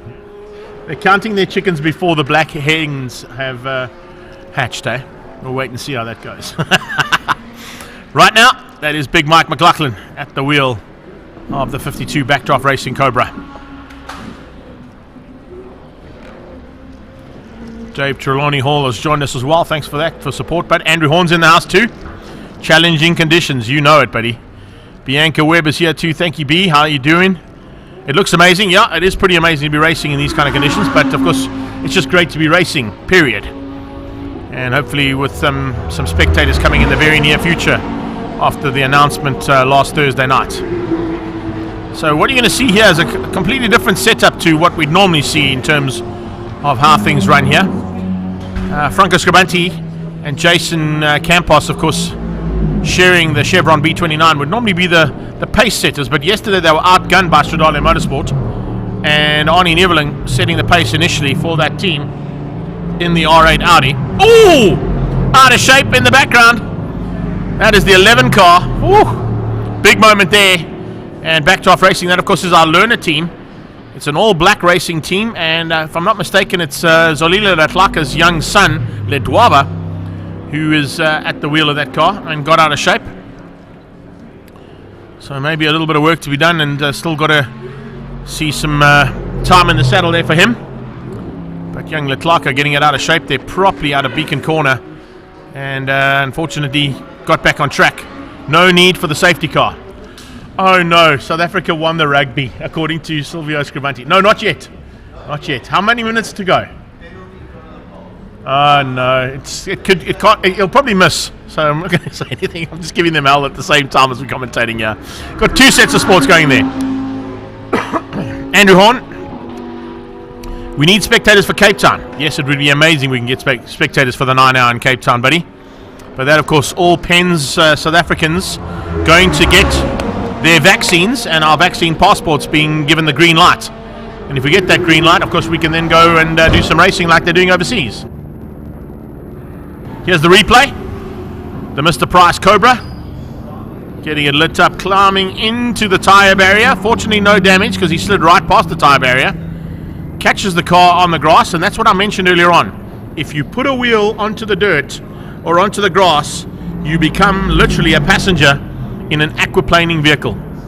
There's no way you're going to catch that. He was very lucky to survive that. Drops to the back of the pack, but it's a good learning curve there. Belinda Groenewald, yes, unfortunately I've just heard that the Springboks won. And now my director can get his phone back because this hooligan team from Silvio Scribanti Racing came and stole my director's phone and took up and used all of his data so they could watch the final 7 minutes of the rugby. But yeah, great to see that, and I'm sure the South Africans are pretty happy about the result there. One thing I can say is it has spoilt the clean run from the All Blacks. But speaking of All Blacks, the All Black team now about to be caught by the Audi, the leading Audi R8. And Arnie Neveling is holding nothing back here. What a start here from him. In the rain, Arnie Neveling currently lapping in 125.2s in the rain. That's pretty impressive stuff.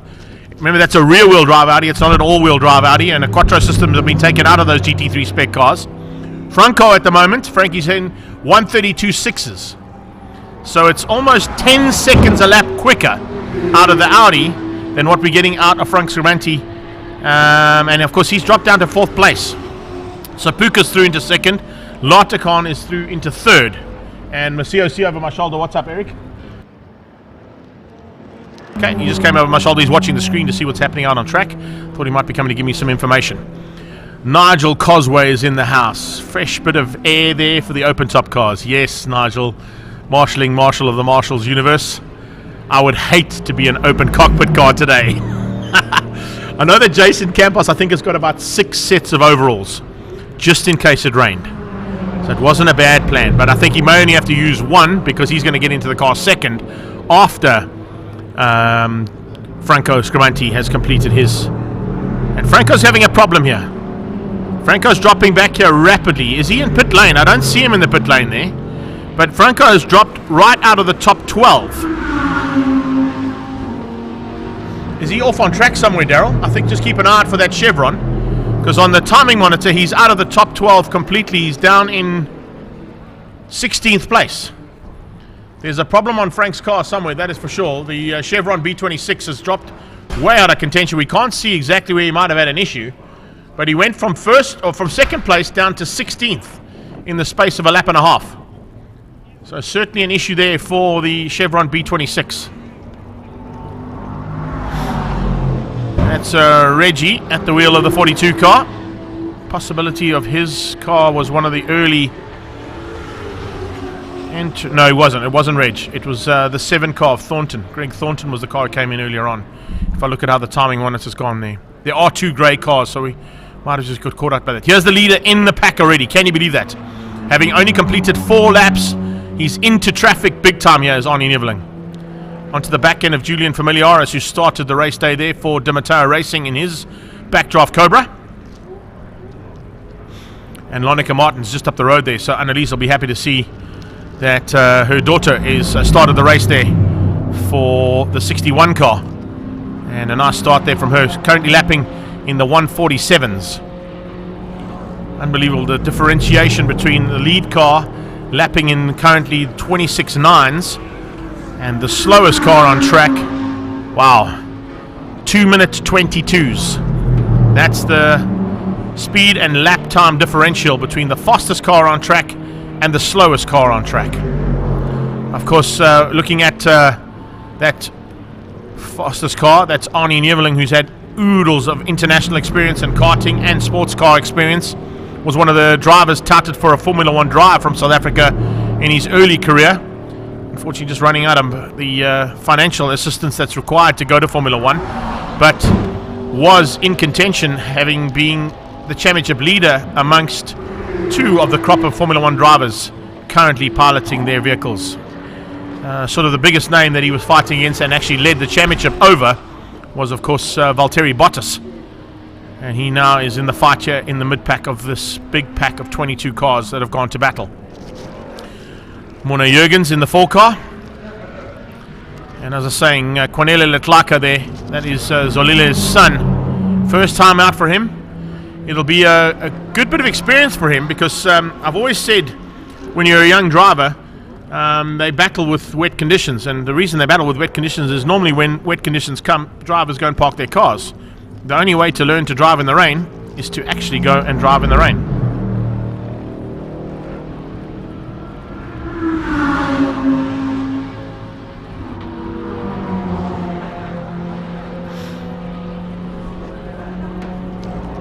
Top Sapuka starting the race there for the second of the Letlaka cars. Daryl, I still haven't spotted where the chevron is. I'm not quite sure if he's in pit lane. I don't know if we can maybe spot him because he's quite a long way down. He might have come in and parked in the pit box to try and get that car sorted. Whether or not we can see that, we'll wait and see. But if I look at how things have gone, he has only completed 2 laps. Everybody else is on to their 5th, so he must be in pit lane. Or he's parked somewhere on the sideline. But they would have sent the course car to fetch him, yeah. So we must assume that he's in pit lane. Conditions drying up here pretty rapidly, as you can see, a dry line coming through Rifle and out of Rifle down to Kokobana. Dry line on the beat straight as well. So it means that we're in for a bit of a wet start into dry racing for the rest of the afternoon.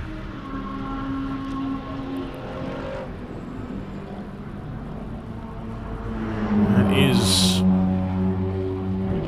Chop Sapuka making his way through the pack of Cobras. 61 car, Lonica Martins at the wheel of that one. Behind her is Rob Clark in the Bucketless Racing and Container Force Mini Cooper. It's a John Cooper Works S Mini that they pilot, and it's a really, really awesome little machine that in these kind of conditions you'd probably be reveling in that car. Having driven one of those myself around this circuit in anger on a few occasions, it's definitely a great car to have here for the East London Grand Prix circuit. Coming up on the back end of the 2 Cobras ahead of him, Lonica Martins and Julian Familiaris. Is Sapuka pulling into pit lane? No, just taking the inside line onto the main straightaway there, trying to stay out of harm's way and out of the wind's way as well, to not get buffered too much.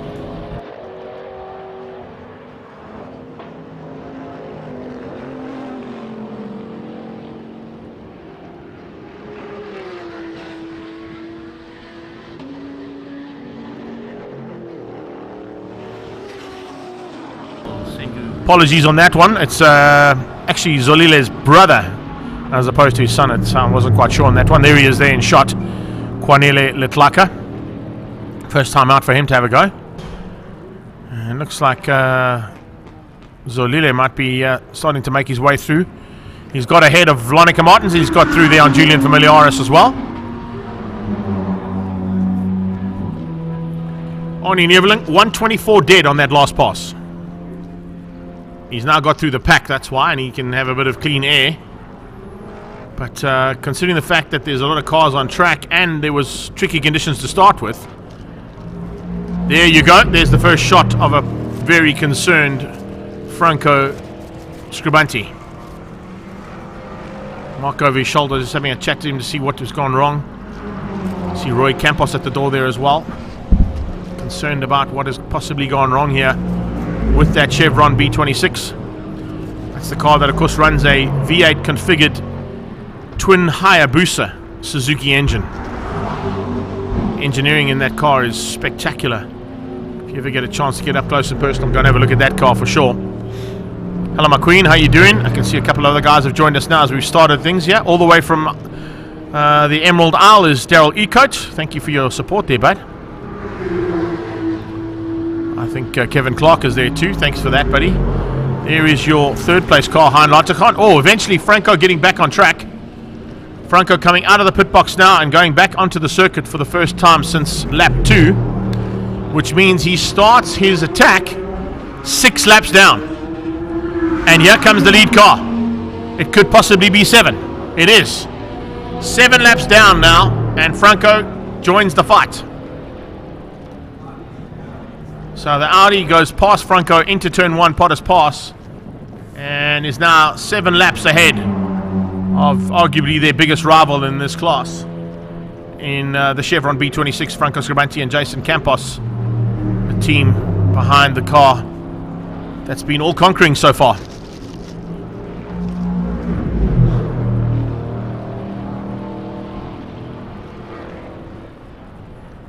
Latikon in 3rd in the Porsche. Then you've got Mike McLaughlin. McLaughlin in the Backdraft Racing Cobra. Brad Scorer starting things in the Super Polo. Nice move there, getting out the way. allowing Franco through. Franco definitely going to be pushing that Suzuki engine as fast as possible to get as much out of it as possible and try and make up the ground he's lost early on.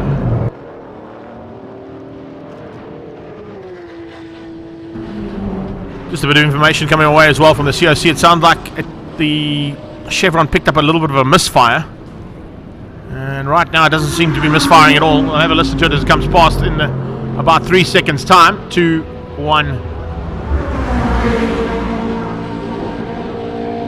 Yeah, it's definitely not as high screaming as what it is normally. And is there a bit of battle scar on the side of the car?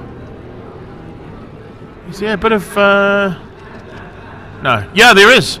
Look at the front right of the car. Darryl, if we get a chance, the front right of Franco's car when we come into the complex. Let's just have a look at that if we get it at gate corner, please. Good possibility of some damage on that car. He might have just run off and clipped a curb. And that could possibly also be hindering him slightly there in the Chevron. There's definitely a problem on the front of the car. Look at the front right. It's starting to flap there on the front right of the car. 9 laps down, and a bit of battle scars on the car as well. There's a big concern. Here it comes. Let's have a look and see. There he comes. Oh yes, definitely. The splitters come loose on the front there. There's a bit of a splitter loose on Franco's car. You can see it here, Eric, if you want to have a quick look here, buddy. Coming up, you can see on the side there, the splitter on the front is just starting to wave. It'll probably work its way off, but it might be a concern. Coming up onto the braking point here for Beacon Corner. It's been a tough start to the race here for Franco, and he's putting his hand up. He's going into pit lane. So he's making his way into pit lane now. He realizes there's something wrong on the front of the car. So Frank's had a tough start to this one for sure for Scuderia Scavanti and Franco Scavanti Racing. Audi on the inside of the Pesty Racing Cobra into turn 1 Potter's Pass, and Scavanti peels back into the pit box once again. Pesty Racing versus the black car that is out there, the Cobra, piloted I think by Craig Zank. Craig Zank at the wheel of that car. Good to have him back in endurance racing as well. Zank Racing man, he's normally a hill climb specialist, and of course multiple champion in drag racing as well. He's got a couple of sensational drag racing cars that he's built in his career. Oh, it's getting real in here. Lartachan under a bit of pressure there from Familiaris as things start to dry up a bit. Coming up on Cornelia Letlaka.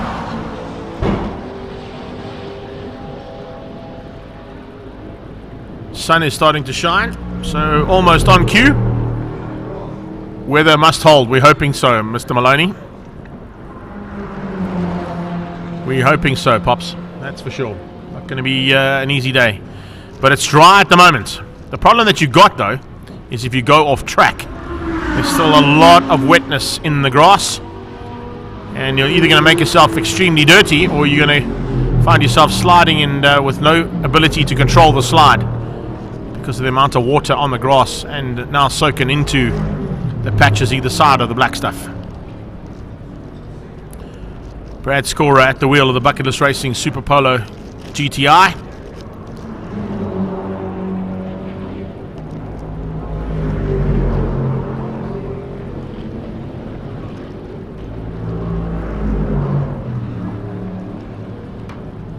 Cobra's heading down the main straightaway there. 262, Edwin Bester at the wheel of that car. He's ahead of Benjamin Morgenroot, and of course Philip Mayer out there as well in the People Group Cobra. Morgenroot's original car unfortunately had some problems yesterday, so he applied for dispensation to drive the 7 car, which is the sort of turquoise blue machine.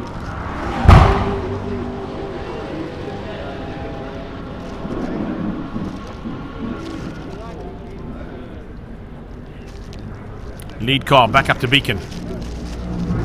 On his tail, that will be Darren Winterboer. Winterboer pulling into the pit lane behind the lead car. So an early stop here for Strudale Motorsport in the Audi R8. Arnie Nevlin coming in for a stop. Looks like it's probably a scheduled stop by the looks of things. Probably going to refuel that car. Charles Orangi's doing the lollipop man duty.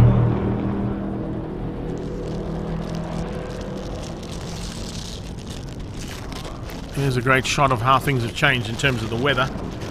You can see dry lines already in pit lane.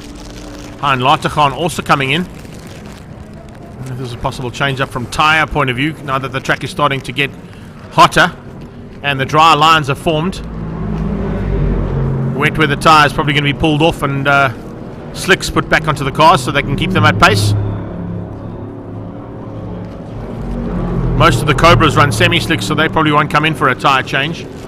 But the quicker cars probably would have started the race on wet weathers and now coming in to do those tyre changes that are required to keep their pace up. There is confirmation of wheel and tyre changes there for Bucketless Racing's Alfa Romeo. Darren Bunterboer behind the wheel of that car, the Bulawayo Bomber.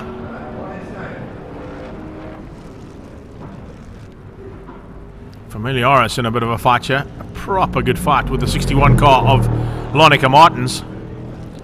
Both of them in their initial parts of their careers had some outings in the V8s, the Mobil 1 V8 supercars. Lonica Martins actually taking a victory in a Mobil 1 V8 supercar. And Julian Familiaris has also taken a win in that category. Here comes the Audi back on track one more time. And now on slick tyres. So we saw a change up for the lead. Chop Sapuka taking the lead as Ari Neveling came in. Neveling on the slick tyres was able to do a 24.026. He's now on full slicks. So expect those lap times to drop rapidly. He came out right behind Hein Latergan, who's also been in for a tyre change in the GT3 Porsche. Similar colours on those two cars as they head down towards rifle range. But of course being run by two separate outings and two separate teams. One, of course, is Stradale Motorsport. The other one, WCT Engineering. Is that McLaughlin on the sideline? It is. Big Mike McLaughlin in the backdraft Cobra with a massive problem there, unfortunately. And he's actually turned in at wrong turn. Out of Cochabana. Bit of a problem there for Mike McLaughlin. And he'll now have to try and get back. We got a safety car. Safety car for the first time has been deployed. And the safety car now going to pick up on Brad Scorer in the Super Cup Polo GTI. He will finish up now and resume his position behind that Joe Leon, courtesy of Aval Edenval. Lights on, and it's Scorer. Looks like that is Cornelia Ledlaba. Yes, it is. Litlaka. Behind that is the People Group Cobra.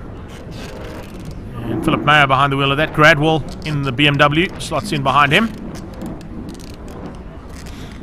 And that's how things go.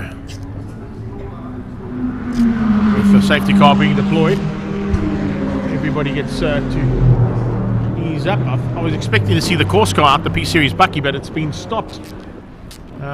Short of pit exit. I wonder if they're going to need the course car to go and collect the vehicles that are stuck on the sideline.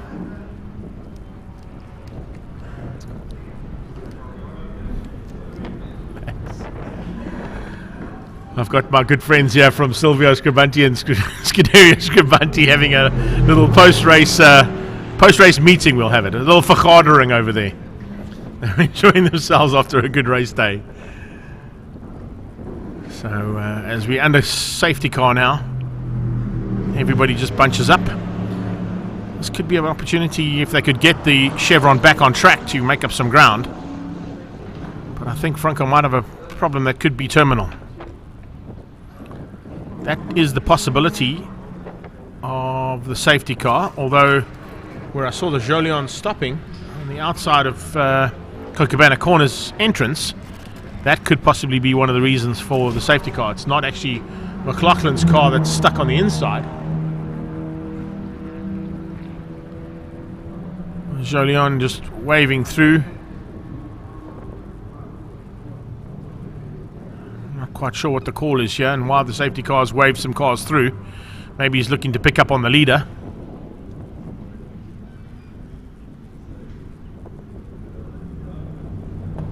he's waving through Cornelia Letlaka. Richard Rutz waving through. Yeah, I'm not quite sure what's going on here because the safety car is still being deployed and is trying to pick up the leader. And that's not the leader. It is. Chops Sapuka's in the lead of the race. It is. So he's found Chops and he's picked up. That's what he's waiting for. He's waiting to pick up the leading. The leading car is Chops Sapuka. He's now got him. So I'm not sure why the P Series has been stopped though. Because I don't see any other issues on track other than Mark McLaughlin on the inside of the exit of Cochabana. And if that's the case, he's not really in harm's way, but they need to get that P-Series Bucky down to him to recover the vehicle.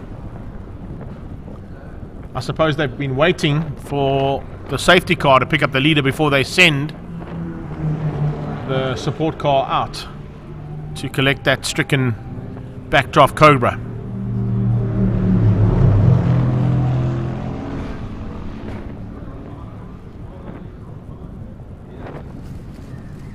Guys going to take up opportunities now under safety car to do some stops that would probably not have been planned unless there was a safety car scenario.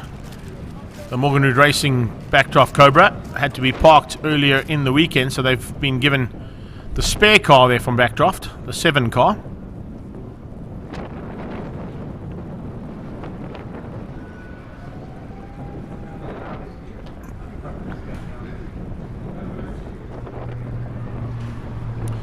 There's a very good possibility that there are 2 cars involved there, Paul. I see you saying there's 2 cars being sent there.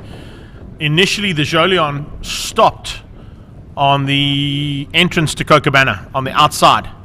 So I think there might be a car on the outside of that shot, just to the left-hand side and above the tree line at where Mike McLaughlin is parked. And then there's Mike McLaughlin's Cobra as well. So I think there's a possibility that there could be 2 cars involved. I'm looking at the way things have gone here. Backdraft Racing and Greg Thornton could be the 2 cars involved. Franco's still in pit lane and has not returned to the circuit after his first return to the circuit 9 laps down.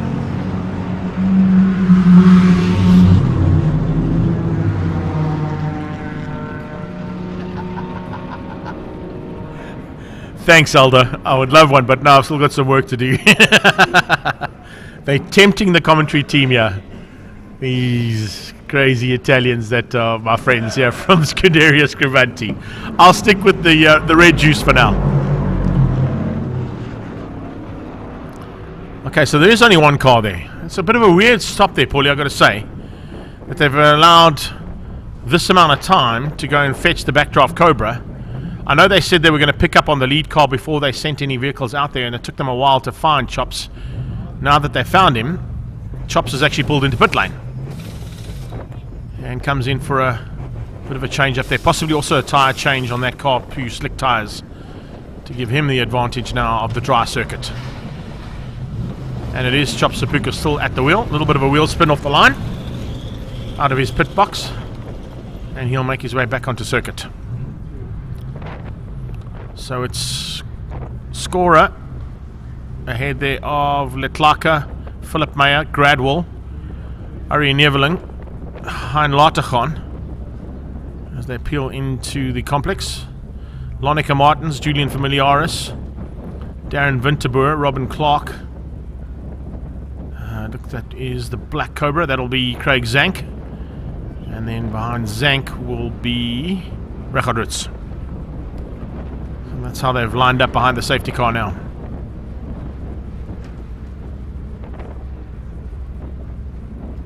A couple of cars to take up their positions at the back of that train. The lead car has gone from behind the safety car to the back of the pack.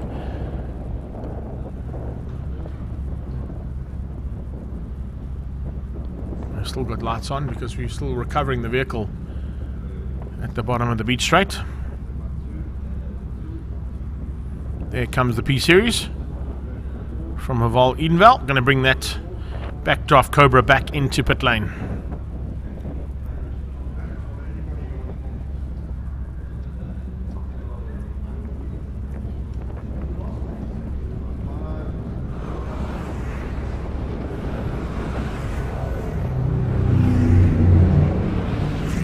I would say probably one more lap under safety car, and then we should be good to go again.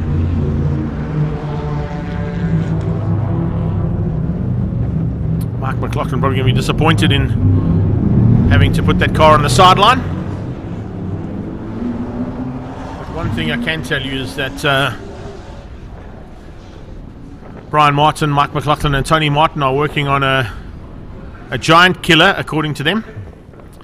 And a new backdraft Cobra will be coming into this series, hopefully by our final round in Cape Town. Super Cup Polo coming into pit lane for a change-up as well. Looks like Jason Campos walking down here as well. I wonder if Gary can maybe get hold of him quickly to find out what's wrong with that car. Don't think you can hear me down there.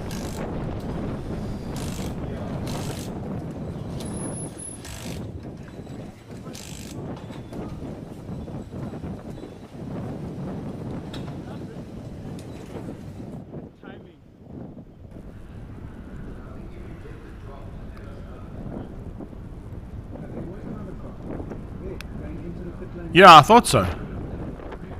There are two cars being picked up there. So going into pit lane now, the second car involved.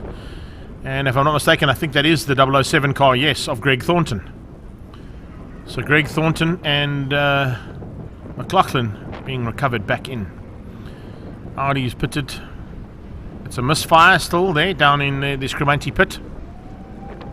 And looks like we might be good to go now for racing again and back to green light conditions.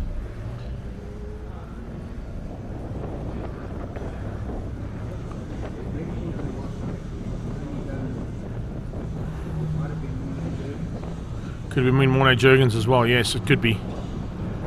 Yeah, in fact it was. It's Mornay Jurgens that's pulled in there. So I wonder if Jurgens and McLaughlin might have come together. Two retirements there from the backdraft Cobra teams. They'll be working on those cars to try and get them back out again.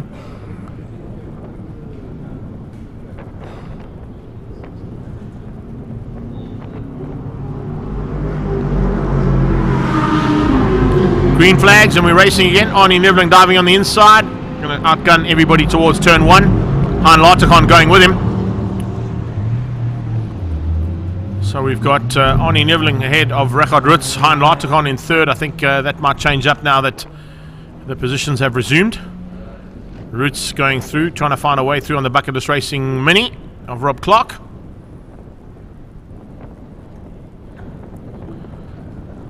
Arnie Nevling resuming the lead of the race ahead now of Chop Sapuka, who drops down to 7th after his pit stop during the safety car period.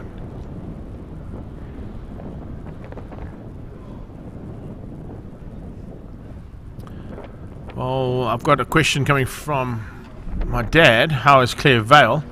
She hasn't been in the car just yet, Dad, and I think the car that's just come in there, as we said, was Mornay Jurgens. That's her teammate. A possibility that that car might have retired. We'll wait to see if they can get it fixed and back on track if that's the case, but if not, I don't think Claire's going to even get into the car, which is a pity. People Group Cobra having a big fight there with Lonica Martins and Julian Familiaris. As Larticon comes up to Beacon Corner. He's second on the road and currently third overall, but I think that'll change as he crosses the line this time.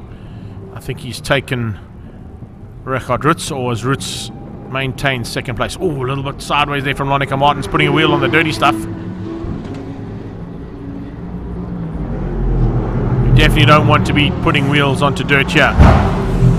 Neveling into pit lane as well. I'm not quite sure where they've come in for a second time, but Arnie Neveling has now lost the lead of the race. Incredibly, it is Richard Rutz who leads overall on track at the moment. So the team from Desi's Raceway in the backdraft Cobra, Steve Clark and Richard Rutz, now leading things overall here at the South African Endurance Series round 5, I beg your pardon, of their championship for 2021. Rutz from Neveling. Neveling's back on track, but he's got to make some ground now. Richard Rutz is coming out of or going into the complex as Neveling heads towards Potters. Shouldn't be too much of an issue for that Audi to catch Richard Rutz. But Ritz is piling through the traffic rapidly as well, so traffic might be a bit of a assistance here for Reggie. Goes past Lonica Martins, comes up onto the back end now of the Alfa Romeo of Darren Winterboer. Winterboer will try and fend him off for a while, but of course he'll realise that there's a slightly quicker car. Container Force and Bucketless Racing Minis in. Also for some tyre changes. Amazing to see how these teams have gone about it completely the wrong way that I would say. Surely you want to do these changes to your team and your tyres while you've got a safety car. That's the theory anyway. They've waited until after the safety car to bring them in. Okay? It's not quite the way I would see most teams handling a safety car scenario. You'd come in because of the slower lap times behind the safety car and get that done as quickly as possible. Always love seeing that shot. Our camera 2 here from the top of the tower that we're on, looking down towards Cochabana Corner, and in the background you can see cars having to do U-turns and return back down the harbour road to the East London Harbour because the road is closed for today. On a normal day, that road would be open and a public road that these guys are piloting these race cars at breakneck speeds at. Meyer from Familiaris. Darren Winterboer now about to be caught and passed by the leader, Richard Ritz.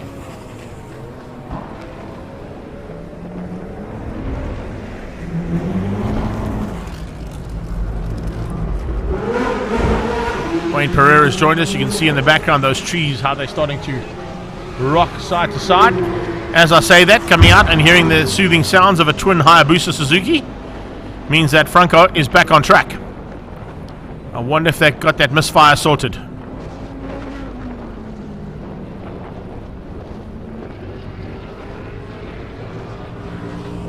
Two top contenders about to catch him and pass him though. Chop Sapuka and Hein Lartachan coming up on the back end there of Franco Scribanti. If there is a misfire in that car, we're about to see whether it's firing on all cylinders or not.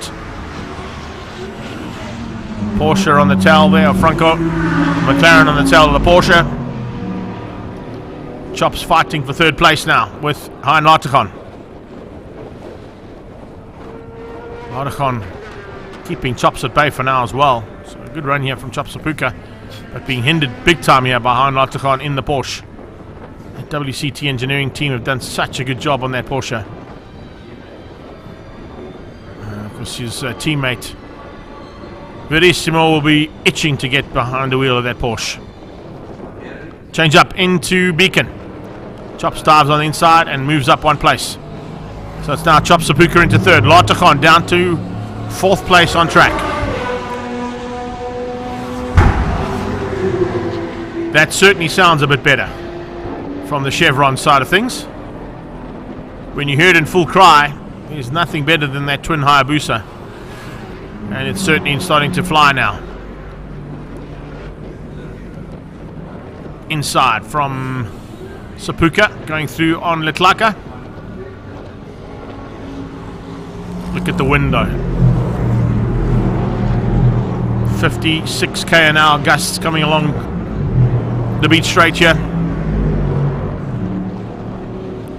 Definitely going to start to feel the effects of the wind at some point, particularly in an open cockpit. Gradwell being caught and reeled in now by the 3 car.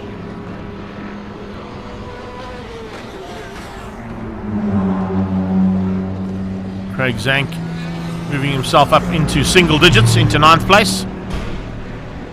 And possibly now into 8th as they head towards Potters, as he overtakes Sean Gradwell.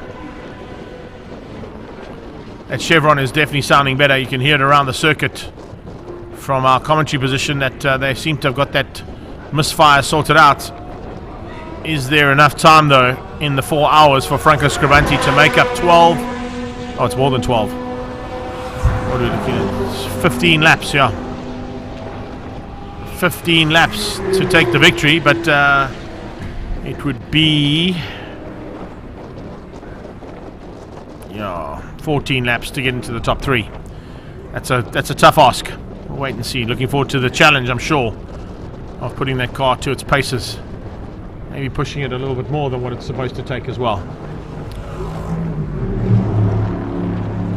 Reggie Roots still hangs on to the lead of the race. Arnie Neveling, second place. That's the Audi. And has the Audi got a problem? Darryl, looked like that Audi had a bit of a problem there, by the looks of things. I wonder if it's picked up a puncture. It looked like the back right was stepping out. And the Audi certainly looked like it had some kind of an issue. Bucketless Racing's Brad Scorer comes up onto the brakes into Beacon Corner. They've also lost a lot of ground there. Just watching to see as the Chevron comes up to Beacon. He's definitely flying much better. Yes, there's an issue. The Audi's slowing. There's a problem. The back right has blown. The back right tyre of Arnie Neveling's tyre. There it is. The tyre's off the wheel completely. The tyre goes sliding down into Beacon's exit point and onto the grass as Arnie peels into pit lane. There's a big problem there for the Audi. Looks like some parts of the car have also come off after the rubbing bodywork. And a change up there for first place and second place as Arnie Neveling had to come in for an emergency stop. The back tyre coming off the car completely. Franco Scavanti's got a chance now to possibly make up some ground. He's got 15 laps to make up, but that car is certainly firing a lot better than what it was. Richard Roots leads things out. It's Arnie Neveling who's in second. But he's not going to drop back because of having to go into pit lane after the tyre literally peeled off the wheel. Sapuka's up to second now. Latakhan to third. Something went wrong with the tyre change or whatever the tyre was on the back right of that Audi. It's done a bit of damage to the bodywork on the car as well.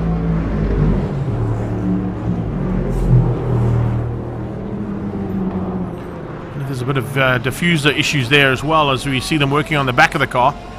Here comes Franco. Going to come past and not too much of competition there between a Super Cup Polo GTI and a Chevron B26 in full cry. Coming up on the second bucketless car just ahead of him as well of Rob Clark in the Mini.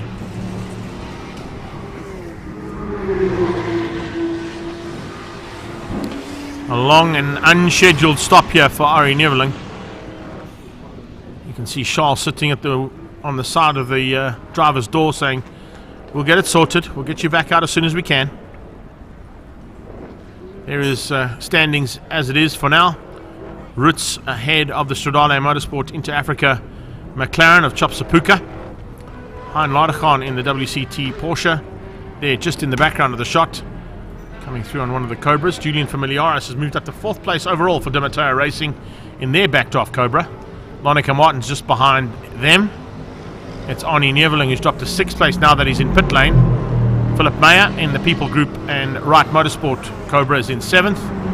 Zank Racing's Craig Zank is in 8th ahead of Sean Gradwell in the BMW. And Winterboer making up the top 10 in the 3rd of the Bucketless Racing entries.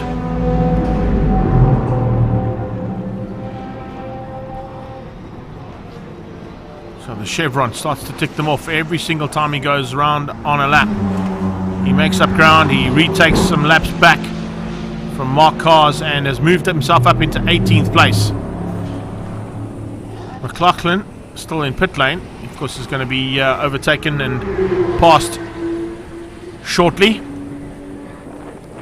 I see Harry looking on the back end a little bit concerned there. Harry Aranji is of course the team principal down at Stradale Motorsport. And looking a little concerned about what's happened to that Audi. That's Philip Meyer. Julian Familiaris. Here comes Franco Scavanti on the inside of the Cobra. Familiaris opens up the door, gives him some room.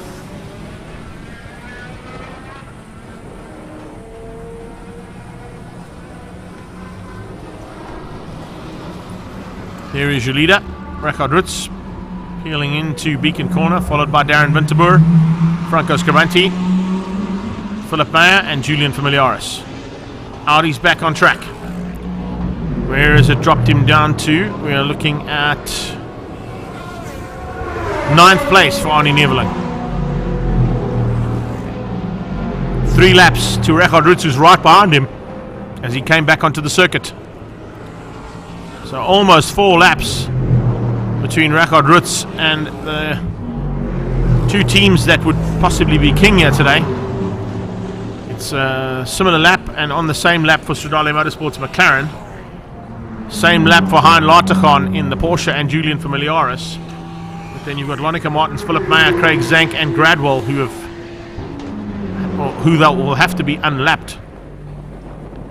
I'm just looking at the chevron. Headed into the gate corner. And that car certainly now firing like it should. Much better run now from Franco Scribanti, but a lot of work to do for him to make up the 18 or so laps he has to do to get back into contention for a top 3 overall. Chop Sapuka in second. Rechard Roots in the lead of this race, incredibly. Who would have thought at this point of this race we'd have a backdraft Cobra at the front of the field? And take nothing away from Rechard or from Steve, he didn't expect that car to be the lead backdraft Cobra, with the slightly more powerful one of McLaughlin's giving up the ghost and causing the first safety car.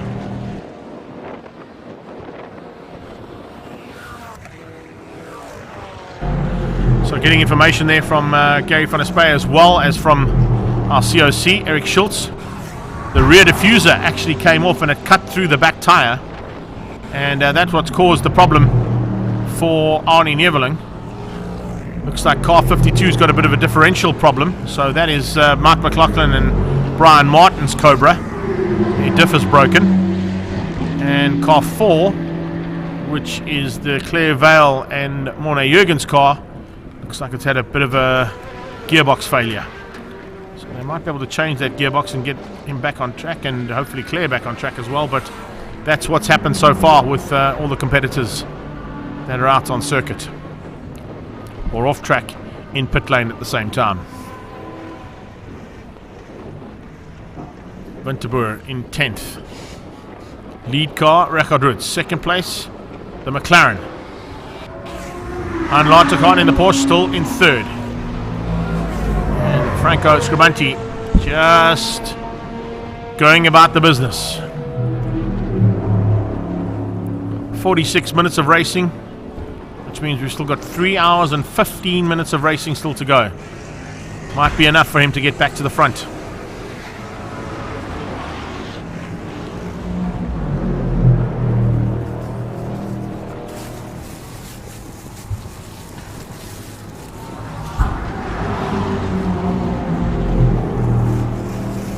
Sapuka also starting to make some ground back again. Trying to close that gap down onto Rechard Roots. Just keeps circulating.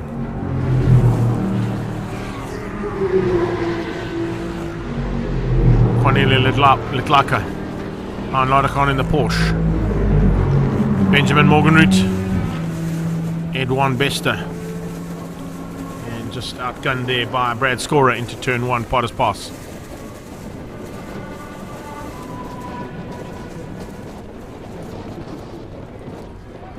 Good possibility with the lap times that are going around that Rechard will probably be caught and maybe passed by Chop Sapuka.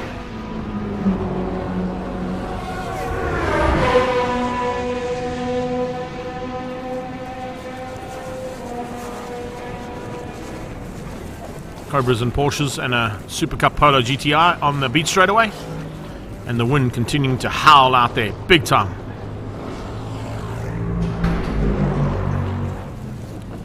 You'll feel the wind in every single motor car, of course, but in an open cockpit car you're going to certainly feel the buffering effect that happens with a big wind like it is here today at East London Grand Prix Circuit.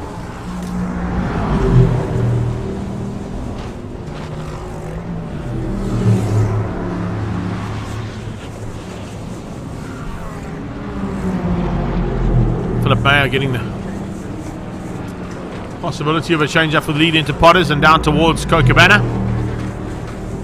Just watching around the circuit as well as what's happening on our screen here. And down towards Cochabana corner, the change up for the lead should be Chop Sapuka retaking the lead ahead of Record Roots, and that's exactly what's happened across the line.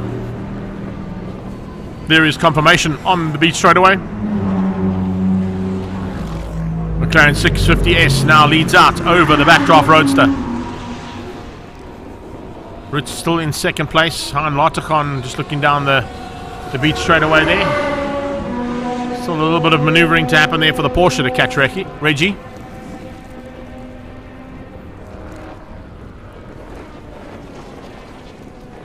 Reg would have loved the fact that he was leading this race for such a long time. There is Han Larticon coming into gate corner.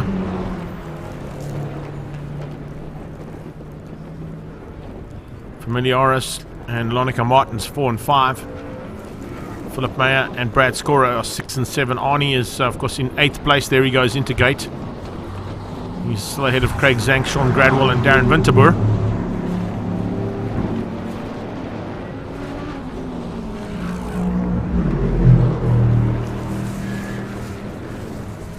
Lonica Martin's about to be overtaken on that high line out of the sweep. And Arnie just controlling things at the wheel of the R8 GT3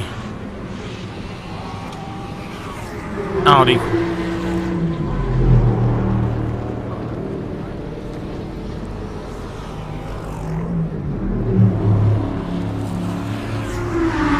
Julian Familiaris also having a good run so far for the Dimitar Racing Backdraft Cobra team.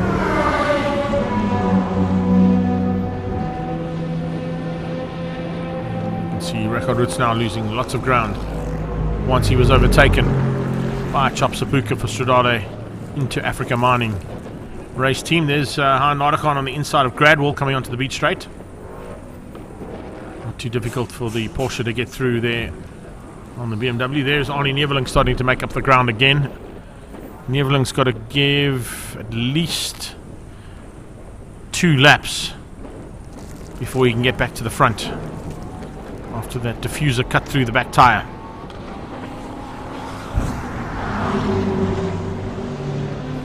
Winterboer, Meyer and Larticon. Pesty Racing Cobra onto the beach straight away.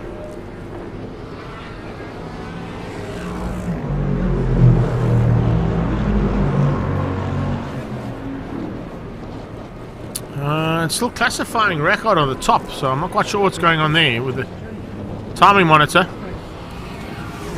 Maybe a couple of laps that weren't ticked off there, but Record still, according to the timing monitor, leading things out over Han Larticon and Chop Sapuka.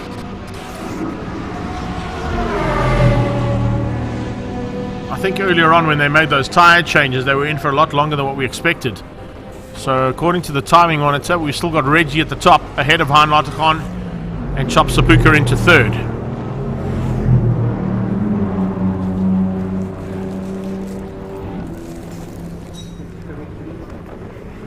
And once again we get a correction on that too.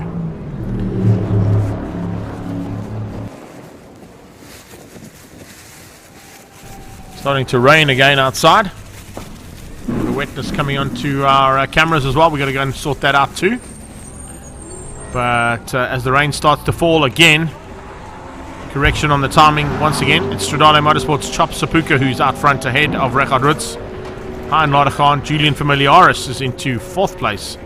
Lonica Martins, Philip Mayer, and then Arnie Neveling in 7th. Sure, Franco Sgrabanti diving on the inside of the sweep, going right through that big puddle.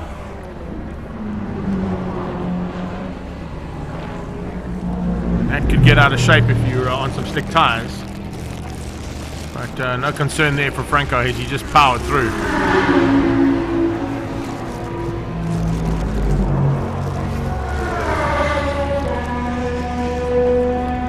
Pesty Racing comes into pit lane as well for a stop. Doesn't look like it's a scheduled one though. If the bonnet comes open on a pit stop, it's usually not a scheduled stop.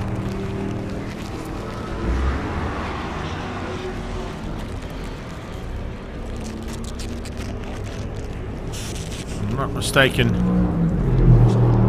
still Ed1 Bester at the wheel of that car.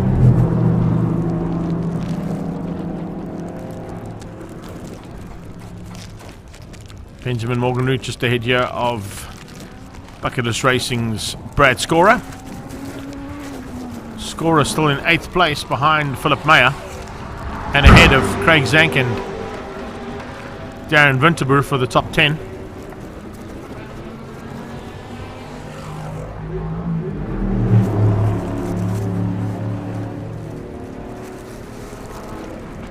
People Group and Wright Motorsport Cobra, and Philip Meyer at the wheel of that car at the moment.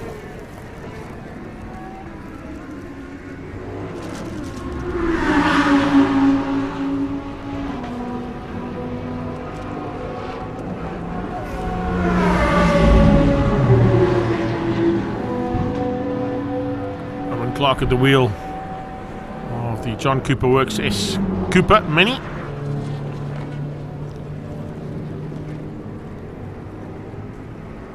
Reggie closing in on Hein Lartigan. In fact, no, other way around. Lartigan has just gone ahead of Rechard Ritz. But, they're on the same lap. So that was for position change there. Ritz now demoted down to 3rd place. Lartigan up to 2nd. And the chevron of Franco Scrimanti's gone through on both of those cars. Here comes Arnie Neveling as well into the complex. He's now gone from 7th place up into 6th place ahead of Philip Meyer.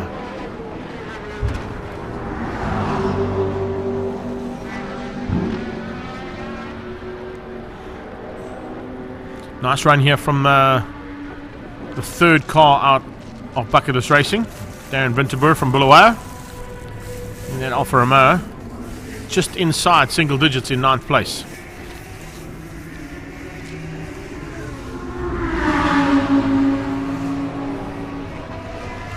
More action here from Franco Scrimanti as he crosses the line again.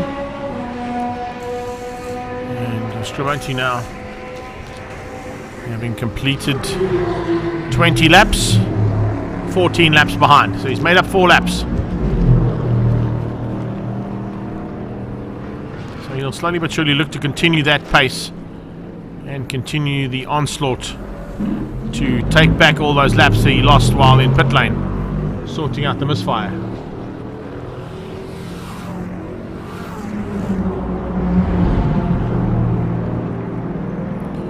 Racing Cobra's back on track as well. We just heard it go out of the pit lane. And there you can see Arnie Neveling. A little bit of a battle scar on the back end of that Audi.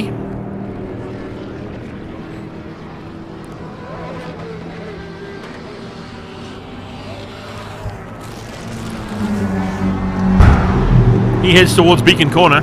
As these guys have already come out of it. Sapuka, the lead car, takes another lap back there on Brad Scorer.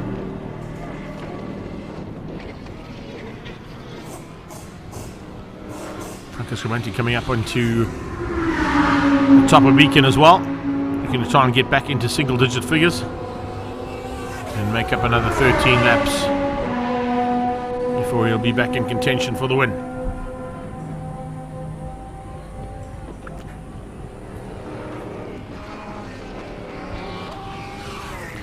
The one concern you're going to have here from Franco Scrimanti's point of view is running out of time. And what he doesn't want, of course, is safety cars. If there's safety cars now, it will foil his attempts to take back those laps that he lost while with that, dealing with that misfire.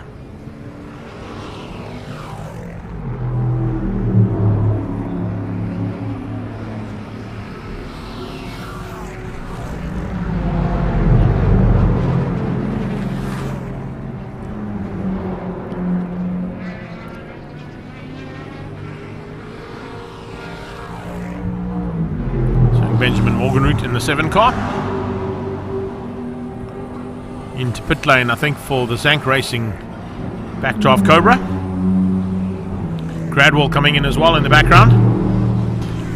Coming in for a stop there for the BMW team. Scrimanti with another lap in anger completed. It is Zank, yeah, Craig Zank coming in. And Gradwell comes through the pit box as well.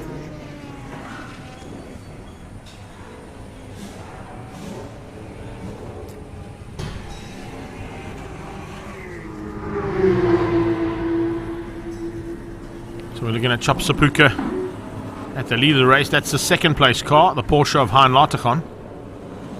Sapuka is into the complex. Latergan headed towards Potters. Both of them on the same lap. The only two cars that are on the same lap, other than Richard Rutz.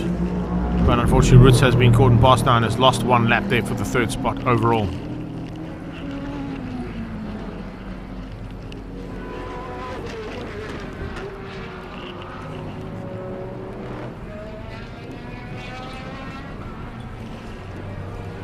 And a lap down there for Darren Winterboer and Philip Meyer. Meyer in 7th place, Winterboer down in 9th. Lap between them.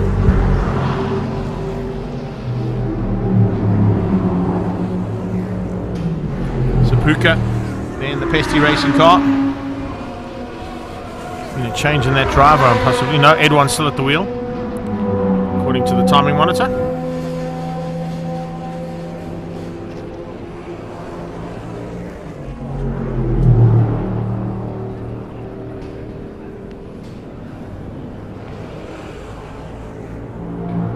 Just trying to pick up on any information that's been passed on via the various channels we're dealing with today, just in case you've missed something. Kwame McQueen has joined us for a bit of the coverage as well. Thanks for that, Quams.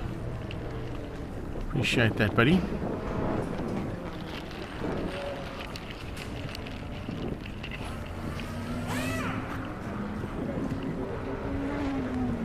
Nice little fight between Meyer and Winterboer, but the leader about to catch the both of them.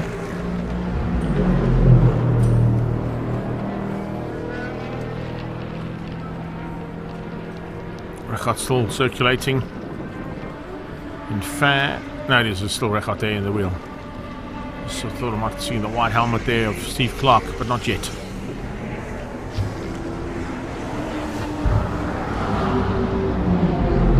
Grabanti going to complete this lap. And that's 24 laps of anger. Now still 14 laps down on the two lead cars. It's a tough ask to make up that amount of ground. Probably going to find here for Franco is that as much as he's making up ground on the slower cars, the quicker cars are still circulating at the same pace as what he is. So it's very difficult to make up ground on them unless they have some kind of an issue.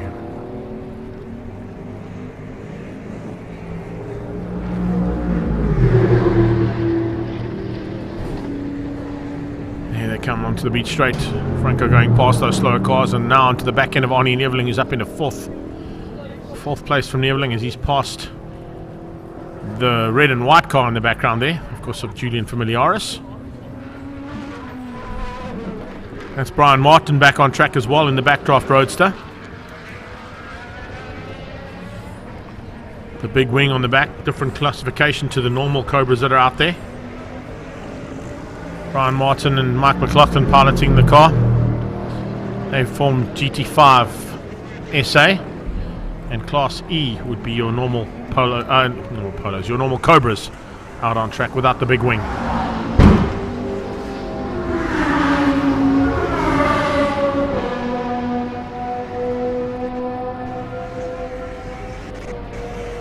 Yeah, exactly that. Aftermarket 69. I was just saying that to myself and mentioned it in the commentary. If there's no safety cars, Franco could make up that ground.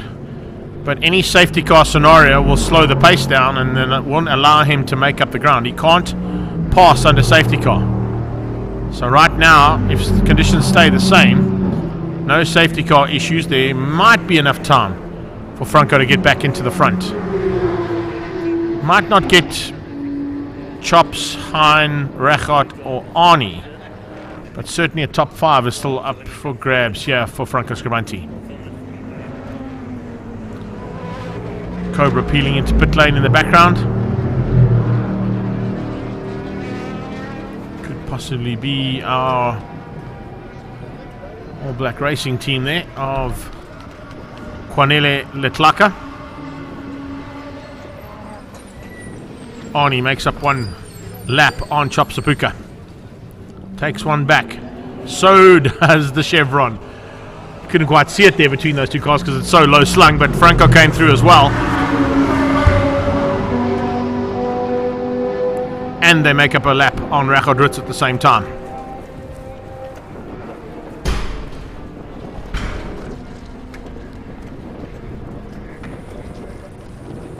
Ritz moves over, allows the chevron through. Will probably give a little bit of room there to Chop Sapuka by the time they get onto the brakes for Kokobana.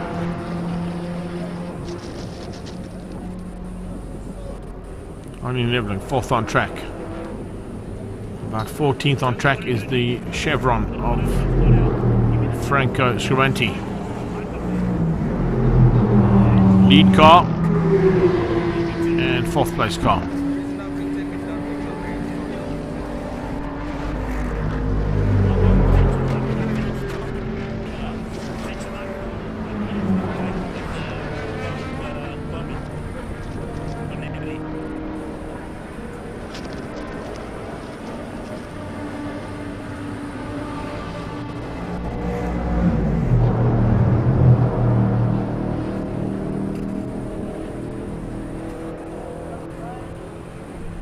Chop Sapuka still continuing to circulate. He's had a relatively easy run at it so far.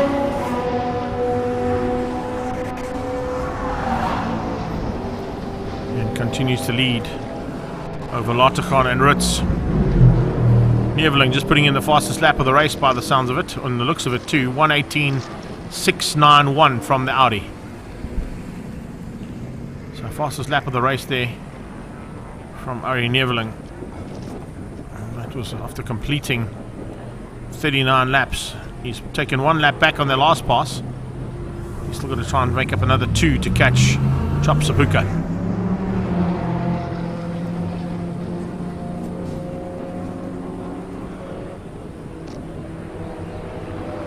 Seems determined enough.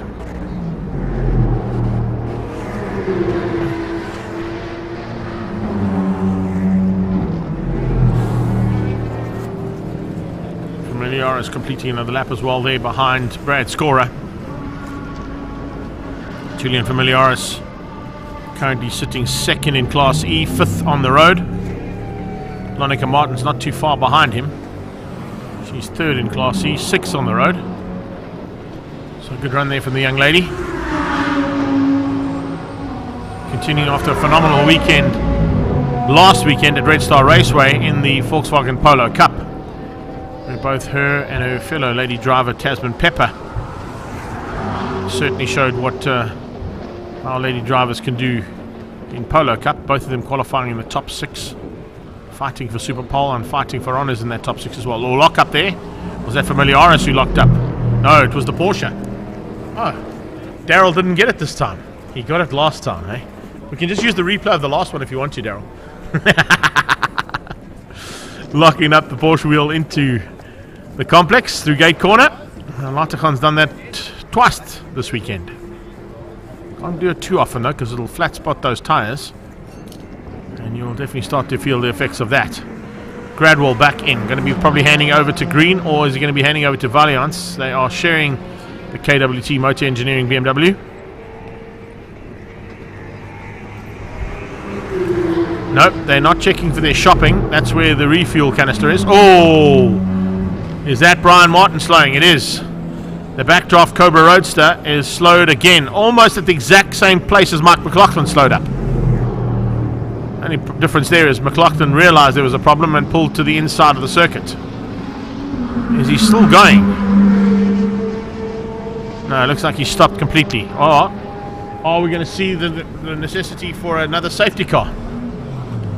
I think it might be the case. Safety car has been deployed. And he's going to pick up on the leader. Perfect timing and great deployment from the safety car. Sapuka should be behind the safety car. Oh, they missed him. I think Chop Sapuka thought that Michael Toner was waving him through there.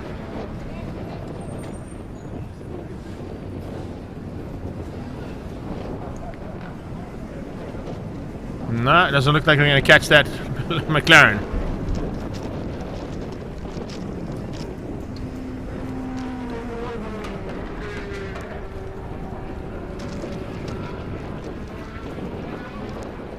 Yeah, I think Chops saw the safety car and the gesticulations there from Mike Altona to wave the other drivers through, and he went through with them.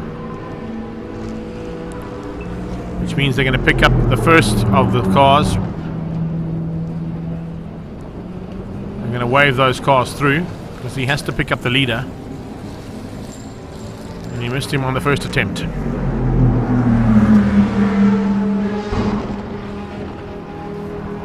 The P-Series Bucky is on its way to collect for the second time today the backdraft Cobra Roadster.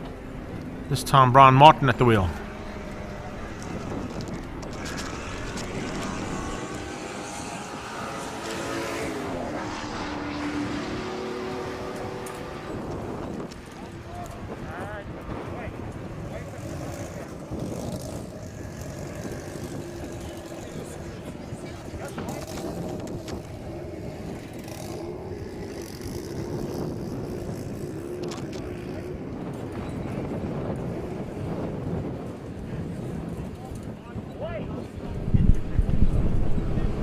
Not quite though. Just standing up. No, thank you, buddy. Because of being almost 5 hours in the seat here, and starting to feel the effects there on the rear end.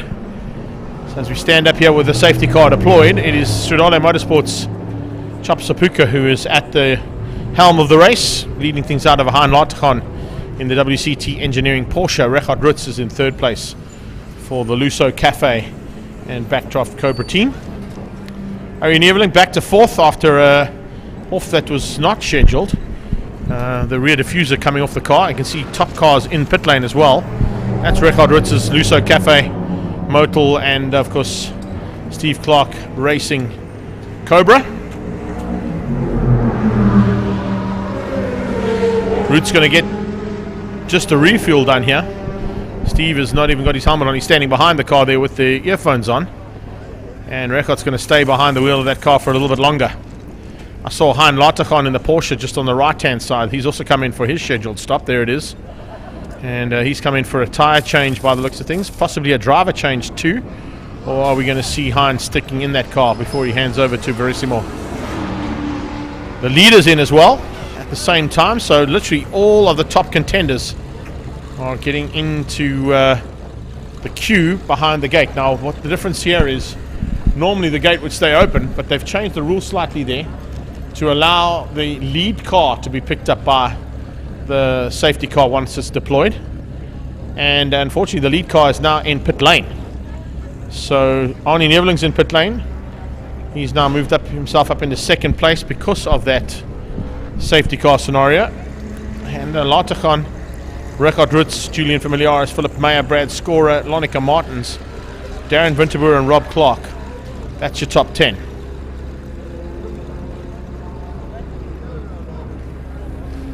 Once again, the backdraft Roadster being returned back to pit lane behind that P-Series Bucky from Haval Edenvale.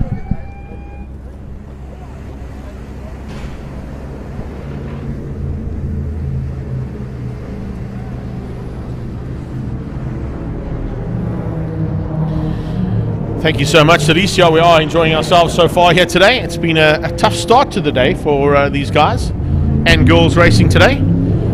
But unfortunately, weather conditions have changed up again and the rain has stopped yet again. We've got dry conditions, pit lane has reopened, and the cars are now going to resume behind the safety car in the train.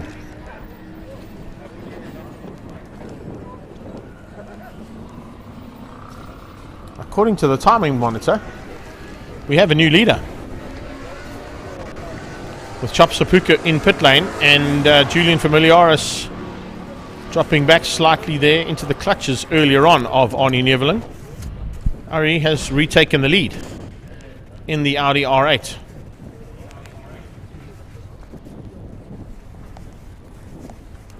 So a little bit of a change up there. Hope you've enjoyed all the action we brought you so far for today. Massive thanks to our friends at Link Online.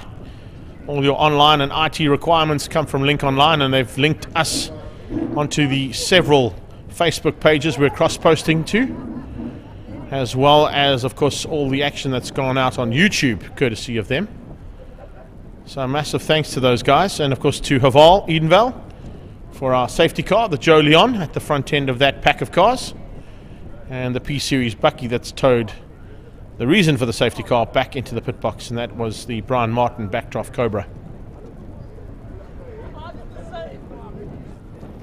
Thiessen's generators, of course, supplying us the power that we don't go down, and we can continue to do what we're doing here from our live stream feed on Facebook and YouTube. Massive thanks to all of you guys as well who are out there watching us.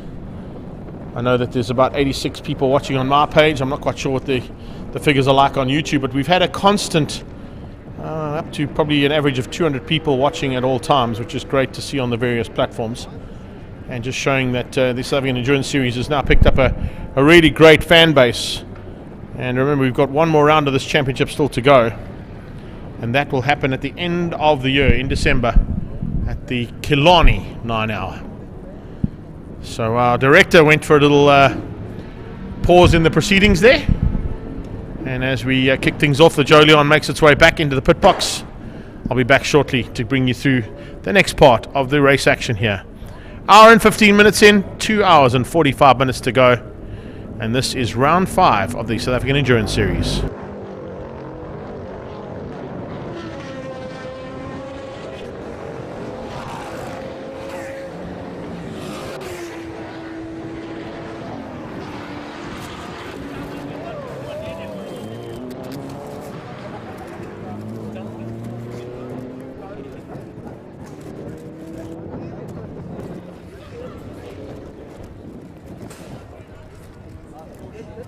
Okay, let's just pause that for a second. As soon as you want to go for a relief break, then you have an incident that happens on circuit, and it looks like it's between Cornelia Letlaka and the People Group Cobra just coming together there into Potter's Pass. Onto the beach straight, and a whole bunch of traffic for the quicker cars to get through. I'll see if Paul can pick up on an action replay for you and maybe show you. Here we go. Headed down into turn 1 Potter's Pass. Cornelia Letlaka clipping the back end of the People Group Cobra, and wow, Franco Scribanti so lucky to survive that. That could have ended up in tears because he was on the inside of those two cars. We saw Philip Meyer come across to get past the slower driver, and Franco was trying to go on his inside. He backed out of it, fortunately, and very lucky to survive. As I said, incident that could have ended the race there for all three of those cars. So great driving from Franco to avoid a very, very potentially dangerous situation. And in order for me, Gary's down in pit lane, so let's go down into pit lane and find out some news from Gary while I go and take a little relief break. Cornelia, after visiting us a lot of times and spending time with your brother Kolile, you finally managed to get in. You've got a car going. The most unusual thing about your team is you're a complete team of color. The whole South Africa. Take us through your first stint. Yes, well, Gary, indeed, man. When Tony made the call and he said, guys, look, I'm looking at transforming this industry. Where do we start? How can we get this going? And as you know, with my brother Kolile, he's a big guy of putting the hand down and helping guys up and saying, look, this is a sport which is for the privileged. How can we get this involved in the sport? And look, this weekend from yesterday today has been an amazing experience. Like you say, man, it's a first team of color, right from the team manager to the engineers to the technicians to the drivers. And all we say to all the little girls and boys out there who want to get into motorsport, it is possible to do it. You got to dream it, live your dream, and we try everything to try get those little kids and make sure that they fulfill their dreams. Now, I'll ask you, your teammate is a lot younger than you. He's been at the drive in a couple other series. Is this the first time you've actually got close enough to your teammate to actually work out something? Indeed. I met the youngster only on Thursday when we arrived here in East London. And prior to that, we had a couple of chats on the phone, and just his story, his enthusiasm, his eagerness to want to be part of this team really set apart. And I said, look, this is what I'm going to get involved with. Young boy from Motherwell, he did everything that he could do to get into the polos. He drives the 1.2, the Golf out in Port Elizabeth. And look, Gary, it's an amazing story that Kolela has. And one day I think you should sit down with him and let him go through how he actually found himself sitting behind one of these backdrops. Well, hopefully, if we're lucky, at your next driver change, I'm going to try and get an interview with him as well. Awesome, man. That would be great. Thank you, brilliant. Thanks very much. Guys and Greg, back to you to the studio. Thanks, Gary, for catching up with Cornelia Letlaka there and taking us through the incredible story, as you can hear there, for his teammate who was involved in action as soon as he climbed in the car. He literally made his way down towards Potters for the first time out, and Zolele Lengwuwa, an incredible drive there from him to survive a potentially race-ending crash right from the word go. So Zolele, well done to you, buddy, getting back out there and in amongst a field of very competitive drivers, and very lucky to survive a near race-ending incident as soon as he got on track. Speaking of on track, cars coming on track and out of pit lane all the time. Let's have a look and see how things are standing now, with Arnie Neveling leading things out. And of course, at this point in time, also a bit of a change-up for how things have gone for the top end of the field, with Neveling ahead of the Stradala entry of Chop Sapuka. There it is on screen at the moment as well. I know Mike Rowe was asking from Volkswagen Motorsport for a heads-up on that top 10. I'm just giving him as much as I can. It's Arnie Neveling from Chop Sapuka, Hein Latergaan, Richard Rutz, Julian Familiaris, and of course he's ahead of Brad Scorer, Darren Winterberg, Philip Meyer, Benjamin Morganhout and Rob Clark. Change up there between Clark and Morganhout as they cross the line as well. Look at the progress being made by Franco Scribanti. 37 laps, he's now still 14 on the leaders, but he's only 10 behind second, third and fourth place. So he's making up ground here rapidly, is Franco Scribanti, and remember, he's still got to climb out the car and hand over the duties for the second half of the race to Jason Campos, who could potentially also go through this field like the hot knife through butter and make up a lot of ground in the second half of this 4 hour. We've got an hour and 21 minutes of racing done. We've got 2 hours and 40 minutes of racing still to come your way. This is round 5 of the South African Endurance Series.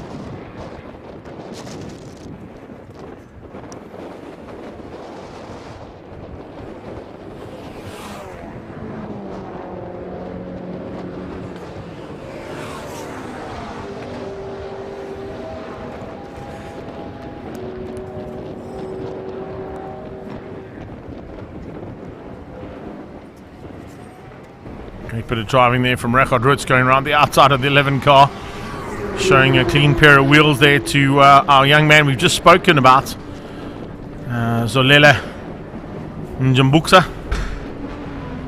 Nice run there from the man partnering up with Cornelia Letlaka, Zolele Letlaka's brother. Superb to see some new faces in racing, particularly in the days and times we're involved with motorsport at the moment, with the whole COVID scenario and no spectators still allowed at the circuits. But as I mentioned earlier on in the day's commentary, hopefully that'll be changing in the very near future. All dependent, of course, on South Africans continuing to fight the fight for COVID, and hopefully with the initiation of those vaccine passports, it'll open up sport like it has all around the world, and opportunities for us to get back into racing with spectators again.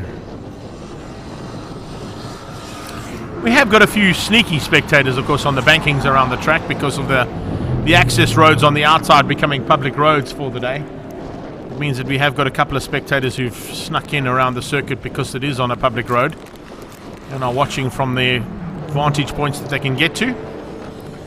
But officially, unfortunately, no spectators still allowed at any sporting events around the country.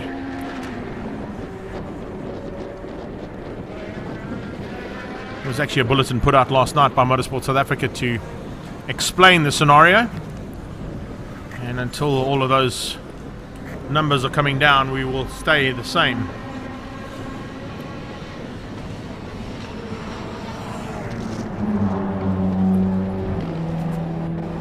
But hopefully not for the too distant future.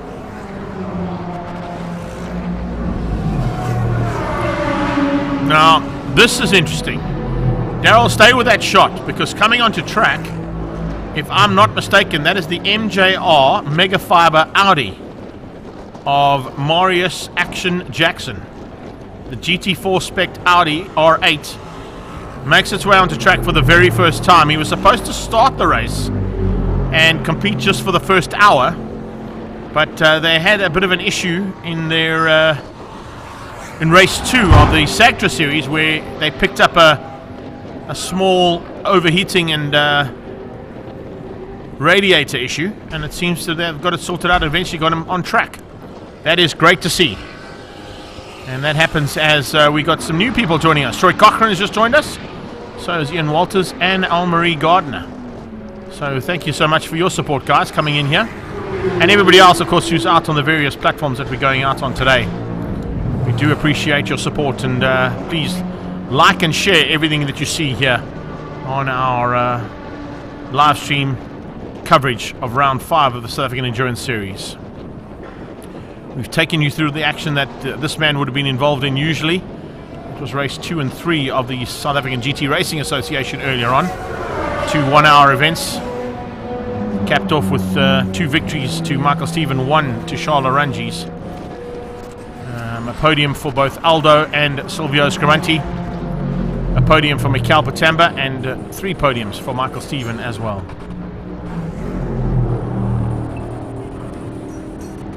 MJR Mega Fiber Audi is on track and completes its first lap in anger for a while. The other Audi of Arnie Neveling, who is of course our lead car at this stage, I don't know if he's going to lose the lead. I don't think he won't. I don't think he will. No, he might have. Yes, he has. Chop Sabuka has retaken the lead over his teammate.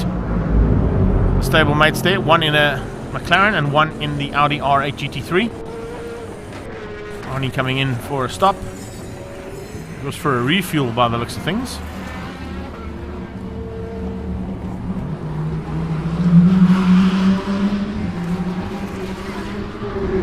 But he's back on track as the Cobras go at it. Down towards Cochabana. Pesty Racing Cobra there. 262 still, Edwan at the wheel. I think that was with Zolele Njambuksa. Zolele Njambuksa being outgunned there by Edwan Bester, and just behind them the 4th Cobra involved, or 3rd Cobra involved in that battle. Neveling back on track into 2nd place now. He's still ahead of Hein Lartigan. Lartigan was nearly able to make up the 1 lap differential he had to.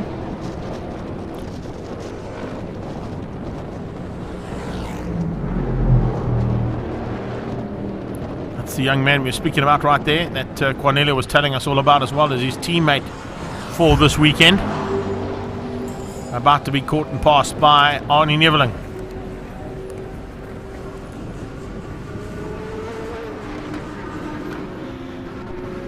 Neveling gets through relatively unscathed. No worries at all for him. Lartigan going to do the same thing up into Beacon Corner. Pesty Racing's Edwan Bester comes into pit lane. Again. They've had a lot of time in pit lane. Yeah, you're not wrong there, Paulie. MJR also in the Mega Fiber Audi, coming in probably just for a check to say, yes, everything's good to go. Let's get back out on track and let's go and have some fun.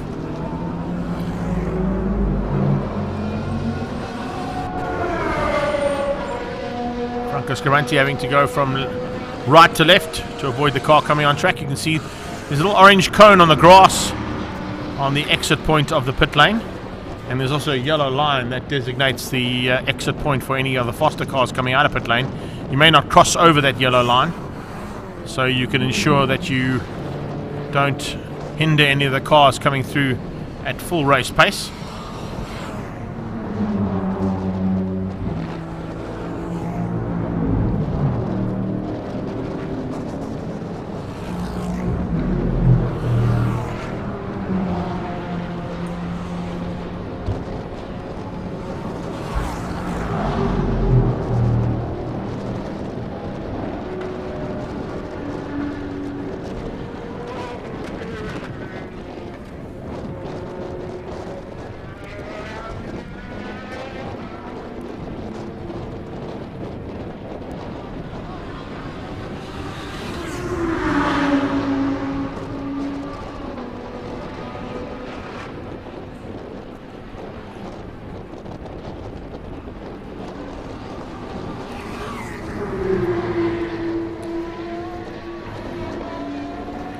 Arnie is certainly looking to make up ground on Chop Sapuka.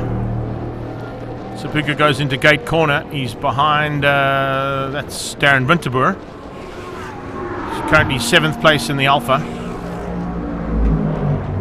Just trying to see, are all 3 of those Bucketless Racing cars in the top 10? Scorer, Winterboer, Clark, yes they are. And running in numerical order, 6, 7, 8. 212, 312, and number 12. Should be 112, I suppose, eh? They're all running the 100 numbers. Phenomenal effort here from Record Roots, I've got to say. Sitting currently 4th overall and led the race for probably 10, 12 laps before our first safety car scenario. He's got Chop Sapuka about to pass him and put another lap into the Luso Cafe Motul and Steve Clark Racing Cobra.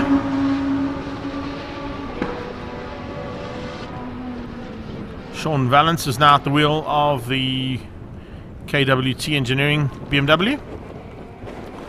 Grey one heading into gate corner. I think there's a change up for the Zank car as well. Yeah, I think Len Marshall has now climbed into Craig Zank's backdraft Cobra.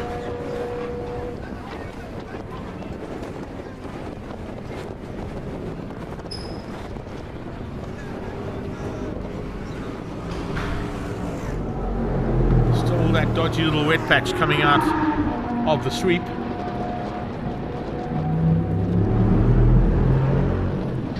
Zolele comes through to complete another lap. Great effort there from that young man. First time out in a race car and doing a superb job as part of actually what is an all-black team there in the South African Endurance Series.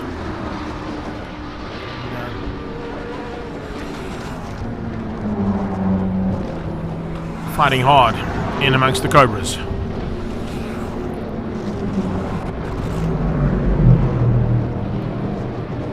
Lardacon.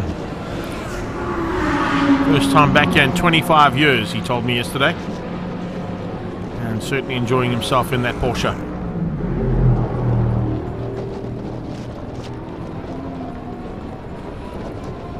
Then Marshall getting lapped by Arnie Neveling.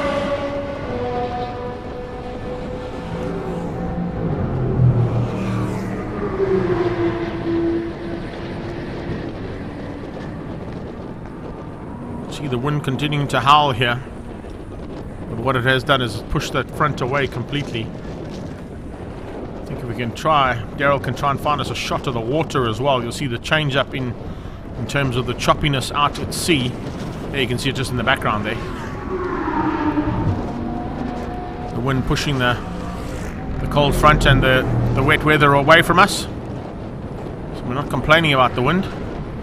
But if you're in an open cockpit, you're going to start to complain about it by this stage. The buffering effect on the body definitely starts to take its effect.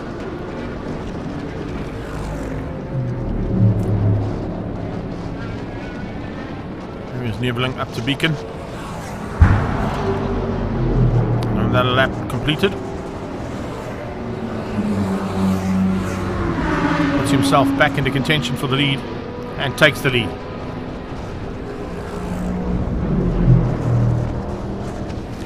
Taking the lead over that Chop Sapuka.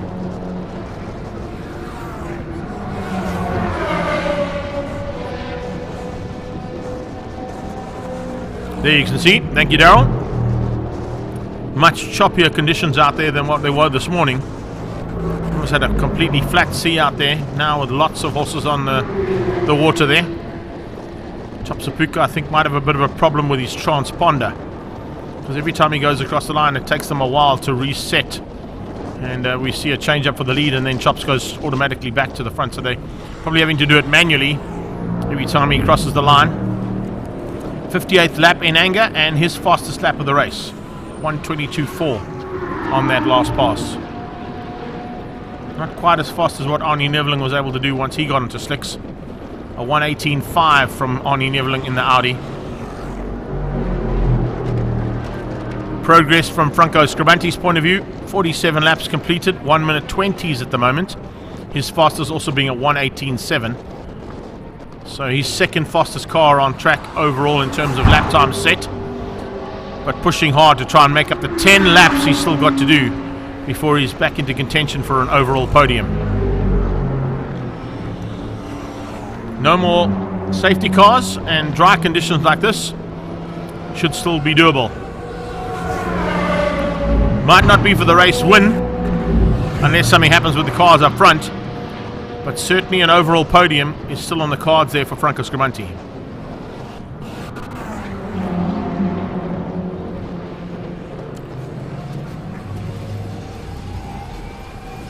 Formation flying here for Bucketless Racing. Alfa Romeo piloted by Darren Winterberg, behind him Rob Clark in the John Cooper Works Mini Cooper S. Just up the road from them is that man, Brad Scorer, in the Super Cup Polo GTI, making some room there for Franco Scribanti as he takes a lap back on the Scorer car.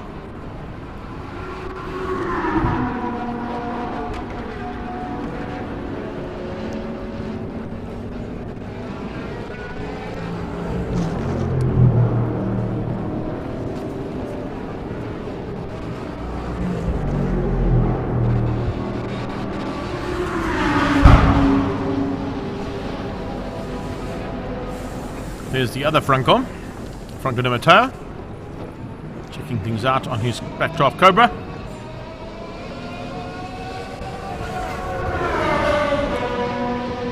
I think Julian Familiaris will stay at the wheel of that car for now.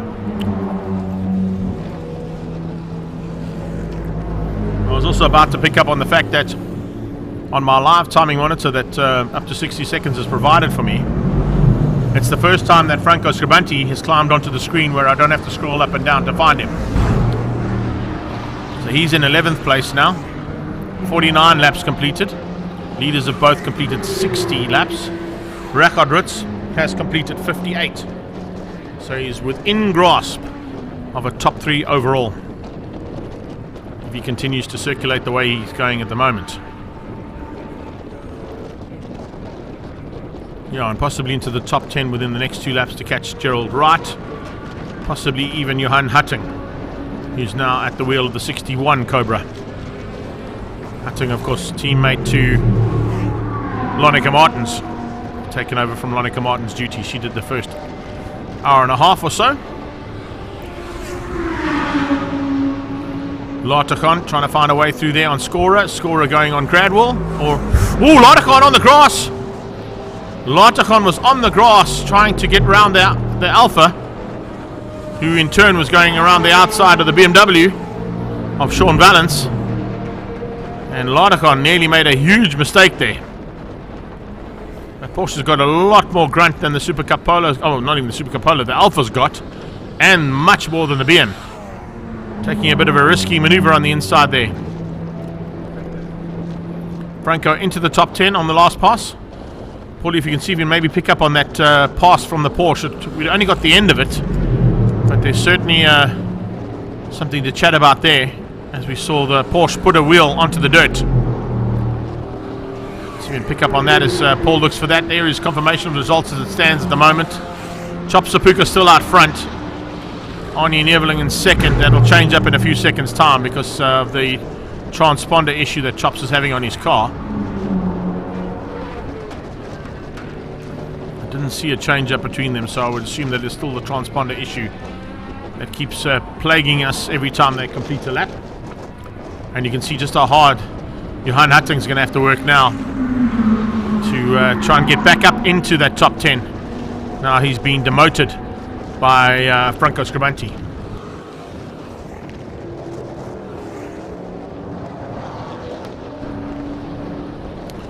So Rachard Rutz still at the wheel of his machine, doing a superb job in that top 5 overall. He's in 4th place at the moment. Latachan coming through there just ahead of the Dimateo Racing Cobra of Julian Familiaris.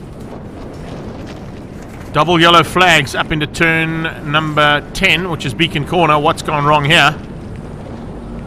Double yellows and possible safety car by the sounds of things too.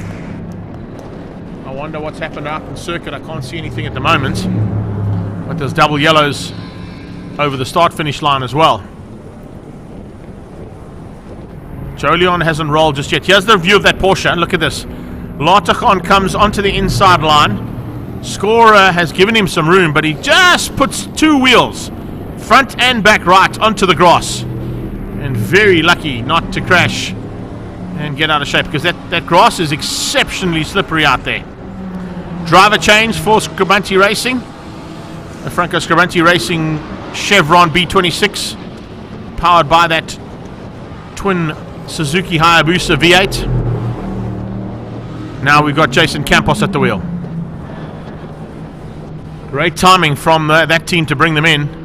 Safety car has been deployed, but it hasn't picked up on the leader just yet. The leader, according to the timing monitor, stays Arnie Neveling. And that's the MJR car of Marius Jackson. So he'll wait to pick up on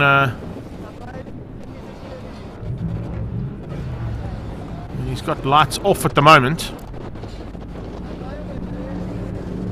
And now the hazard's gone. It's not that Audi he's got to find, it's the other Audi he's got to find. But the P-Series Bucky makes its way down to wherever the incident has happened. We haven't got it on our cameras at this stage. Possibly out of Cochabana again in our blind spot. There's been a couple of incidents down there. No, there it is. Is it the Cobra again?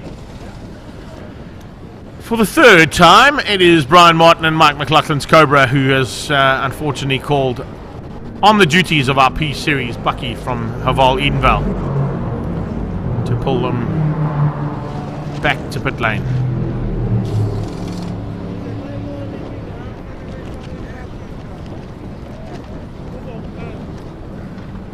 So Neveling is in pit lane at the moment, but is the pit gate closed? We need to see if we can pick on that, please, Daryl. Is the pit gate closed? Because if the pit gate is closed and they continue to circulate, it is closed. If they continue to circulate, we're going to see a change up in the lead again. Chop Sapuka will be taking the lead back from Arnie Neveling. No, he won't, because there's Neveling there. He got out just before they shut the pit gate. So Neveling stays in the front of this race. There he is, crossing the line. I was just concerned that they had not got out before the pit gate closed. And the reason for the pit gate closing is they want everybody to form up behind the leader, and if you're in pit lane you join the queue. I'll wave Latachan through, and they will wave Scorer through as well. As they come through onto the beach straight away, you can see BMW gets waved through as well, and behind that Cobra, and then the Mini, and then they will pick up on the lead car of Ari Neveling. They're going to accelerate there to try and get Neveling and tell him. No, there we go. Neveling seen him and slots in behind him. There we go. They've picked up on the lead car now.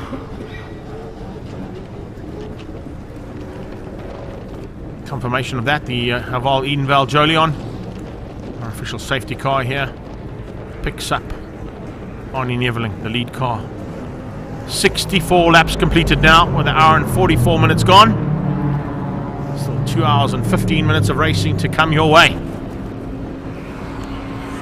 Tell us a bit more about that Giulietta. Okay, I'll do that for you, Gino. Gino Fabri coming to ask us questions about the Giulietta. I can tell you the Giulietta was piloted initially by Brad Scorer. They had a bit of an outing with us for a while, the Alfa Romeo South Africa contingent, and of course they were our official safety car and vehicle suppliers for a long time, so it's good to see that car still in there. It's part of the Backdraft Racing team, or not Backdraft Racing, Bucketless Racing team. I'm trying to remember all these teams and what they can and can't do. And Giulietta is a really good little car. It's spent a couple of times, as I said, in race trim in various formats, but now with Bucketless Racing. It's part of the Chrysler, Alfa and Jeep group here in South Africa. I think in 2011 it was 2010, 2011 it was European Car of the Year, if I'm not mistaken. So trying to bring all the information that I know about that Giulietta out into the mix here for a bit. But as I said, it was all part and parcel of original race team in the Bucketless Racing, and of course with the Alfa Romeo and the Mopar race team that raced initially. Then Chris Budnick bought that car and added it to his stable in Bucketless Racing to join up with the John Cooper Works Mini Cooper S that Robin Clark is piloting today at the moment. And of course the other teammate and team car in that Bucketless Racing team is Mikhail Patamba and Brad Scorer. Scorer at the wheel of the Super Cup Polo GTI.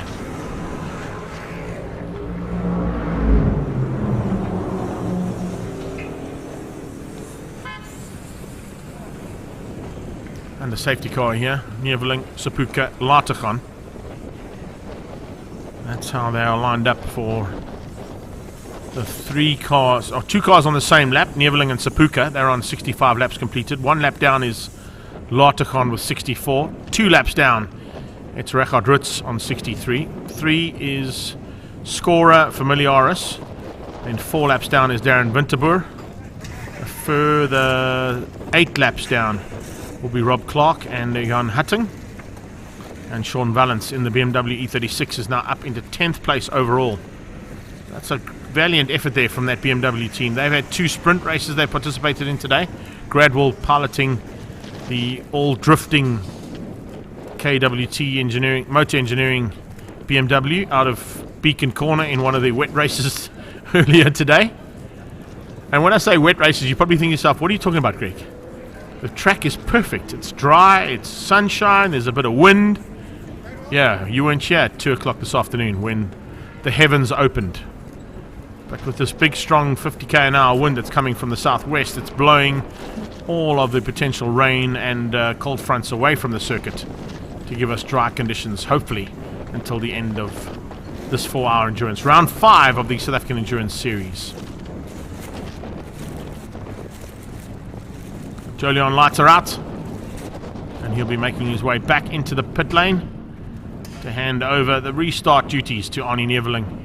And it's Audi formation flying across the line now to restart this part of what has been an hour and 50 minutes of racing so far.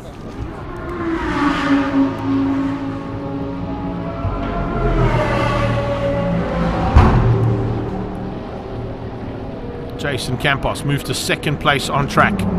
Ideal positioning there for Jason Campos and Chop Sapuka. The 2 of them getting through on, is that still Philip Mayer at the wheel? Dean Wilson now. Dean Wilson at the wheel of the People Group Cobra. So they've got now a clean track for at least 2.5 laps. It'll give Arnie a chance to open up the gap. It's going to give Jason a chance to close that gap down, because during that time Of course, with the driver change, Jason Campos has dropped back slightly. So 52 plays 66. It's 12 laps. They lost 2 laps in that pit stop. And under the safety car, that was quite a big drop off, or drop off, I should say, there for the number 1 car.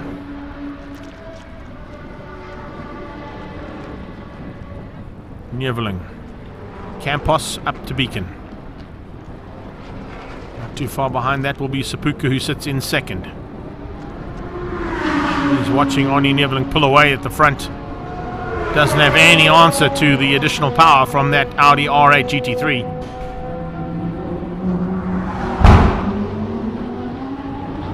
Tino Fabri, I hope that was enough information that you were looking for on the Giulietta. It's all I could think of in the top of my mind.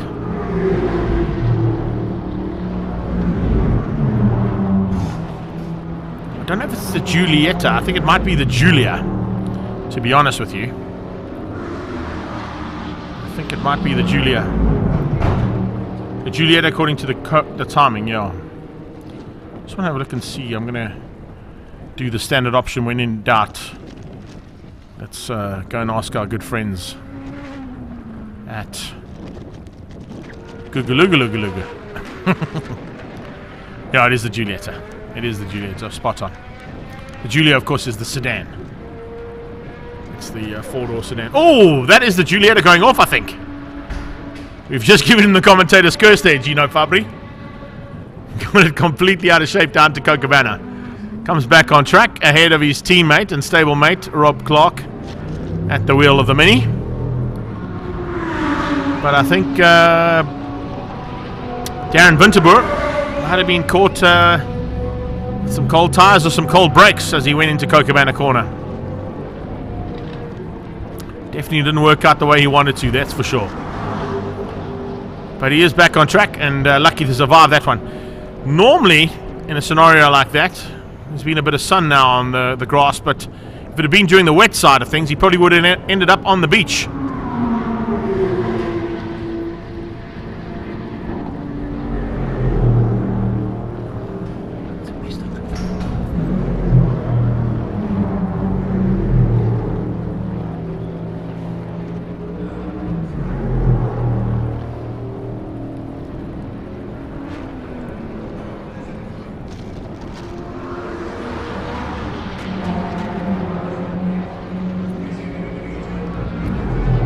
Gino Fabri, I think I might just have. I'll just refrain from commenting on your questions and answers for a little while, okay? Because we nearly cost that Alpha a bit of an issue there. Needless to say, that's the beauty of what we're doing here on our live stream coverage. We love the fact that we can interact with our public and the fans that are watching from all around the world. I know Paul's been watching on some of the other pages. I don't know if there's any calls or questions for the other pages there, Paulie, but I've kind of tried to give everybody a shot at the cake if they've asked a question or they've got a query on some of the things that are happening out there. Even when they sent to me via WhatsApp from Michael Rowe. And of course he's watching from Cape Town, if I'm not mistaken. Spinner down at Cochabana. It's our new man to racing, Zolele. Njambuksa, get it completely wrong, but fortunately gets back on track at Cochabana corner. And he will make his way around again, just learning the tender art of nursing a Cobra around the East London Grand Prix circuit. Not an easy thing to do. Any race car around here is a handful. You are working frantically. You've got some high-speed corners, you've got some high-speed action that happens. You've got the potential of running wide like we just saw. I think that might have been Len Marshall who ran wide there and put a wheel into the wet stuff on the outside of Cochabana. Where is the 3 Cobra on my timing monitor? Oh, it's Craig Zank. Apologies there, Len. I'll pass on the blame there to Craig Zank, who is now in 14th place and back in the car. Here is Zolele. Zolele Njambuksa. Fantastic run so from him so far. Yeah, best ever. Interactive TV, do you know? Interactive TV is what we like to do. We want you guys to be giving us information, feeding us information. If we get it wrong, tell us. You don't normally get told when we get it wrong, when you're doing live commentary at the racetrack. You might have a mom and dad come up to you afterwards and say, "Oh, you didn't call my son by the right name." Try and get it as much as possible in the correct format here on our live stream coverage.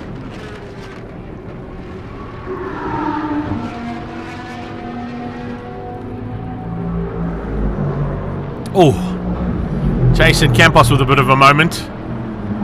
Coming up on the back end of the Porsche. It's a nice little fight here.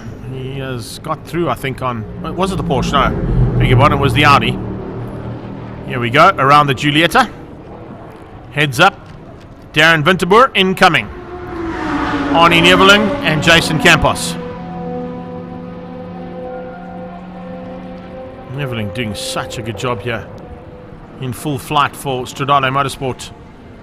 That Audi R8 GT3 is just a really spectacular car. They've had one little issue. The diffuser came loose and tore into the back right tyre, which actually ripped it right off the wheel. And had to come in for a while. It looked like they might have been out for a long, long time, but you can see the caliber of Arnie Neveling and his ability to get pace out of that Audi R8. And by doing so, he's brought himself to the front end of the field again and leads things heading into almost the halfway stage. We've got about 4 minutes and some change left until we get to halfway. And Jason Campos now trying to get in the mix there and find a way through on the slower traffic.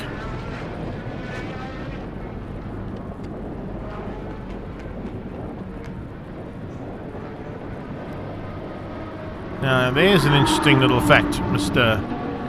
Bedford. I'm looking at the timing monitor. I don't see a number 2 Cobra, but I certainly saw a number 2 Cobra going through our shot there.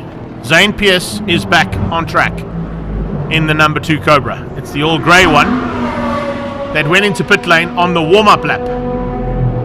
So we mistook it for Richard Ruitz. It's the second grey Cobra of Zane Pierce, and he's back on track there on that last shot. So looks like whatever the issue was on that backdraft Roadster, they've got it sorted. Down in 20th place, and 12 laps they've now completed as opposed to the 72 that the leader's done. So 60 laps back with 2 hours to go. My money's on them, Paulie. My money's on them. Who else is going to follow me there? Gino, I know you'll probably give me some money on that, eh? Come on now. Don't be scared. Zane Pierce back into the hunt. 60 laps back. What speed do they go through Potters? It depends on what car you're asking there, Jan Dolfling. Oh, man, there's a problem. Okay, I'll come back to you on that one, because the speed right now is not a case of the hot speed, it's the hotness behind the car. The twin Hayabusa Suzuki has given up the ghost, and Jason Campos has got some major issues. The back end of that car is on fire. And hopefully Jay's going to be able to get out the car quickly, because that car is lighting up at the back end there. Marshall's running across to get the fire extinguishers on. Great work from the Marshal to get across and into the assistance of Jason Campos. Campos battling to get out the car. He is not out the car yet. And the Marshal's just continuing to douse the flames on that burning Chevron B26. That is a massive moment there. I'm not quite sure what's gone wrong. That misfire has now turned into a massive fire. It's no longer a misfire, it's a big fire. And as much as they're trying to put the flames out, you can see the wind is not helping. It's just absolutely adding to the flames on the back end of that car. Eating into the technology. They've just, whichever way they're throwing it, the flames are just being assisted by the air being pumped into the back of that car by the massive amounts of wind blowing around the circuit at the moment. No matter what the marshals are doing, they just cannot get that fire out. They're working frantically to get it out. There's going to be a safety car scenario for sure, and the P-Series Bucky will be called into action again. But look at that. They are really battling to get that car out. Looking for some more assistance from the marshals and some more fire extinguishers. They've put out 4 fire extinguishers to the car and it's still not out. And it's not because they haven't tried to get that flame out. Unfortunately, it's the wind that is blowing and feeding the fire. Unbelievable scenes here on the side of the circuit here at East London Grand Prix circuit.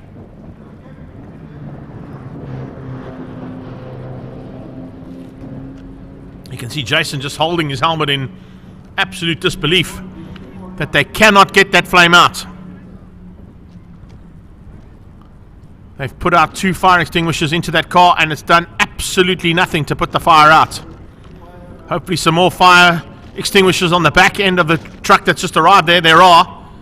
And here we go. Hopefully this will get that fire sorted. Even Jason Campos has gone to get an extinguisher.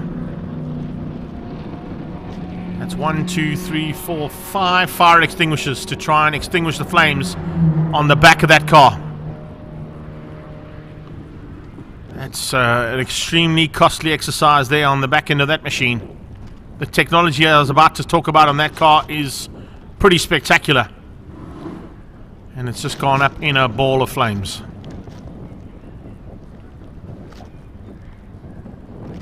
Definitely not what you want to be seeing.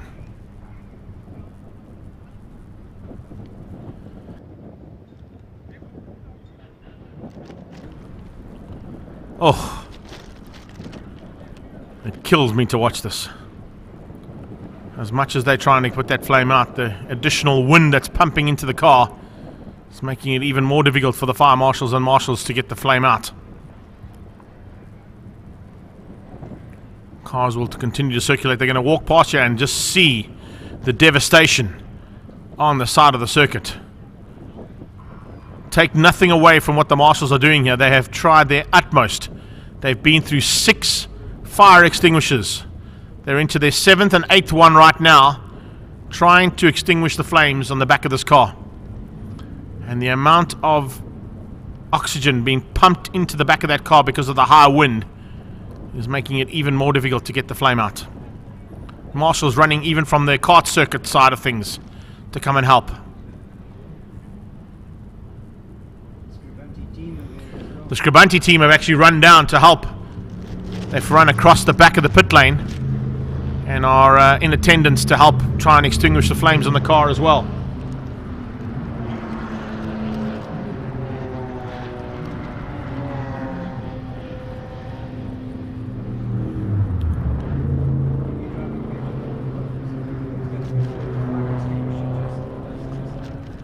I'm not in the P series, Bucky, fortunately, Paul. I'll be driving back in the Jolion. But it looks like there's a bit of fire extinguishers. I think they may have used almost all the fire extinguishers available at the 4 corners either side of that car's demise.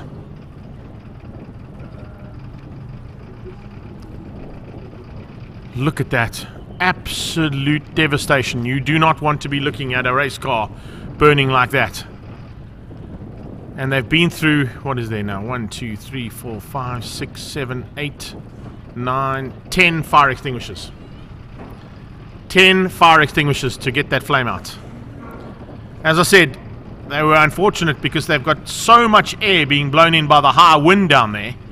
The flames were just being aided and given fuel for fire by the oxygen being pumped into the back of the car. And no matter what the fire extinguishers were doing, the wind was higher and the bigger pressure than the fire extinguishers ever were. So we've got a bit of scenario that could be a while to resolve. Gary's down in pit lane. Let's go and have a quick chat to him, see what information he's found out while he's in pit lane. Gary, down to you, buddy.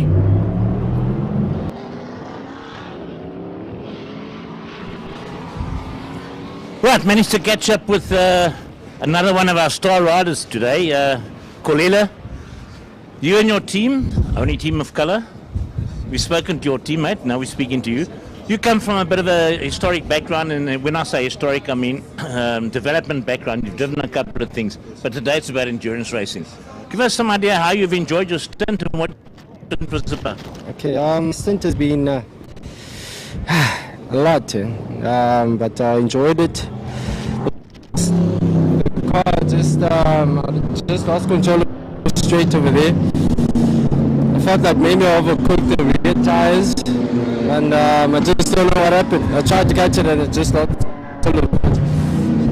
Now, being your first endurance race, are you and the teammate planning to carry on doing this a bit more, or have you got other plans?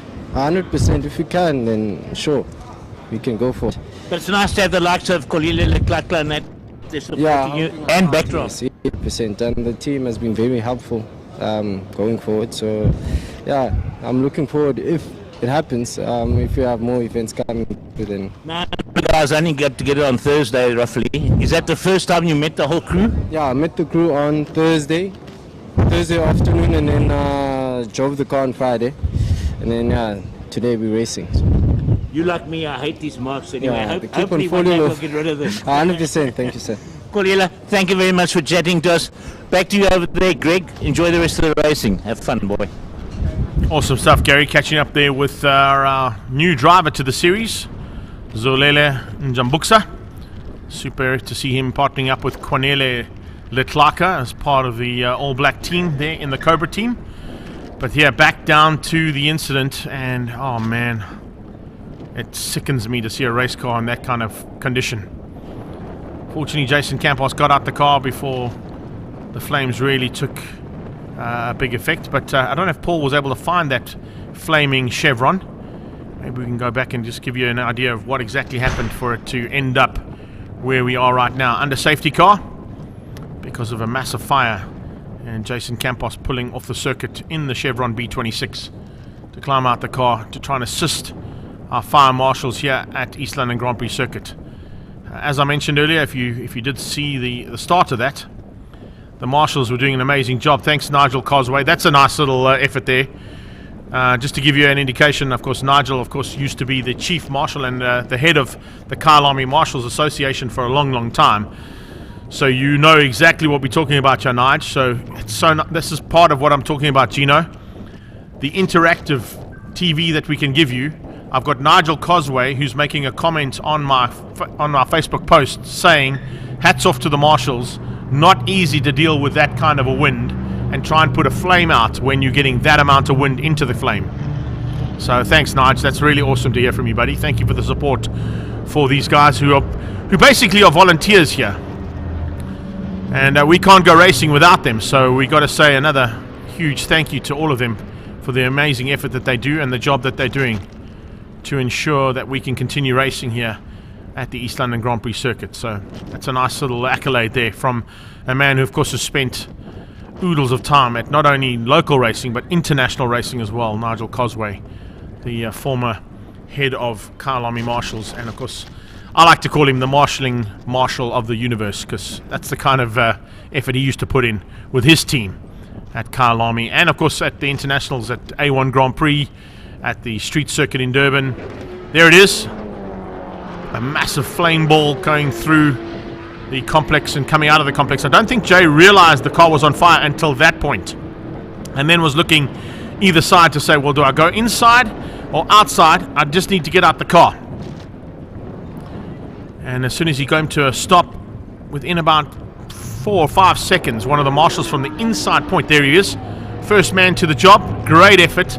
It looked like he had it under control, but as I said, look in the background and watch the wind and how much wind that marshal is contending with. The third marshal runs to the back of the tire wall, grabs another fire extinguisher, makes his way across to come and assist, and the car is circulating past, watching Jason get out the car. You can see Jay also looking for some kind of assistance, looking to get the extinguisher that should be in the car as well with him to help that out.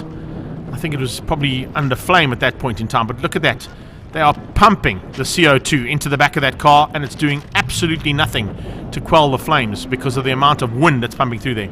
If I give you the current standings in terms of our weather app we've been following all day long, I can tell you now that the wind was gusting at one stage at 55 k's an hour, and I'll give you a heads up as to what it is right now.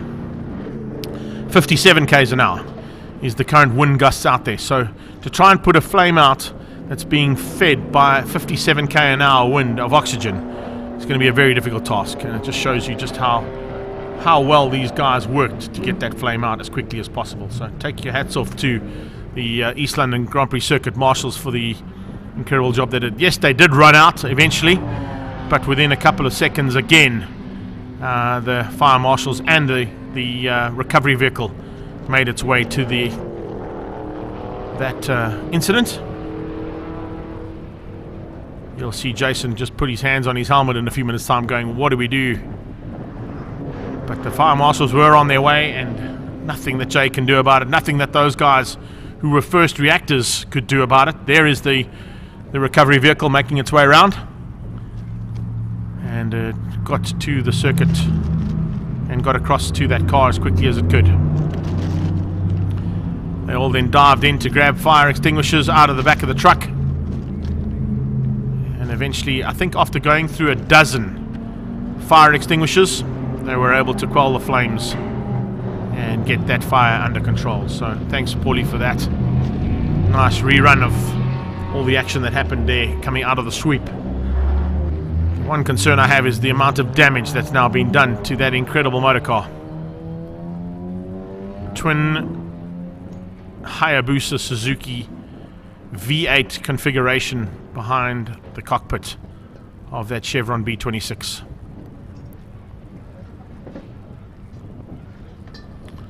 The day's gone from bad to worse there, unfortunately, for Franco Scribbanti Racing. He, of course, started in second on the grid. Didn't get the illustrious pole that he normally gets in that car. And unfortunately then had a misfire right at the beginning of the day. It dropped him out of contention to about 20 laps behind when he eventually got back on track. They were making up rapid pace through their progress through the field. And had come within about 10 laps of the 20 they'd lost before bursting into flame and going from a misfire to a massive fire. And that, of course, was not what they wanted. That is for sure. So, yeah, that's how things can go in racing. We've seen it on numerous occasions where things have gone even worse than that. And fortunately, as I said, the driver got out the car, was not harmed. Marshals did a valiant job to try and get the fire out as quickly as possible. And that's how we have come under safety car again for the fourth time this afternoon. We've also passed or surpassed, I should say, the first half of the race.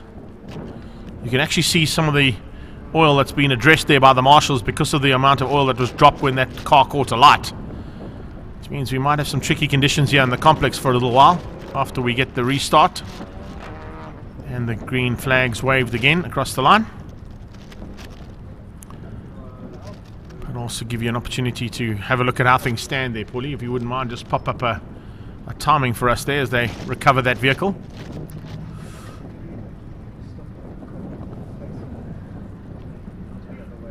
Yeah, I was about to say the same thing. If the car had been the other way around, possibly at gate corner or on one of the corners in the complex, that could have been a lot worse for wear. The Scribbanti boys are on the back of the recovery flatbed. East London Towing Services for that, thank you for that. Arnie Neveling, Chop Sapuka, Hein Lateghan, Rechard Rutz, Julian Familiaris, Darren Winterboer, Brad Scorer, Rob Clark, Dean Wilson and Sean Valence are your top 10. Greg Zank just outside of the top 10. Kwanele Letlaka, first time out for him and his teammate Zolele Njambuksa. And of course it's Jason Campos now who's out of contention with the demise of that B26 Chevron of Franco Scribbanti's that he was piloting when it burst into flames. In 13th place. Unlucky for some, I suppose. Johan Hatting, he'll be making his way through along with Baron Pretorius, who's now stepped into the 262 Pesty Racing Cobra. Benjamin Morganroot has taken over the wheel once again in the Morganroot Racing, and he's also in a Cobra. Morne Jurgens is back on track as well in his number 4 Cobra. And Marius Jackson we saw come onto the circuit in the Audi R8 GT4. Zane Pierce also back in action. Mike McLaughlin and Brian Martin were on and off all the day. They've had 3 opportunities to get back on track and all 3 have failed. And they're now back in pit lane working to try and get that car back into race trim, hopefully. Once again, a massive thanks there to Haval Edenvale for the supply of the Jolion pace car. and the P Series Bucky as our course car to assist with the action that's happened on track so far. Also, I want to thank, as always, Link Online, our official partners, helping us get all of your Facebook live streaming and YouTube live streaming, courtesy of the servers that they've provided for us. And if you need to, of course, find them, they're on linkonline.co.za for all your online and IT requirements. Big thanks to Simon Thiessen and the team at Thiessen's Generators for the supply of a generator for us as well, in case of some load shedding that could potentially happen at all the circuits we go to. We do appreciate all of their support, and I want to say a thanks as well to Daryl and the team there for organising Alco Truck and Haulers for the support of our support categories here today. The Border Motorsport Modified Saloons action brought to you by Alco Truck and Haulers.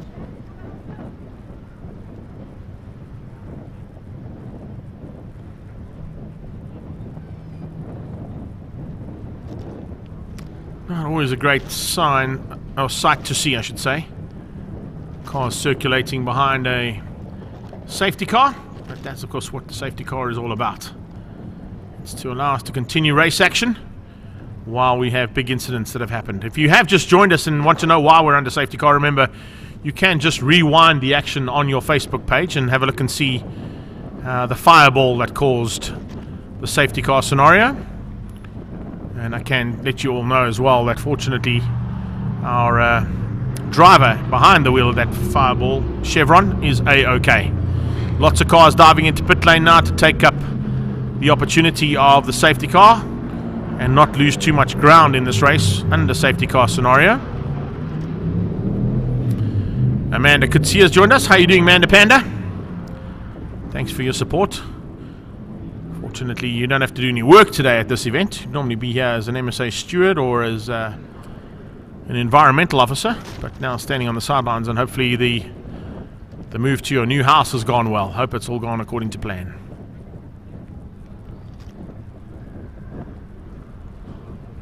So we've got Cobras, we've got an R8 Audi, we've got a McLaren 650S, we've got a Porsche 911 GT3, we've got a Volkswagen Super Cup Polo GTI, we've got an Alfa Romeo Giulietta, we've got a John Cooper Works Mini Cooper S, and we've got a BMW E36 still fighting in this field of round 5 of the South African Endurance Series.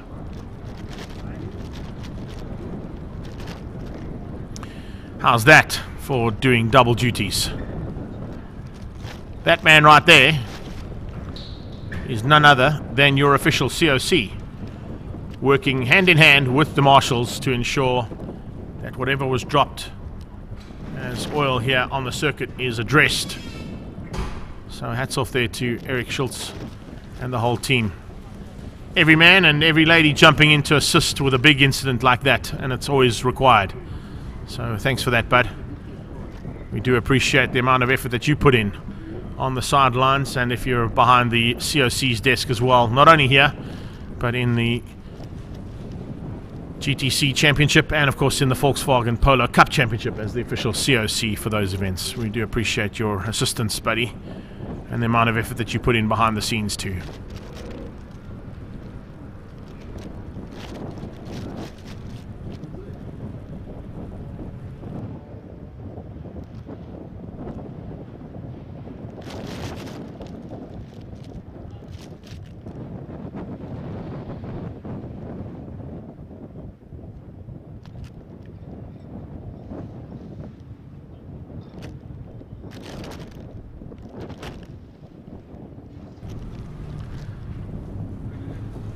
So Jason Campos is the reason for that. Campos coming out of the sweep, the car burst into flames, and it took fire extinguishers, 12 of them, to put that car out. It's back on the flatbed and on its way back to Scribanti Racing, but that is a serious piece of machinery that's gone up in flames there this weekend. And a big loss to the front end because he was starting to come into contention to regain the time he'd lost with that little misfire earlier on, as I said.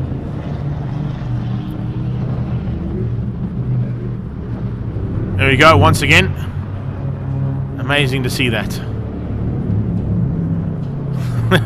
I always like to refer to Eric Schultz as my South African motorsport version of Mitch Buchanan from Baywatch, because he is that hands-on. He is really that hands-on. So well done, buddy. And well done, of course, to all the marshals as well. It was great to see with our interactive ability here, as mentioned by my good friend Gino Fabri, the amount of effort that's put in. Terry Gallagher also saying the same thing. Super impressed with the marshals. Fantastic work. Not an easy task to get a flame out. There you can see it from Terry Gallagher. Appreciate that, bud. Fantastic work from the marshals. But as I said, take nothing away from what Terry's just said. I've really got to say a massive thanks to Nigel Cosway for jumping in with that comment. Having been... It is Eric Mohammed. You're not wrong, buddy. Mo, it's Eric out on track, literally addressing the oil with the concrete being thrown down, helping out the marshals. It's all hands on deck when you got a situation like that. And as always, it's a man who would definitely not be jumping in to help out with a team that, of course, are mainly volunteers here at the East London Grand Prix circuit. We have a few of them that are making a sort of an effort to be part and parcel of the team all the time. But the majority of the marshals that work on a weekend like this, and at most weekends at the East London Grand Prix circuit, are on a voluntary basis, and will have the basic knowledge on what to do, and helped out, of course, by the guys who are here on a more permanent basis. Pops, if you just jumped in, you want to have a quick look there, but you might want to rewind slightly and have a look at the fireball that's caused this safety car, and look at the oil being addressed right through the complex there, that Jason Campos unavoidably could put down with the massive fireball coming out of the back of his car. There is Claire Vale, by the way. You were asking about her earlier on. She's in the 4 car. And looking to now hopefully get racing underway as soon as possible. There's a lot of oil and a lot of cleanup to be sorted here before we can actually go racing again. So it looks like all my return home fuel is being used in that Jolion at the moment, but I don't know if I'm going to be able to get home. Mike Altona, just keep it in economic mode as opposed to sport mode, please, buddy. I want to try and get home tomorrow in time for MotoGP at least.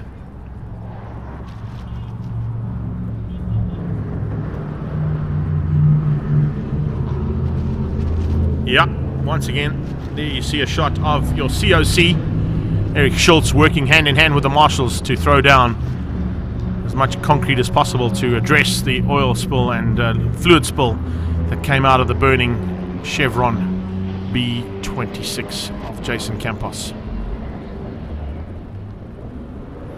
Steve and his team have also been amazing. The man there on the right-hand side, having to come to the circuit since Thursday from about 3 o'clock to close the roads and get everything sorted out. So hats off to him, Simone, and the team downstairs here at the Border Motorsport Club.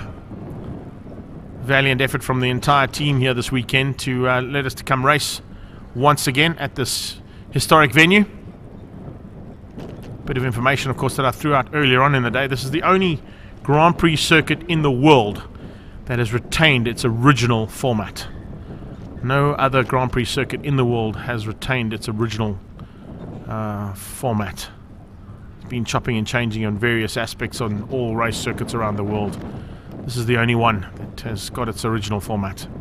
And in fact, if you look in the background, you can see those cars coming down the back road there. They're going to have to do a little U-turn. You'll see that little white machine doing a U-turn in the very near future, because that used to be part and parcel of the original circuit, the Prince, I think is it Prince Albert? Or Prince George or Prince Albert, I can't remember the original format of the circuit, and they used to run where that Bucky and I think it looks like an A-Class Mercedes-Benz turning around at the turnaround point there. Used to come down that road as well.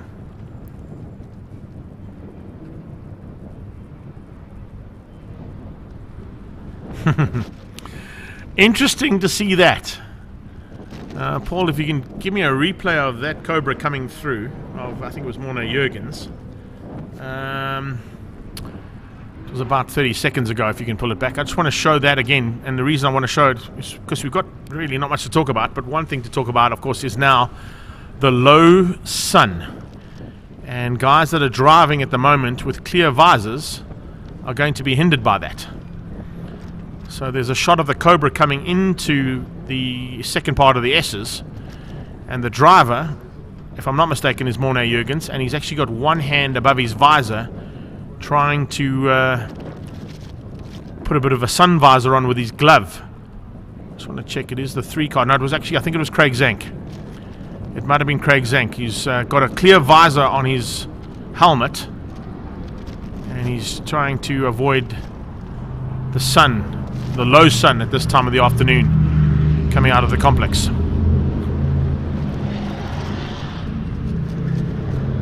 Luke Selby, I hope you've enjoyed all the action so far. You've been in and out the whole day. Haven't really got a chance to mention you, buddy, but thank you for your input. And to everybody else on the various platforms that we're going out on today, we hope you've enjoyed all the action. Thank you for your interaction with us. It is interactive TV that we are dealing with here. The live stream format is completely different to what you'd have as live television. It doesn't give us an opportunity to talk with it. Here it is. Yeah, have a look at this. This is Craig Zank. Look at that. Saluting the crowd as he goes through into the S's. Thanks for that, Paul. Just gives us something to talk about as well. The fact that the drivers are battling with the low sun. And on a similar vein to what you'd have at Kyalami at Sunset Corner, coming out of the second S right now would also be on a similar vein. Probably up at Beacon as well, they'll find the same kind of thing. A lot of guys would have brought a clear visor thinking that we were going to be racing in the rain, because that's what the weather prediction was, and we did have some rain earlier on. We actually started with wet weather conditions, and a wet race was declared. But then, of course, most drivers, I know this one particularly that's behind the microphone on my race career, would always carry a dark visor or a tinted visor, or possibly even a mirrored iridium visor, to give you the chance to change that visor out in changeable light conditions. If you're in a saloon car, of course. Ooh, Ari Neveling. Little incident there, little moment for him. Catching the curb. So maybe being caught out by the sun. Clear visor, clear visor, clear visor. Won't have a visor in that one. Clear visor. Clear visor. Clear visor. No visor. Is that Chops Sapuka at the wheel of that one? No, Zodile Letlaka. He's got a tinted visor on that helmet of his. So he'll have the ability to flick the visor down inside the cockpit and give himself a bit of an Oakley sunglasses effect if he needed it. Majority of the cars out there, though, in terms of the open cockpit, other than what we saw with Jason Campos and Franco Scribanti, running with iridium visors on their helmets. But certainly the majority of the Cobra drivers are running with clear visors, which is going to make it exceptionally difficult when we go under racing conditions and the low sun kicks in. We've had half an hour under safety car. It's a lot of time under safety car. Hour and a half still to go. Almost 2.5 hours completed. 2 hours and 27 minutes completed. 27, good number, by the way.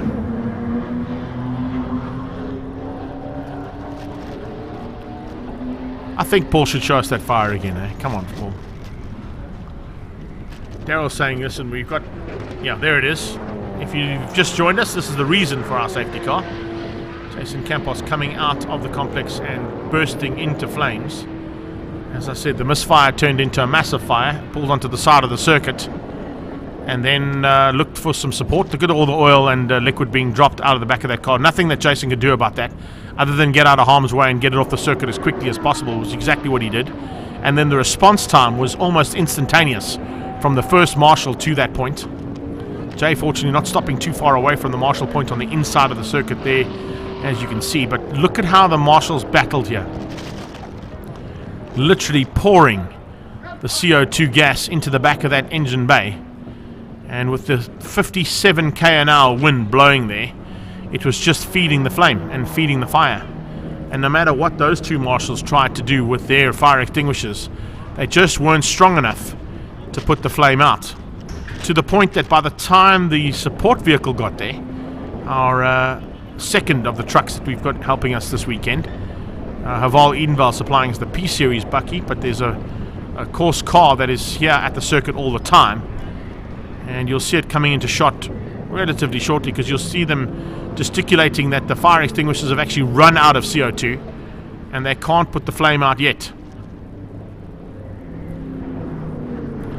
They're certainly working as frantically as possible to try and get that flame out. Both marshals pumping into the back end of that car all the CO2 they had available to them in the 2 canisters that they used up. And with that, of course, they ran out of CO2.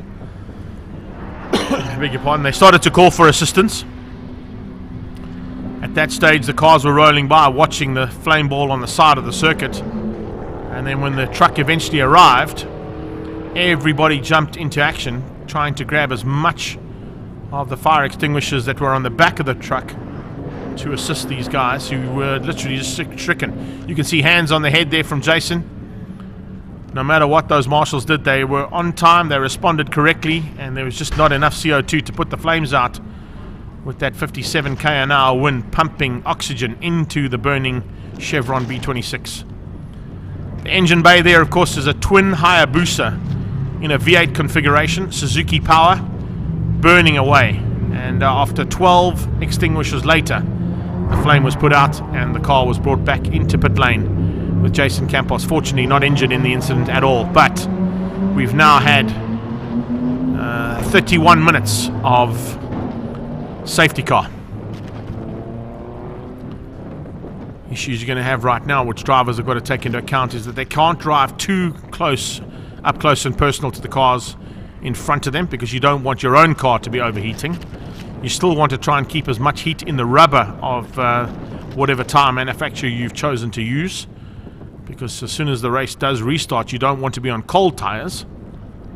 And in terms of Latachan and Sapuka's point of view, our lead car is second in the row, and Latachan is ahead of, in fact it's Verissimo now, Tavares, who's now in the car, in the Porsche.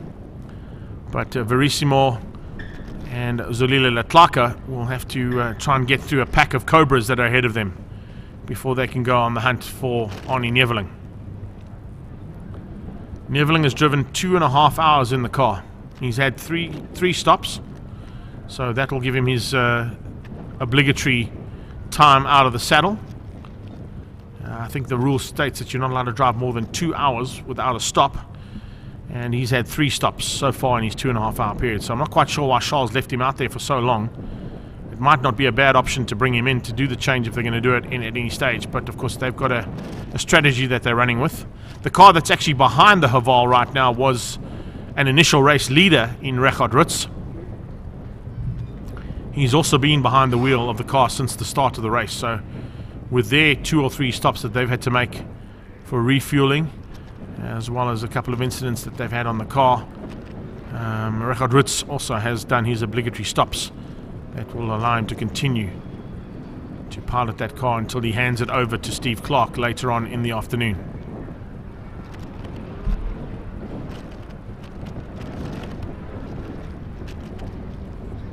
Very sad day there for motorsport to see that Chevron B26 burst into flames.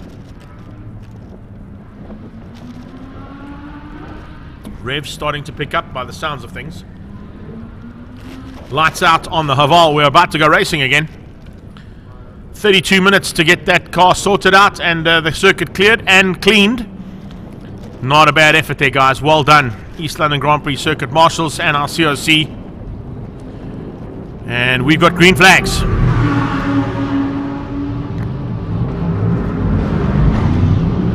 Neveling heads into a clean circuit out front, but one thing he's got to have to take into account, he has not gone through the complex in anger yet after the cleanup job that's been done down in the karting complex. Neveling leads out. Zolile Tlaka will try and tick off as many of those Cobras as he can and probably bring Verissimo Tavares along for the ride. First time we've seen Verissimo at the wheel of the Porsche.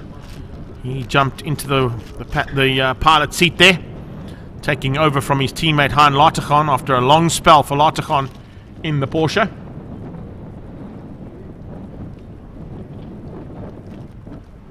Tavares family here into the the top of the steps here with us and watching from outside. Here come the cars into the complex for the first time. Just going to watch to see if anybody gets out of shape here. Inside line. Oh, is that Valence going straight on? It is. Sean Valence goes straight on into the kart circuit in the BMW. He's managed to get back on track, but unfortunately he's lost a bit of ground there.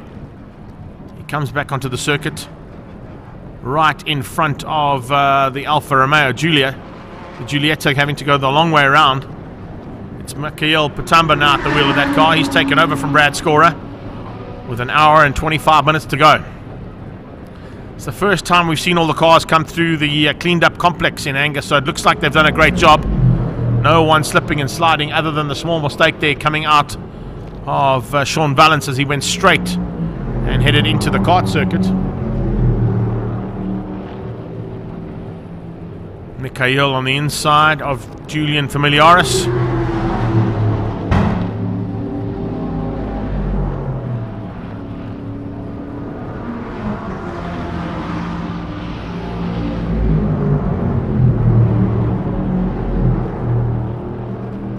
Sure, here's a battle.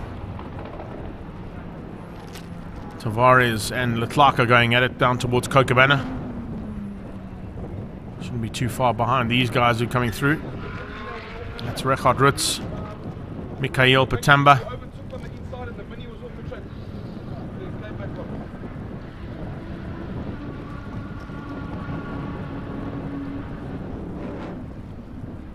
Tight stuff here as they come through. Here we go.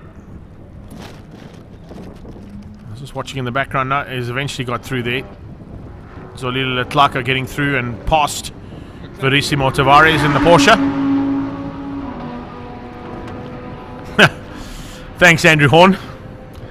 I really hope they can just fix that chevron, bud. Never mind by the next round. That is a very sad day in South African motorsport to see that iconic vehicle burst into flames and nearly burn to the ground. Oh, there you go. New man to the sport and getting caught out on possibility of some oil out of the sweep. Is that Quanele, I think? Quanele Leclerc at the wheel of car 11. Yes, getting out of shape there, coming out of the sweep. I think he's got back on track, but a big moment there for him again. Another big moment here. Gerald Wright fighting there with Claire Val. Behind them, it's Chris Pretorius now at the wheel of the Mini. There comes Leclerc. He's managed to get the car back on track, fortunately. There's the replay. Did he put a wheel on the inside? I think he did. He put a wheel on the inside dirt there trying to get out of the way. Remember, any of the junior drivers or racers that are out there watching this coverage, the rule of thumb and the rule for any slower or back marker type driver is to hold your line. Don't take evasive action to get out of the way of anybody that is in the way of Foster cars coming from behind. Just hold your line and the Foster guys will find a way around you. If you try and take evasive action like Quanele tried to do there, things can get out of shape, which is exactly what happened. Fortunately, he didn't take anybody else out in the process, because otherwise then he might have been in a bit of trouble. But the idea, of course, is to try and ensure you just hold your line and let the Foster cars find a way around you. They usually do.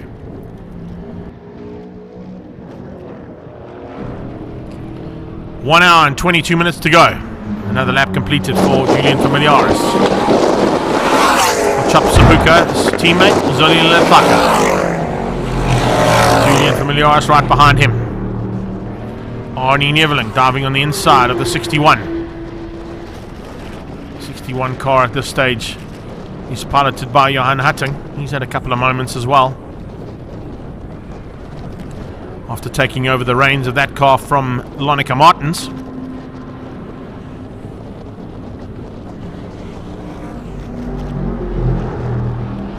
I love interviewing Lonica Martins and finding out how she enjoys her racing. In Polo Cup last weekend at the Red Star Raceway up in Mpumalanga in South Africa, Lonica was saying to us that she doesn't see whether it's a man or a lady she's racing against. She just sees a race driver, and that's quite a nice attitude to have as a lady racer. And and a seasoned campaigner at that. And we've got another seasoned campaigner, lady racer, out there as well in Claire Vale. Both of them having spent some time and a season or two behind the wheel of a Mobil 1 V8 supercar. And before that, the Westbank V8 supercar, of course, as the original sponsors of that series. Niveling into some back markers, not really too troubled by them. I think we're going to probably see Chris Pretorius give a little bit of room here as well to him to get into gate corner first. He does.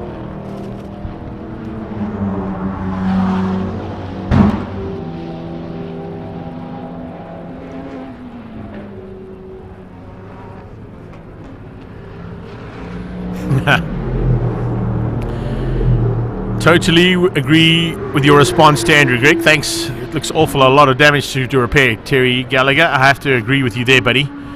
But Andy, I have to also agree with your sentiments there. It's terrible to lose any car in South African motorsport, particularly one of that nature. And yeah, you're not wrong. In terms of passion behind motorsport, Franco Scribanti Racing is probably right at the top end of the most passionate team in motorsport. But it is a mammoth task. They're going to have to try and rebuild that car.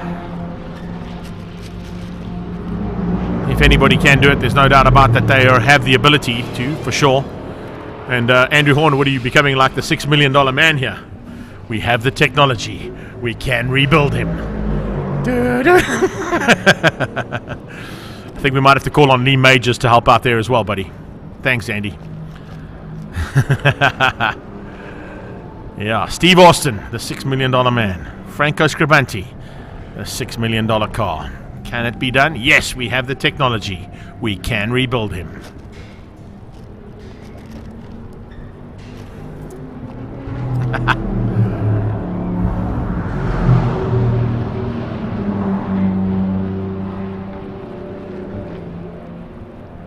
So we're into an hour, 18 minutes and some change to go. And in comes the KWT Motor Engineering BMW to check the shopping. I just want to make sure they didn't squash the bread when they got to the spa. And they're passing the eggs over as well for tomorrow's breakfast. Just teasing, that's where the refueling canister is and the petrol tank for the car is. So they pop the boot, refuel the car, and get it back out on track. Sean Valance is at the wheel of the car at the moment. I think he might be handing over to RJ. Green hasn't been out there just yet. See who the driver is once they get back on track.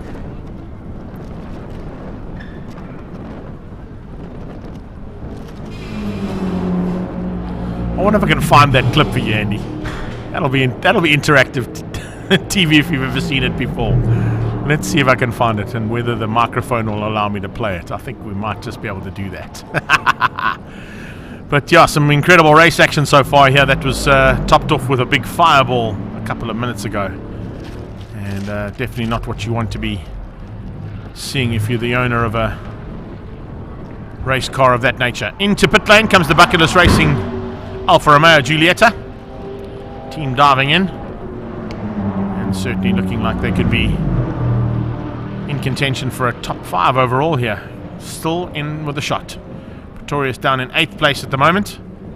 And hold on a second, before I start playing this $6 million man, I'm going to just take the microphone up here and get my man over my shoulder to come stand here for me.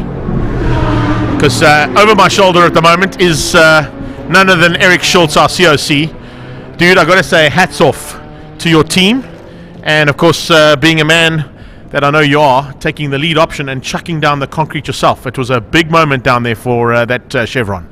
Yeah, it was. It let go in a horrible way. There was oil not only from turn 4 all the way through, but also about 4 or 5 foot wide. So it was a massive cleanup job by the guys. 32 minutes, done and dusted, car cleared, flames out, and of course ready to go to racing again. Yeah, look, it took a little bit longer. We were more worried about getting the driver and the car safe, and then only concentrated on dressing the circuit after that. So yeah, it was an amazing effort by the guys. But it was an amazing effort by your team and your guys. Well done. Congratulations, and hats off to the amount of effort that you guys put in behind the scenes, because without you guys we can't go racing. And that of course is our COC Eric Schultz after all the incident there with the Campos and Scribanti Racing Chevron.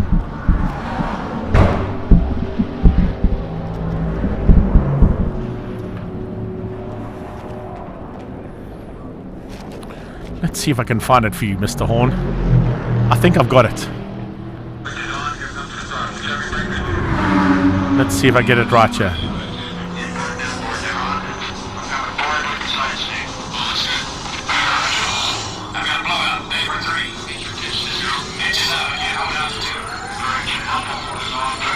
Daryl's looking at me funny here, but he doesn't realize what I'm doing.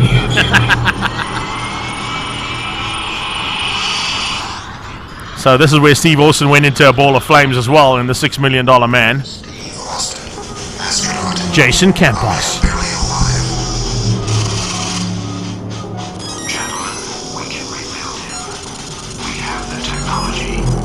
There it is, Andrew Horn. Gentlemen, we can rebuild him. We have the technology. Mr. Larticon is in the house, and I might get a comment from him in a few minutes' time once he just has a time to chillax and relax there after a great effort in the Porsche. But there you have it, Eddie. I told you I'd find it somewhere. Gentlemen, we have the technology. We can rebuild it, and that's exactly what they want to do.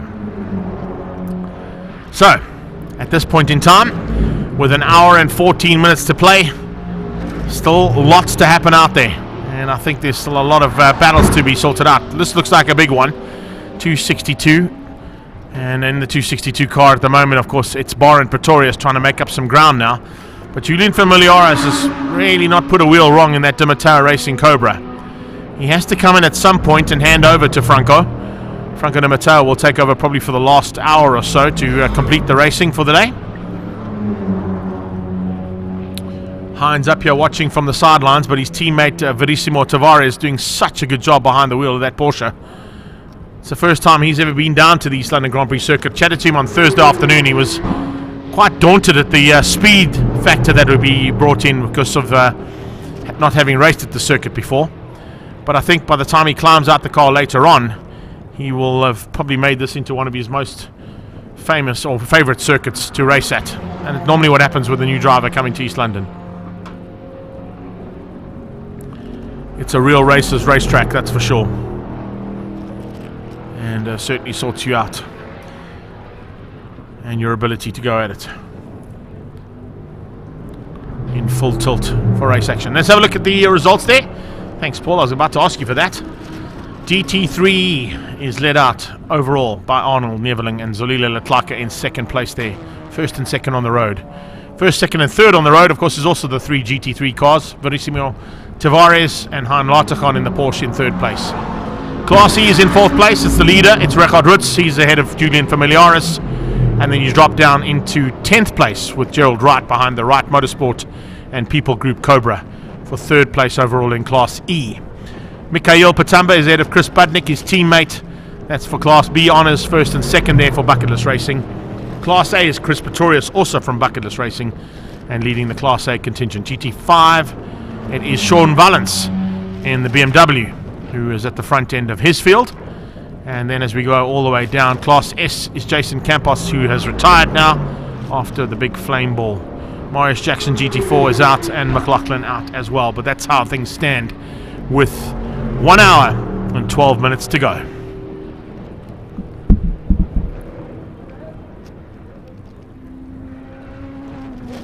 Calvin Halvey and Henny Swanepoel have joined us now for the last hour and 12 minutes as well. Thank you for that, guys. If you want to see the action that has transpired so far, remember you've got the option to rewind and watch in the middle of the race as to what has happened so far. We've had 5 safety car scenarios. The biggest one, of course, was the Fireball Chevron B26. Campos at the wheel. And eventually, they've brought the Di Matteo Racing Cobra in for its scheduled stop. And I think it's the scheduled driver change as well.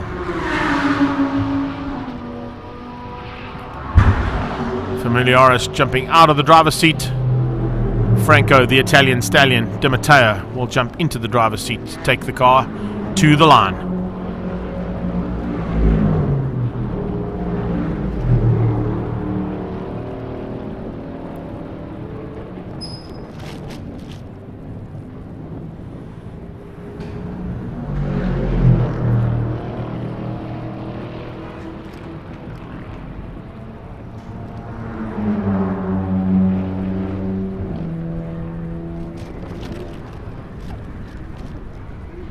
That is second place. Well, that's the leader actually into gate corner. Second place just down the road from him. A little bit of smoke coming out of the Audi. I saw that, Daryl. Thanks for picking up on that. And it's not... That's definitely not debris coming out of the concrete that's been laid down. That is certainly smoke coming out of the Audi R8 of Arnie Neveling. Have we got more drama to follow? Don't forget, the last time we came to East London Grand Prix Circuit, Zolile Letlaka and Chop Sapuka became the first team of colour to win a South African Endurance Series race. And that was on home turf for the two of them. Yeah, Arnie going to be pulling into pit lane. There is certainly a problem on the Audi. That is a potential big issue there for that Audi R8 of Stradale Motorsport. Their teammates go flying past them in the McLaren 650 SGT3. They're a lap down, so on the next pass they'll take it. A Cobra off at Kokabana as well. Is that Zank or Morne Jurgens? It's one of the black Cobras, so could possibly be either of the two. Is it the 3 on the grill? I think it's Zank, yeah. Craig Zank, unfortunately, problems there for him. Cobra, and one more coming out of pit lane now with Franco Di Matteo at the wheel of the Di Matteo Racing Backdraft Cobra.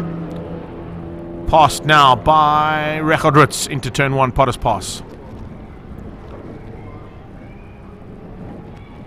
Audi's into the pit box. COC is right there in attendance to see what the problem is. Stradale Motorsport dive onto the car to try and find out what's gone wrong. That is a purpose-built endurance race car in that Audi R8 GT3, and I think there may be something terminal there.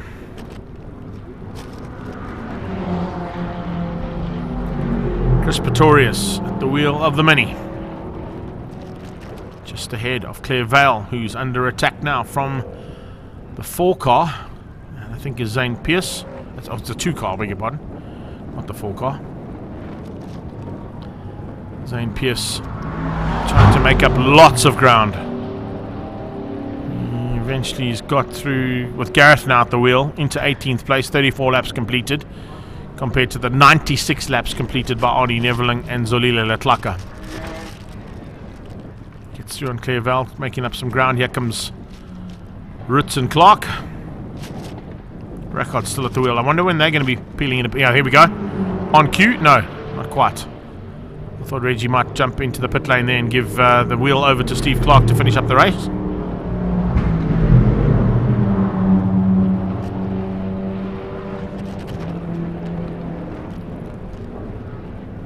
Mikhail Patamba going around the outside of Claire Vale as well before they pitch it into Potter's Pass. You can see the wind is still continuing to pump here. Almost 60k an hour, gusts blowing down the main straightaway.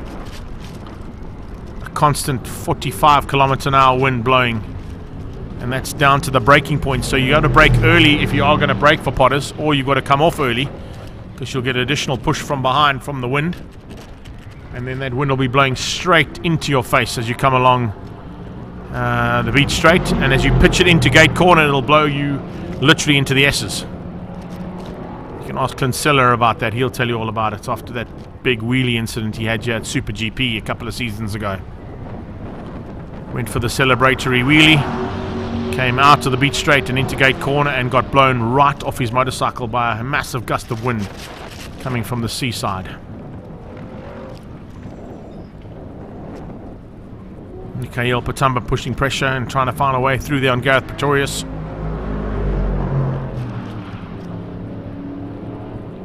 He's got through on Pretorius. He now sets his sights on Richard Rutz just up the road from him. And that will be for position. No, it won't. Still got a 2-lapper. Oh, yeah, it could be position now as Rutz goes in. Rutz goes into pit lane. And Mikhail will take 1 lap back as he passes over the start-finish line. So Mikhail Patamba now takes a position back, or 1 lap back I should say, on Richard Rutz. If he comes around one more time and gets another lap, it'll mean that Richard Rutz and Steve Clark would have lost that 4th place to Mikhail Patamba. Possibly the reason why they've called Richard Rutz in, to get that pit stop done before the youngster makes his way around again. And and they lose that position.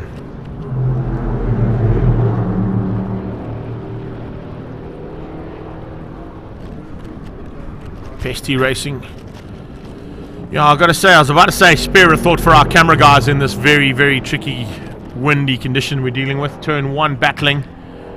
Our turn 4 cameraman had to climb off his vantage point down onto the ground, so we've got that low angle up at Beacon Corner. I think the hardest working cameraman is camera 2 at the moment, being buffered on top of our platform that we're commentating from. Looking under the car for possible damage. As the jacks go in and lift that Alfa Giulietta up.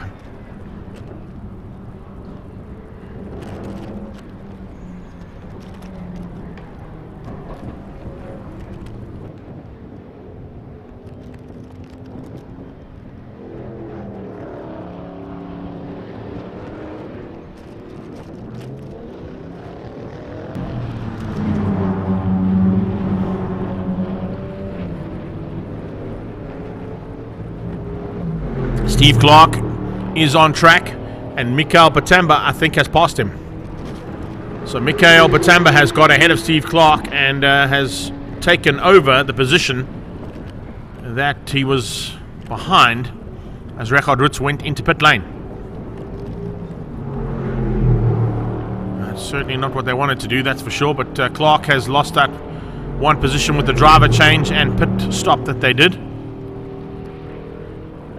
Zolile Letlaka continues to lead things out there in the McLaren. There is confirmation. Mikael Batamba, first of the white cars with the black stripes, ahead now of Steve Clark. It'll only change up on the timing once they cross the line on the next pass, because they're both on the same lap now. So they've taken his lap back again and move on to the same amount of laps completed, which will be 95, 96, or will it be 95? I don't know. Look in the background as well. Speaking of fires, a big fire up on the hill behind the circuit as well. Won't affect the racing, but certainly not nice to see. It's about to heat up here though, as Steve Clark has got through on Chris Pretorius in the Mini. Let's see if that position does change as they cross the line. Nope. He takes back the lap and gets onto the same lap now as Steve Clark, but Steve Clark takes that lap back again as he crosses, so he's still got to make up one lap on Clark if he wants to take that 4th place away from him. So Mikael Batamba will be pushing hard. Clark will try and keep him honest.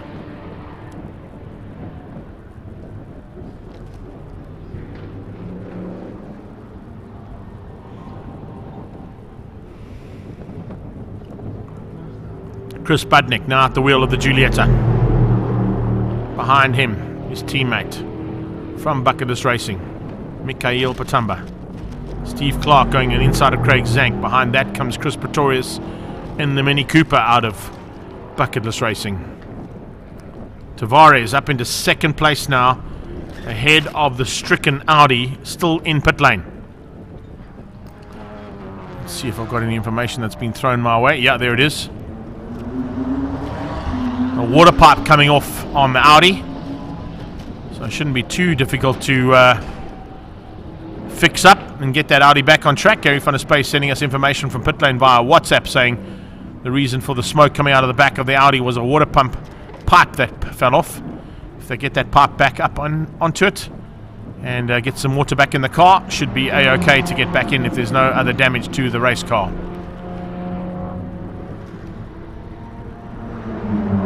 Andrew Horn, we're missing you as well, bud. Thanks for the message. We are definitely missing your opportunity. We were actually chatting about it last night at supper, saying it's a pity we don't have all the Nash specials back down here at the East London Grand Prix circuit, particularly your one. But we know you'll be back soon, and hopefully you'll be there for the Killarney 9 Hour, the last round of the South African Endurance Series in December.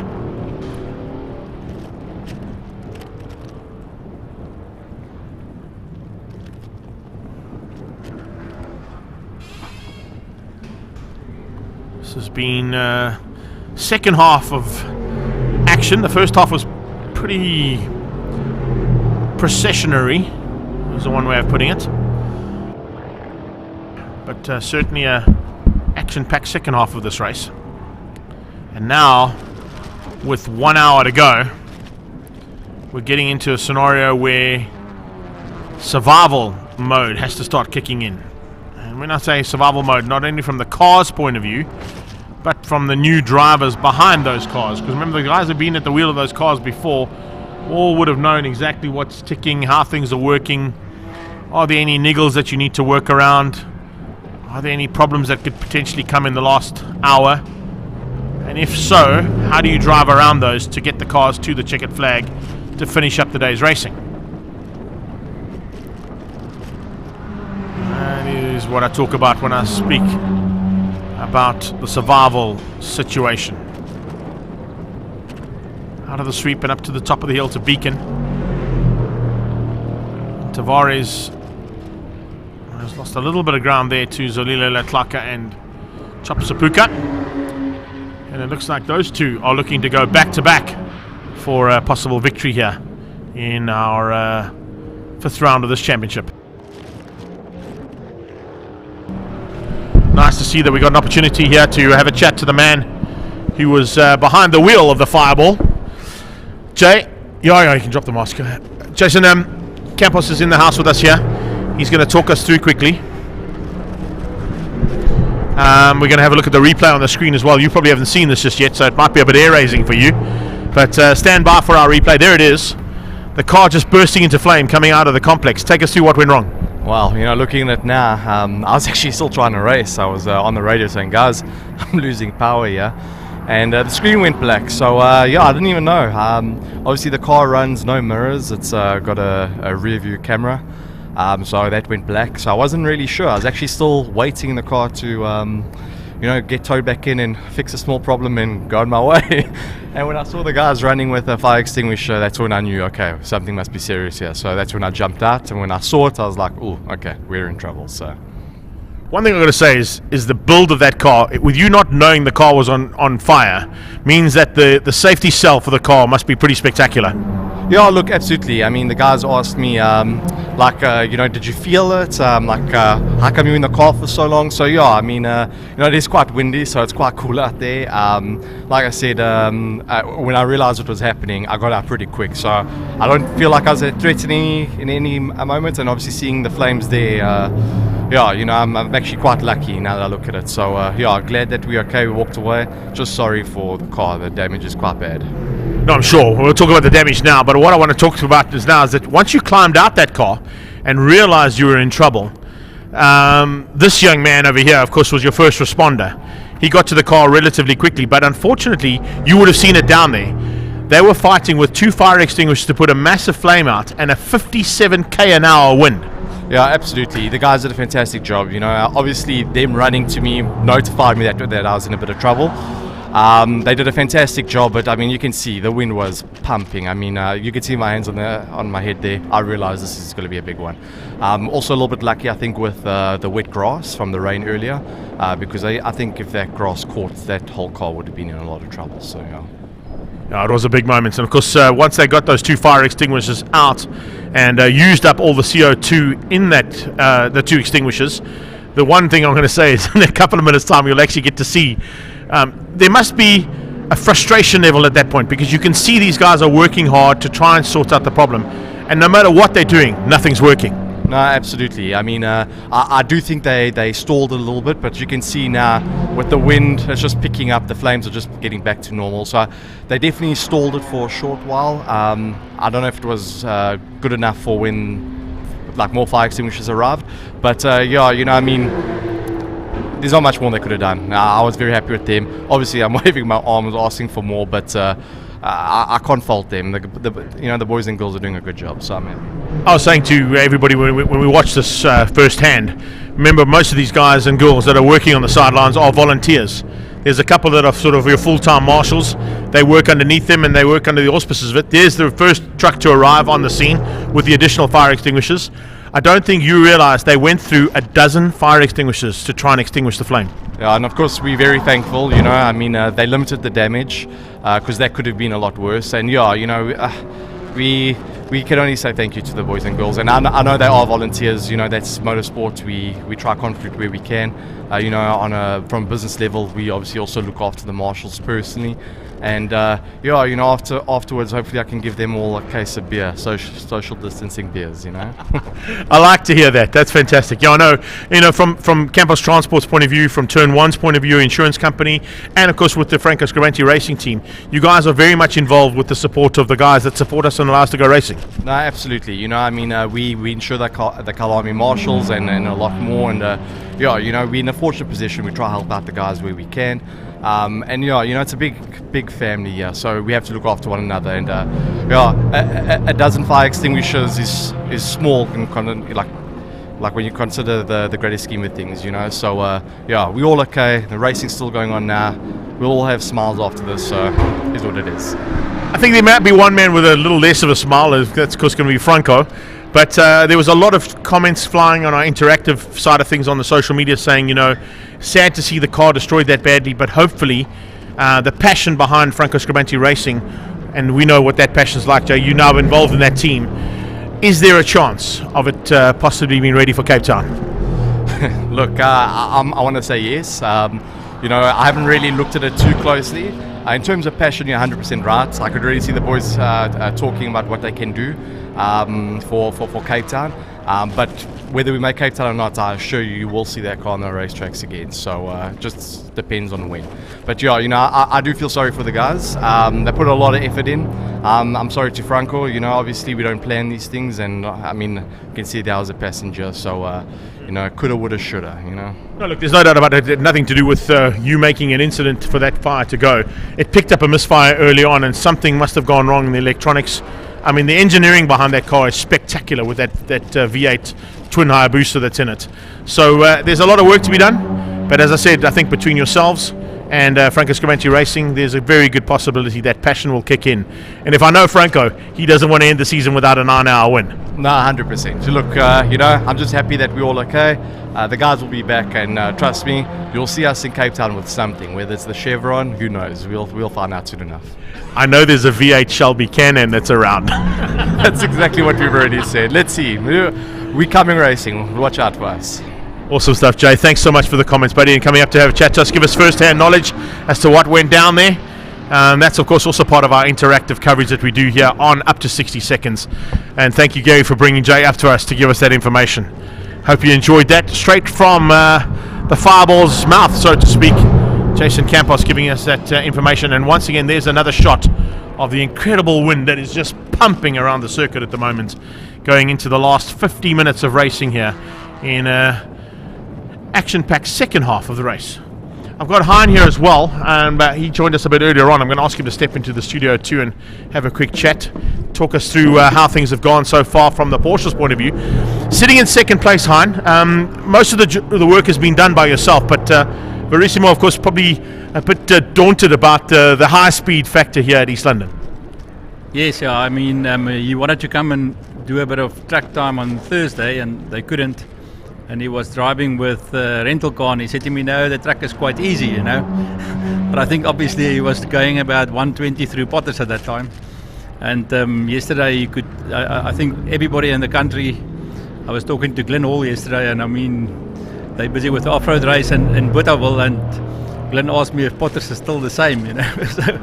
So I mean, Potters is probably the most famous corner in South Africa. And I think Verissimo realised that yesterday, and I think he's also got the respect for that now. No doubt about it. I think anybody that races in this country and sees what happens at Potters Pass knows that you've become a real racer if you can go through there with just a confidence lift or a tap on the brakes. Not a lot of people have got the confidence to go through there flat. Yeah, I was looking at Michael Steven earlier, and I think he's almost flat out there. I mean, so you can take your hat off to him. Even myself, I mean, when I went yesterday, it's still a very daunting corner, you know. I mean, you kind of find out who you are when you go through there. You certainly do. It sorts out the men from the boys, that's for sure. But there's a couple of things that I want to bring to you, particularly with the experience you've had in racing, is you've come a long way in motorsport, and a welcome return after 25 years to East London Grand Prix Circuit. But you've got guys out here for the very first time, your teammate being one of them, but there's an all-black team out there also for the very first time doing an incredible job in a Cobra, which is a hard car to drive. No, definitely. I mean, I must say I'm really enjoying the endurance side because there's so many things. It's not just about being the fastest. It's about being consistent.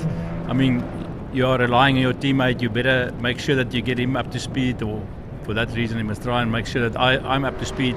So it's such a nice team game, and you need the mechanics to do their job with the tyre changes, with the fuel. So it's really a team sport. An amazing effort from your side of things too. I know that you've enjoyed it so far, and we've spoken on numerous occasions about the return that you've made here to motorsport.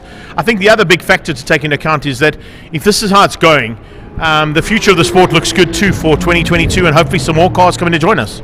Yeah, it will be great. I mean, if we can some way get all the cars, but I mean, there's so many of the cars out there, and I mean, we just need to get those guys to bring their cars and to compete as well. I think there's enough cars in the country, and then for me the endurance side that's where these cars can compete, you know. I mean, so I think everybody must dust the cars down and bring them to the circuit. Roy Campos, that was directed at you particularly. There's a V8 Shelby Can-Am that's available. Let's get it out there. Yeah. I think we need all of them here. It will be great to have a dice again. And I think all the guys from 25 years ago that used to do all the Formula Fords and touring cars, I'm sure they can find a car somewhere. No doubt about it. So there's the challenge set down behind Ladekhan. Thank you for joining us, and thanks for the comments, buddy. And good luck for the rest. Hopefully that Verissimo can keep it there in second place. I know that he's piloting that car relatively well at the moment. 35s out of him. Your quickest time was a 24, but he's got some buffer ahead of him. He's got Steve Clark 2 laps back. Mikel Patamba still 4 laps back, so a little bit of a buffering that he can play around with into the closing stages here of this round 5 of the South African Endurance Series here at the East London Grand Prix circuit.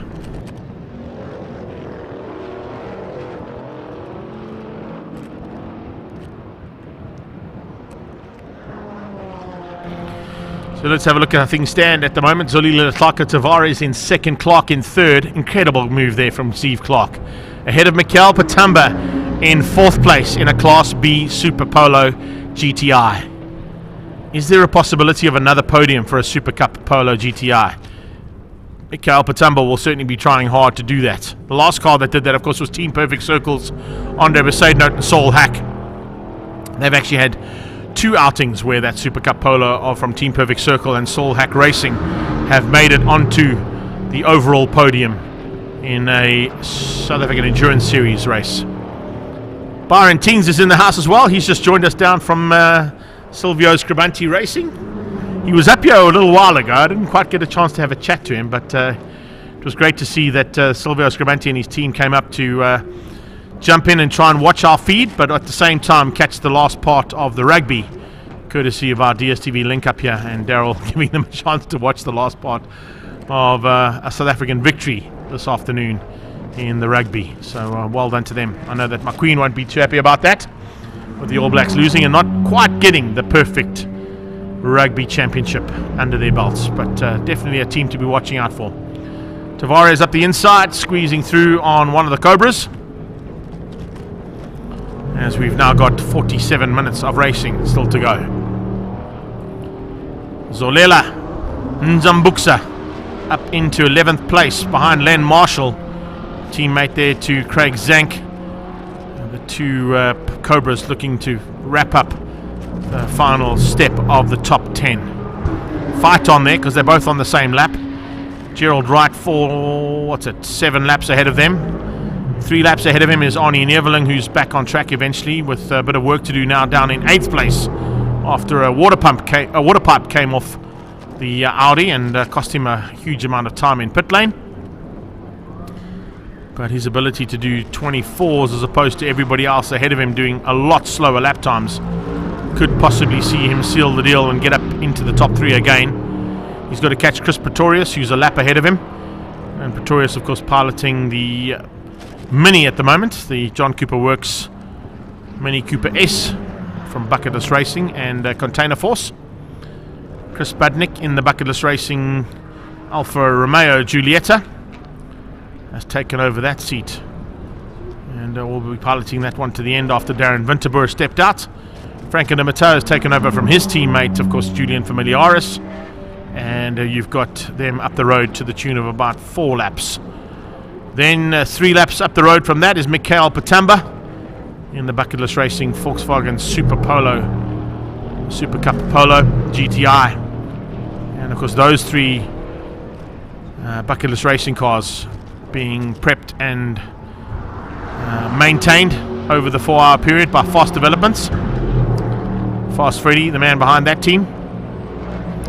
Steve Clark Racing. Steve Clark is at the wheel of the 3rd placed car and completing 107 laps of anger now with his teammate Richard Rutz. That is Morne Jurgens at the wheel of the 4 car, trying to make up some ground as well, just outside of that top 10. And then we just got to chat to Han Ladekhan, as I said earlier on. We were trying to get him into the studio when we got a chance to. His teammate Verissimo Tavares doing a superb job in 2nd place. Only a lap down on Zolile Latlaka, but they will have to manage him. 1 minute 36s out of Tavares, 1:33s out of Steve Clark. Could potentially bring Clark into contention for 2nd place in the next 44 minutes.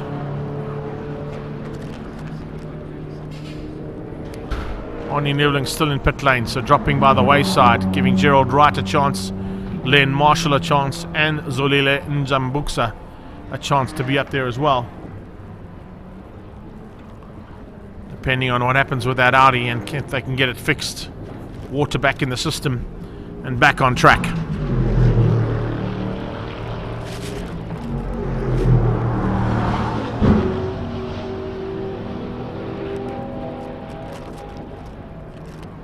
Very good possibility we're going to see back-to-back victories here for Zolile Tlaka and his Ngumbu teammate Chop Sapuka. 2 of them from just down the road here in the homelands of the Eastern Cape of South Africa. Homeboys at their home circuit. Oh, is that a Cobra? There's a Cobra out of shape there, Daryl, just on the right-hand side of that shot. If we ask our cameraman just to pan right, I think it might be back on track though. It might be that grey one that spun out there. It looks like he is back on track, so don't stress too much. There was certainly a Cobra out of shape there.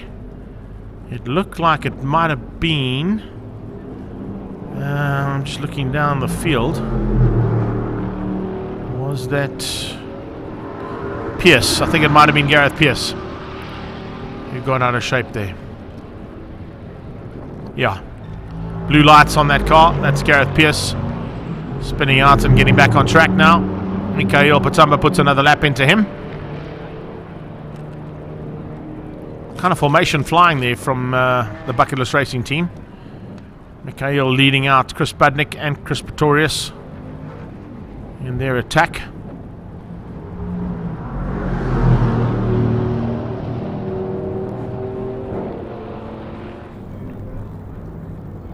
Just have a look and see as we go through here. We've got to get a chance of slow-mo. The 3 car goes through. There it is. Yeah, 100%. Pretorius. Not Pretorius. Pierce on the sideline. So thanks for that, Paulie. Reynard Golden Dog Gelderblom in the mix of the bushes there, shooting for his life on a camera, still camera. Nice work, Rain Dog.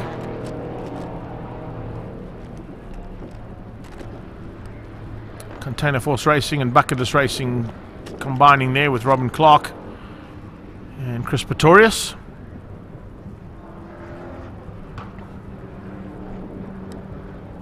If you have just joined us into the closing stages here, 40 minutes of racing still to go, or 41 minutes and some change of the 5th round of the South African Endurance Series here at the East London Grand Prix circuit on the east coast of South Africa.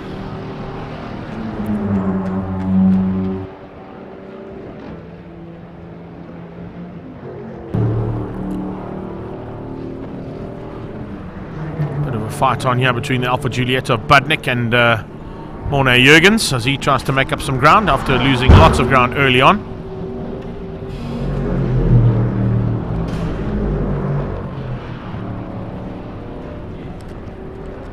Frank Di Matteo piloting his own Di Matteo Racing Cobra.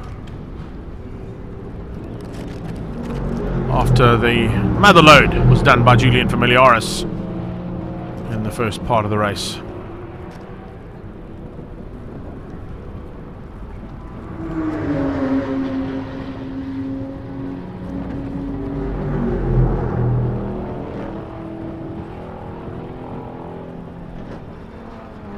Oh, cheeky there from Orne Jurgens. Diving through and retaking that position back again from Budnick in the Alpha. And according to the timing monitor, it's an Alfa Romeo, as in PHA, not FA. So it's the top of the food chain, Alfa Romeo Giulietta. The Alpha Male Romeo Giulietta. I think just a typo there on our timing monitor. Fighting hard now with Di Matteo, and Di Matteo also rocking a clear visor.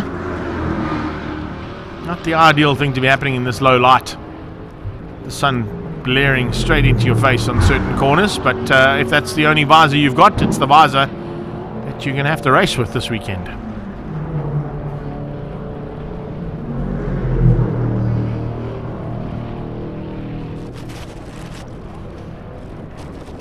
Di Matteo on the inside.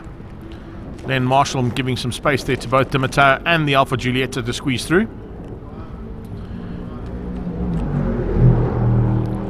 Mikhail Patamba popped up on the timing monitor there. I'm not quite sure why. 2:56 is he in pit lane? No, he's not.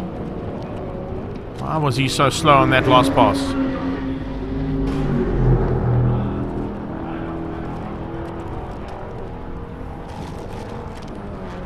Says he did his best lap on lap 110 of 131.1.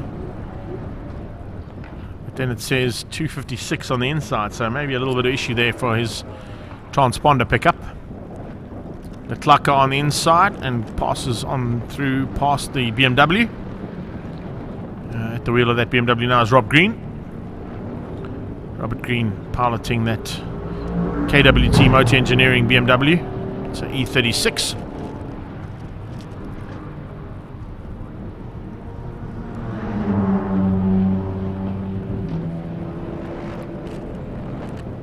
Not done just yet between Budnick and Di Matteo.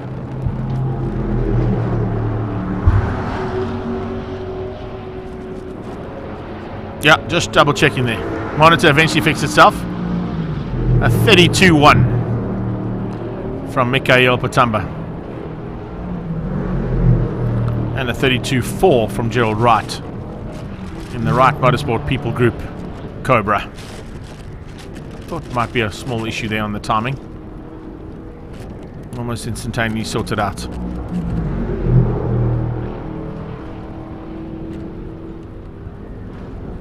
Most of the cars rocking a full set of lights now. I think there was a call at 5 o'clock to put lights on, usually. So 5 o'clock on the daytime, lights must go on all the race cars. We would have initially finished a bit later in the day, but because we were able to start a bit earlier on the race day today, we've been able to run possibly just into evening as opposed to into the dark.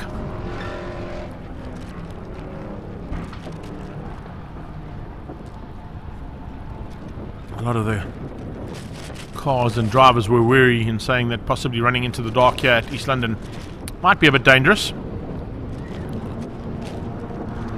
We've done it in the past, but not a bad call there from the COC to start us early. Tyres and wheels being checked on this Alpha. Maybe he's picked up a flat spot on the tyre, or maybe a bit of an issue there on the braking. But Fast Developments will get to that relatively quickly. Fast Freddy the Burn there in to check things out. It looks like there might be a little bit of a loose wheel on the left front there. Cobra Kai going into turn 1 Potter's Pass. 4 or 3 of them line astern. Steve Clark on the inside of Gareth Pearce. The Tlaka into gate corner. Zolela Nzambuksa. That's Zolele's protege.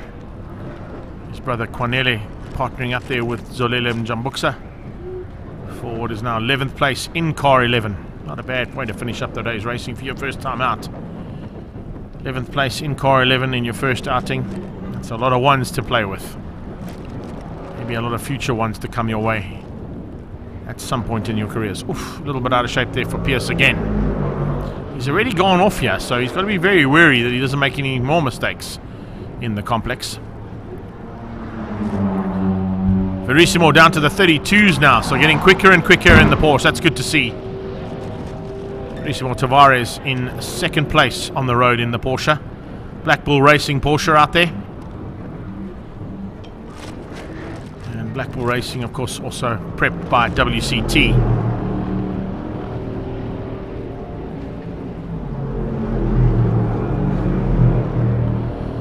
Yes, and a message coming my way from the greatest man in motorsport, in my opinion, Graham Nathan. Graham Nathan watching from the sidelines, saying that the last time a Polo Super Cup car was on the podium, it was the Masters Daniel Rowe combination in PE at the previous round, the double header. Yes, but Graham Nathan, as you and I both know, that is not a Super Cup Polo, but the prototype that the Super Cup cars were developed from. So does it really count? I suppose it does. But of course the prototype is a slightly different animal to what the Super Cup Polos eventually became in GTC Super Cup and the cars that are piloted and fought here in the Endurance Series. So yeah, I'll take it as a knock on the door there from Graham Nathan to remind me that it was Masters and Daniel Rowe taking a victory in the Super Cup Polo. But of course it's the prototype that they were racing. And that car, slightly different to the ones that are now being produced in mass for the Global Touring Car Super Cup class and here in the Endurance Series. So there you go. Win-win.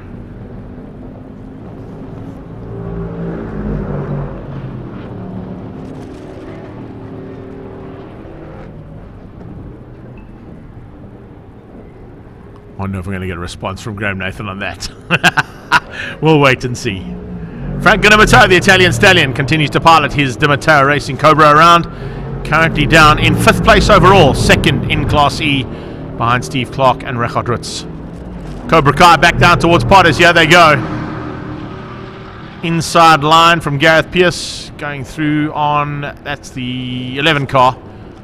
And Zolela and Njambuksa giving some space to play. And then right behind that, another Cobra squeezing through. One thing we can start looking at with almost half an hour to go is what the index of performance is going to look like. With nearly 35 minutes behind a safety car at one stage, plus 3 other safety car scenarios throughout this race, the index of performance is going to be highly unlikely to be high figures in terms of the percentage of that. And there's a separate competition, of course, for the index of performance in the South African Endurance Series. So I think what we do is throw out a question to you all, and if you've all got a timing monitor with you, if you're watching this, or if you've seen the timing and you've watched the race almost in its entirety, you might be wanting to think about who could potentially be in the running for that. Yes, Graham Nathan, spot on. It's a Super Cup Polo that Daniel Rowe and Masters piloted. The little beast, indeed. I think, Graham Nathan, you need to speak to Mike Rowe and possibly get me and you to pilot that car at the Killarney International Raceway for the 9 hour. I'll jump in and do some commentary, and then when you climb out the car and I jump into the car, you can come up here and do some unbelievable Graham Nathan race commentary. I missed that, bud. I missed those days. Graham Nathan, of course, one of SA's finest pilots in terms of any form of motorsport, and runs the Nathan's Motorsport workshop just outside of Kyalami, and does all of the race preparation for Volkswagen Motorsport, including the development of their race cars Golf GTI GDCs, the Jetta GDCs that ran for a while, and of course all of the Super Cup Polos, and a lot of development as well in Volkswagen Motorsports Polo Cup Class 2. And at one stage was my partner in crime behind the microphone for Volkswagen Challenge and other motorsport events that we used to do together as well. So yeah, I have to agree. We'll agree to disagree there. The Super Cup Polo, last one on the podium, was Team Perfect Circles, but the Super Cup Polo of Nathan's Motorsport and Volkswagen Motorsports, Daniel Rowe and Keegan Masters, was the last one on the podium in PE for sure. Fire's been put out on the back there by the looks of it. We had a big fire on that hill just above the circuit there as the Cobra Kai head into Beacon Corner. Good little fight here between these Cobras. Nice mix up there. It's kind of like Cobra Cup as they go through. 5 of them onto the straight.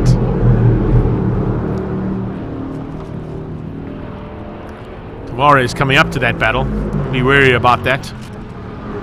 Morna Jurgens. Gareth Pierce. Is that who's behind the wheel of the 260? Harm Pretorius now. Yeah, Harm. Just wanted to see which one it was, because there's 2 Pretoriuses and a Besta behind the wheel of that car. It's Haram who's now jumped into the wheel to finish this up.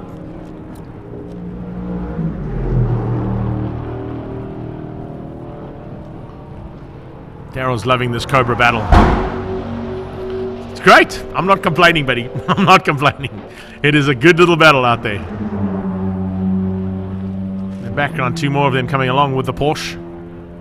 Gerald Wright behind the wheel of that People Group and Wright Motorsport Cobra. And into the complex we go. Pretorius fighting hard here. 61 is Hutting. Johan Hutting normally pilots a Porsche around circuits up in the northern regions. Also has a big affinity to, of course, the oval track racing. He's a big fan of that. We had Isak Spies in studio earlier on. I tried to get hold of him to try and have a bit of a comment from him, but he was busy with something else. But Spies, of course, always puts on a good show at the Vereniging Oval track. That's the Ultimate Outlaws track that Michael Steven is sponsored by. In similar machinery to the car who leads out. MP412C that Michael drives, as opposed to the 650S GT3 that Zolile is piloting up towards Beacon.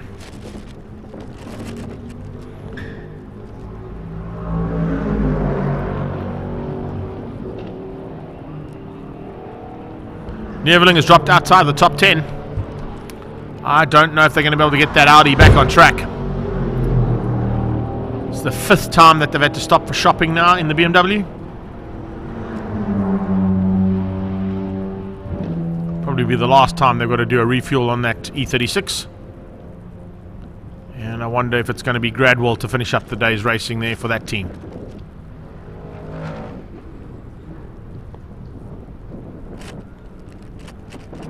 Cobras are being caught rapidly now by the Porsche of Verissimo Tavares, Black Bull Racing and WCT Porsche.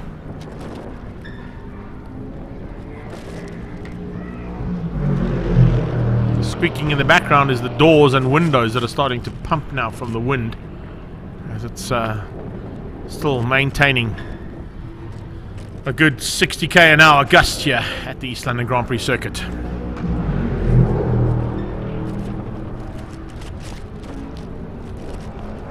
Done. Graham Nathan, done.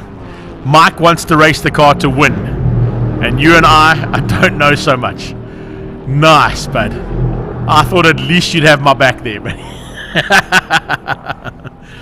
I think we'd win overall, to be very honest with you. We've had an opportunity every now and again to race, and in fact it was a great honor to race against you at one point in my career in production cars, where you were piloting some Volkswagen and Seat brands and me behind the wheel of the Mini. I think there's a very good possibility that 2 big guys can do a good job in the little beast. Sudale, information being sent to me down from Gary van der Spey in our pit lane. the Audi has retired. So Arnie Neveling will continue to fall by the wayside. He's out of the top 10 already. And that's a sad day there to lose another car at the front end of this field with Stradale Motorsports Audi R8 out of round 5.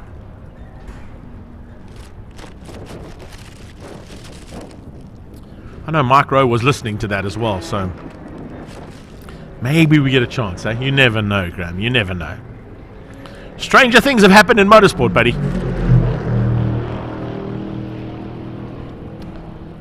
Cobra Kai going at it still. Sure, this is a great Cobra Cup event. Headed up to Beacon again. The Porsche's through on all of them. And she making his way through there on Gareth Pierce. And now starts another lap. It'll be 122 laps completed now by Tavares. Pierce into pit lane. Wright, Haran Pretorius and Hutton going at it.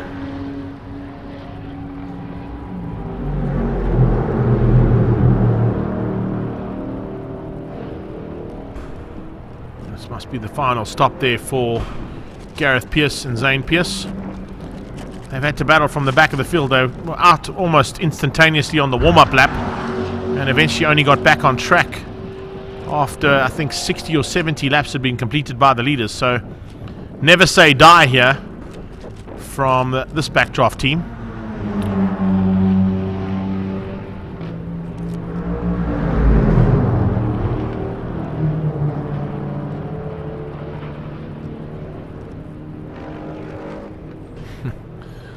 One of my favorite parts of that team is the one fire marshal and one fire attendant and pit crew rocking the Gary McCoy Arai Slide King helmet. Nate giving a big double thumbs up to that last comment. Thanks, buddy. I mean that. I truly do. To be on the same track as you at the same time, bud, was one of the highlights of my race career. The very limited one that I had in production cars, but certainly loved every aspect of it, courtesy of G&H Transport and Monster, giving me a chance to go and live out my own dreams and have some fun on the racetrack as well as get behind a microphone and talk about it too. And of course Michael Rowe keeping me on board with the Volkswagen Polo Cup Championship for the last couple of seasons too has also been a very big honour to be part of that 25th anniversary of Polo in South Africa and Polo Cup as the race series, one of the longest standing one-make race series in the world. Heinz had enough. He's going to go and watch from the ground now. We'll catch you a bit later on. Hopefully get you on the podium as well, buddy, because the looks of things, the podium could be there. Aha! He's going to go and make sure that the Porsche's got some petrol. Maybe a little splash and dash required there. So thanks to Hein Larticon and his beautiful wife for coming to join us up here in the studio and watch some stuff from our side of things too. Little comments from him too were great. Across the line we go with the Mini Cooper. John Cooper Works S. And behind the wheel of that right now is Chris Pretorius. He loves that car.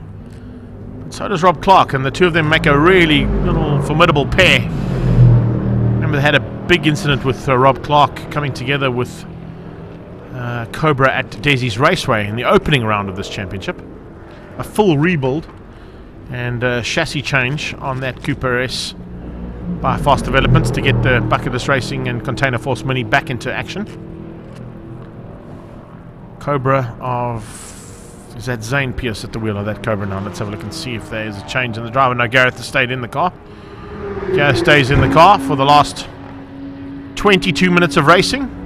And about to be caught and passed by the Super Cup Polo GTI of Mikhail Patamba.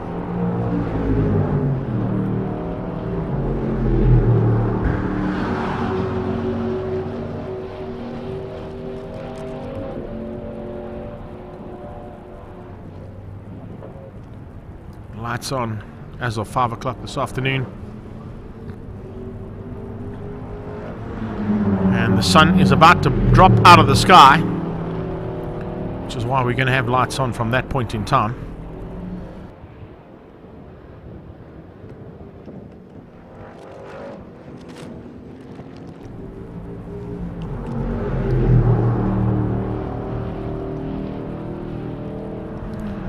Just a reminder to everybody that's watching as well, this is the penultimate round of this championship. The final round will be heading down to the Killarney International Raceway, and that of course is on the weekend of the 9th, 10th and 11th of December for the final round of the championship and the 9 hour at Killarney. It's the week after the Kyalami 9 hour, where we will see the Intercontinental GT Championship make a welcome return to South African soil, and the South African GT Racing Association joining them as a national class to finish up their 2 hour endurance championship races, as well as the majority of the field then staying on to compete as a national class in the SRO Kyalami 9 hour. And that's where we head to after this round. It's a big break. They need a big break because there's a couple of cars that are broken and will need to have some serious love and tender care given to them. Number 1 on top of that list will be the Chevron B26 of Franco Scabranti and Jason Campos, followed very closely, I would say, by the R8 Audi of Stradale Motorsports, Ari Neveling and Charles Arangis. Verissimo Tavares will be being watched and monitored by his teammate Hein Latergan to see if there's enough fuel in the car to get them to the end of the next 19 and a half minutes. Gerald Wright and Pesty Racing will probably be told to put their lights on at some stage as well. There are 2 teams out there that haven't got their lights on just yet, and I stand to be corrected, but I think there was a rule that at 5 o'clock the lights had to come on, and those 2 Cobras still with no lights on at all yet. Driver's not really concerned about it because there's still enough light to be seen, but in about 5 or 6 minutes time, when that sun drops out the sky, it gets dark pretty rapidly. Ibrahim Levy has just joined us as well. How are you doing, brother? How's my short and fast little friend Razor doing? Hope he's doing good. Was kart action, of course, at Swartkops today for the final round of Rotax, and the Africa Cup I think happens tomorrow at Swartkops as well. So some karting action that's happening around the country too, wrapping up the final round of the Rotax Max Championship and the Africa Open at karting circuit at the Swartkops International Raceway up in Pretoria West in Gauteng of South Africa. Off-road happening this weekend as well. I think it's the Barber Spun, if I'm not mistaken, that's happening. We heard that from Hein Latergan, and he was chatting to Glenn Hall yesterday about how fast Potter's Pass is. I'm a bit concerned about the camber on the back end of that Cobra for the People Group and Wright Motorsport car, but I think he might have set that up like that. Black Bull Racing Porsche, Tavares, about to be caught and passed, possibly for the last time here. With only 18 minutes still to go. This might be the last lap taken away from the second place car by the lead car of Zulile Latlaka and Chop Sapuka. Shot for that there, Ibrahim. Thanks for letting us know. I'm sure that things have gone according to plan there for the Razor's point of view. Reza Levy, one of the fastest young up-and-coming karters in the country. His dad joining us on our live stream feed here with 17 and a half minutes of race action still to come your way.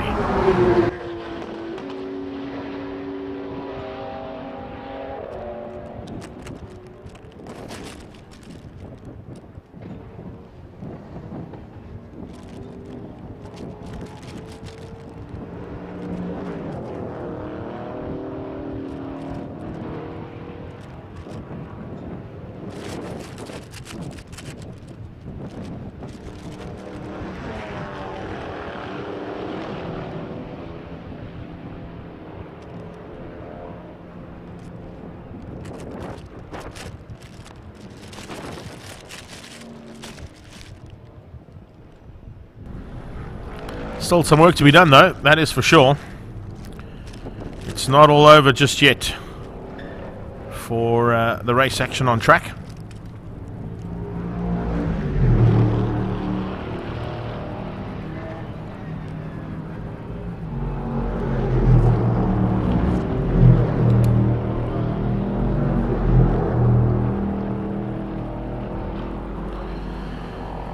Thanks, Bren. Appreciate that comment, buddy. Challenging weather conditions, that's for sure. We miss you as well. I can tell you right now. I can see that the love that you have for the local modified saloon car class is well worth it, because they put on a fantastic show today. They really did, in some trying conditions. And yes, definitely we'll see you next weekend at the Extreme Festival. I'm looking over my right shoulder and into the eyes of my partner in crime here. Are we covering that on a live stream for next week yet or not? Do you know? Okay, so there's a good possibility that we'll have the Extreme Festival live next weekend from PE's Aldo Scremanti Circuit, or Kabacha, I should say. New name there for Port Elizabeth.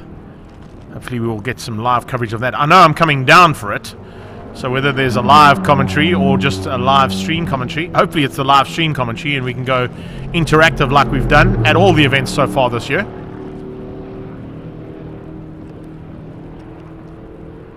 Can't lose out on the good regional action that'll be happening. Super Hatch, Car Care Clinic, 111 Sports and Saloons, Car Care Clinic, Sports and GTs, Formula V, and Extreme Supercars, GNH Transport Extreme Supercars, and Volkswagen Challenge. Yes, great. That's a big field. That's a nice field of race action next weekend at the Aldo Scremanti Circuit.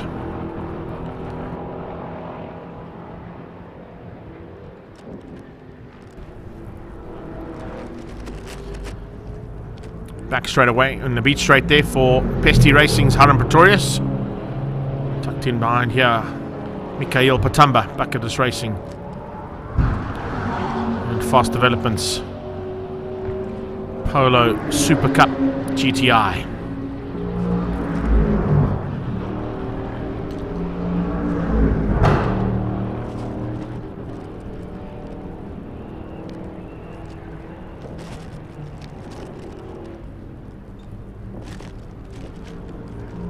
That is a valiant effort as well. Certainly up for possibilities of the drive of the day there. You've got two absolute rookies in motorsport in a backdraft roadster, Zolela Njambuksa and Cornele Letlaka, partnering up for the very first time, only having met each other on Thursday evening, and to get into single digits in South African Endurance Series race is not an easy task, that is for sure. So certainly got to be up for an accolade of some nature.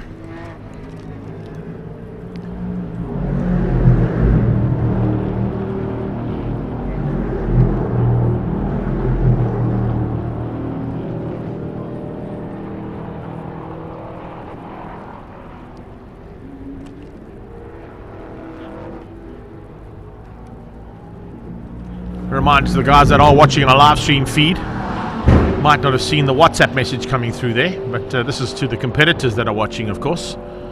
It gives us an opportunity to interact with them as well. There will be a prize giving, social distance prize giving, of course, here in the upstairs area of East London Grand Prix Circuit, to go through PE's prize giving as well as today's prize giving at the same time. We didn't get an opportunity to have a prize giving in Port Elizabeth after finishing up so late in the day, but it gives us a chance to get those prizes to the drivers that are here, that participated so well. We've got a high-flying kite that's just taken off here as well. I think it's from camera 2. No, that one's taped up. It's definitely not from camera 2. Beat straight, once again, Verissimo Tavares, also a rookie driver in his own right, partnering up with multiple SA champion Han Lartigan. Pekka Sorjoran, how are you, my brother? Good to see you here. Thanks for joining us, Pekka. A couple of guys jumping in the last couple of minutes as we were into almost 10 minutes to go.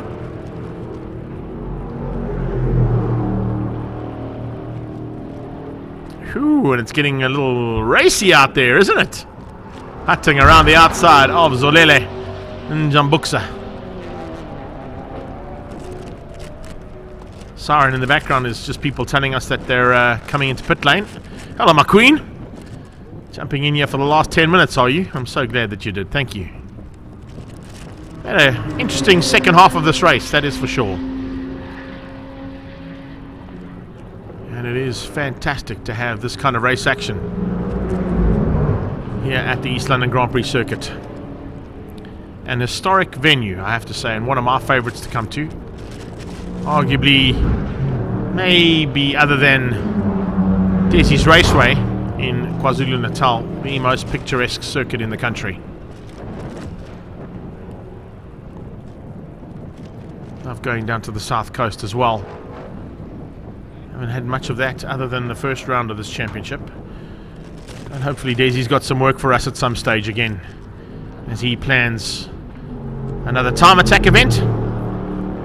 And I know that he's working frantically to try and get a hill climb at the Desi's Raceway as well.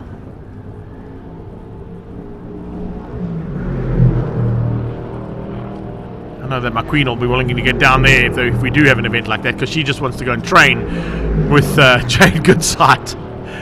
If you a follower of Jade Goodsight on Instagram, do yourselves a favor, get up onto Instagram, follow Jade Goodsight, and if you ever want to know how to punish your body and get into magnificent nick, to put it in layman's terms, there is no one arguably more fitter, or the fittest athlete in the country in Jade Goodsight, racing motorcycles, off-road bikes, bicycles, V8 cars, time attack cars, and spending probably good 4 or 5 hours a day in the gym as well. So definitely a man that you need to look up to if you're looking to get yourself into good shape. We have got under 10 minutes to go, Paul. Let's have a look at that overall standing with 9 minutes and some change to do. Top 10, Zolile Letlaka, Tavares, Clark, Patamba, Di Matteo, Pretorius, Wright, Njambuksa into 8th place now ahead of Craig Zank. Nice to see Craig Zank in the top 10 and in single digits as well. It's great to have him back in racing as well with this series. It's a man who spends most of his time in a drag car of some nature. Chris Budnick into 10th. So if we look at the way this things stand, you've got Patamba, Pretorius and Budnick all out of bucketless racing in the top 10. Zank Racing in 9th place. Our rookie team in 8th place. Gerald Wright in 2nd place overall behind, in fact he's dropped down to 3rd place behind Franco Di Matteo and Steve Clark for Class E. GT3s are 1 and 2 on track. Class B is led out by 4th place Mikael Patamba, Budnick in 10th, and down in fact out of that, the top 2, there's only 2 of them in Class B. Class GT3, Arnie Nevling will still be classified in 12th, I think, having completed enough laps to get that classification down in 12th place. But he won't actually be finished. He won't be classified. I'll correct myself there, because he won't cross the finish line. So he won't be classified where he stands at the moment, down in 12th place, because he hasn't taken the flag. The rule is that you have to take the checkered flag and cross the finish line to be classified in an endurance race here in South Africa. Steve Clark will be looking to do that. And once again, we'll put, if everything goes according to plan for the next 7.5 minutes, a Cobra Backdraft Racing Roadster onto the overall podium. First team to do that was at the first round at Desi's Raceway. No, it wasn't at Desi's Raceway. Where was it? It wasn't Desi's. It was Cursiveus, Robin, and Steon Creel. Wasn't at Desi's. It was, I think it was the second last round. It may actually been here. No, it wasn't. It was at Desi's, but it was the year before. Desi's Raceway, beginning of the year, we had the big crash with the Mini. But the year before, we saw a Cobra on the overall podium, and that was the team from SKR, Steon Creel Racing. Steon, his wife Robin, and Kirsty Vaz, his good friend from Cape Town, partnering up to get that Cobra onto the overall podium. Steve Clark and Richard Rutz have been trying hard to do that. And in fact, at the beginning of the race, Richard Rutz actually led overall. Has the Polo Super Cup GTI run out of fuel? There's a good possibility that that's the case. Mikhail Patamba may need to come in for a splash and dash, and if he's not timed it to perfection down there, is not where he wants to be.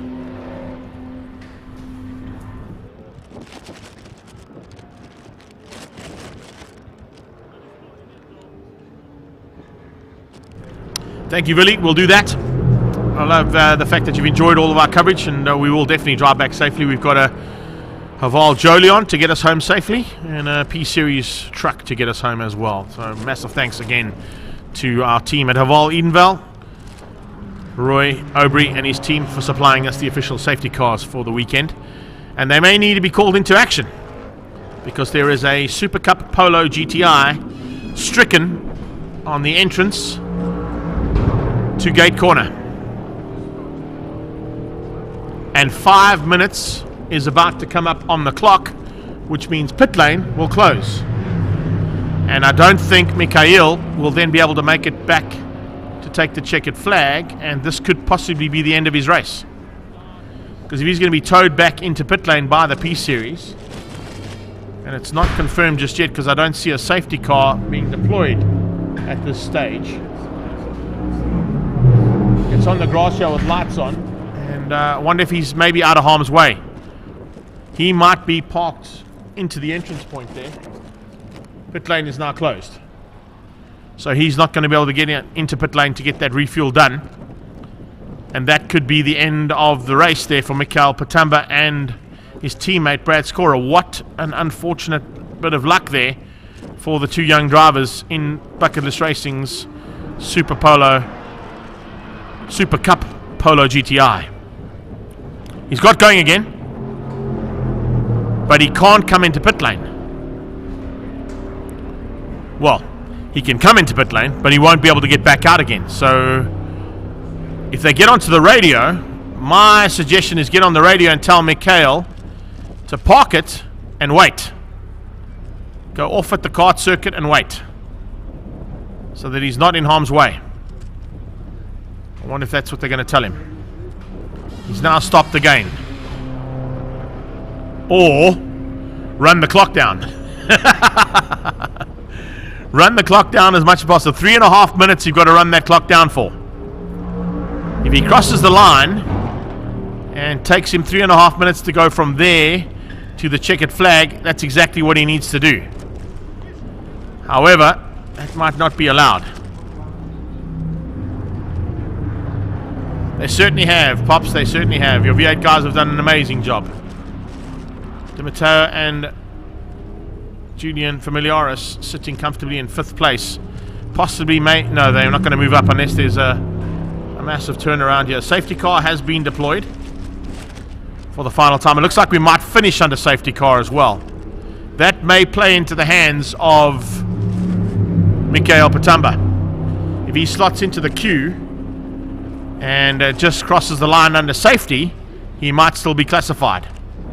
I can see frantic activity down in the fast developments team, and a hectic amount of radio activity to tell Mikhail what to do. If he can get the car rolling and can finish the race under safety car, which is a good possibility of how it's going to finish, he may still be classified and finish up in 4th place. But what a bit of drama here at the end. Absolutely brilliant stuff. Terry, thank you for your comments, buddy. We appreciate it.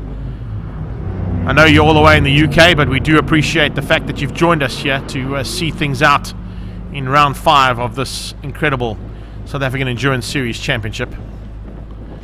Round 6 happens, as I said, on the 10th and 11th of December, and that's at the Killarney International Raceway for the 9-hour, and that's a week after the South African GT Racing Association will finish up their championship at the Kyalami 9-hour with Intercontinental GT Championship, and the SRO coming back to the Kyalami Grand Prix circuit to finish their season for 2021. Right, the Jolion is coming into the complex. Now, let's see if 1 minute and 50 seconds is enough for that Bucket List Racing Polo Super Cup GTI to get going again and get onto the back of this train, which will then lead them across the line to take the checkered flag. 1 minute and 30 seconds, I don't think that's enough. But If the Jolion slows down, it might be. I think Mike Altona might be driving a little bit too fast there to allow what I thought might be the strategy for Bucketless Racing to get Mikhail up and running again. He can't get the car started though by the looks of things. And there'll be one more lap to go.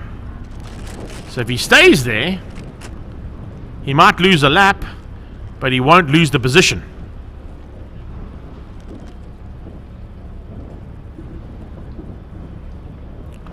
No, he's getting going again. He is. He's playing the game here. That is exactly what he has to do. Last lap is started under safety car. So we're going to finish under safety car, unfortunately. But it might not be a bad way to finish up the day's racing.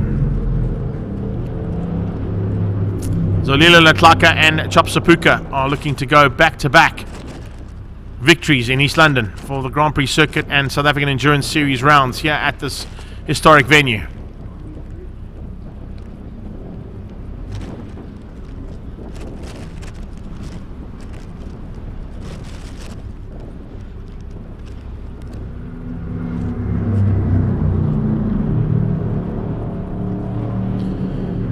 I don't know if Mikhail got the correct information there. I wonder if he wants to get going. Yes, he wants to get going again. He's got the car rolling.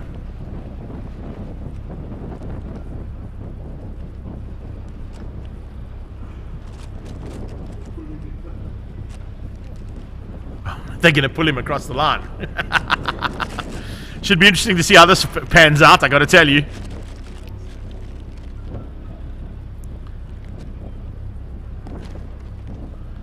P-Series Haval going to grab the front end of that Super Cup Polo and tow it around to finish up the day's racing. Now, I don't know where that's going to put him in terms of classification, because he's going to be towed back into pit lane, which means he won't cross the line and he won't be classified. I was hoping they were going to keep him out there a little bit longer. If they'd kept him out a minute longer, he would have been able to get onto the back of this field of cars. Now under safety car still.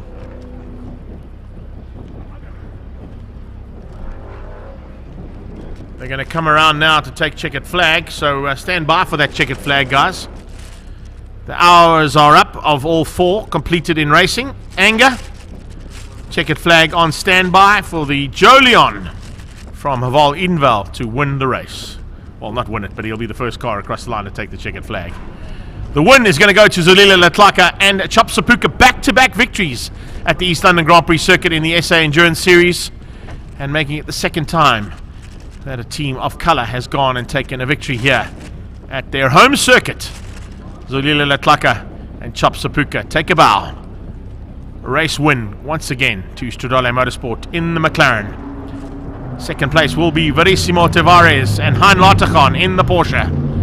Steve Clark on the podium overall for Class C in the Cobra, and taking the win in the Cobra class as well, ahead of Franco Di Matteo and Julian Familiaris. Mikhail Patamba, well, he's classified at the moment in 5th place, but I think that might change because he does have to cross the checkered flag and take what would be this finish line for this one. Just going to watch in the background there if he's able to be released from the P-Series and roll that car across the line or not, or is he going to be peeling into pit lane? See if we can get that, please, Daryl, if you don't mind. Whether or not they're going to release him and allow him to take the checkered flag or take him into pit lane. Let's run through the results while we wait for that. Tavares takes GT3 second place, Latlaka overall, and the GT3 honours. Steve Clark first in Class E. Di Matteo and in Class E is second, and Gerald Wright third.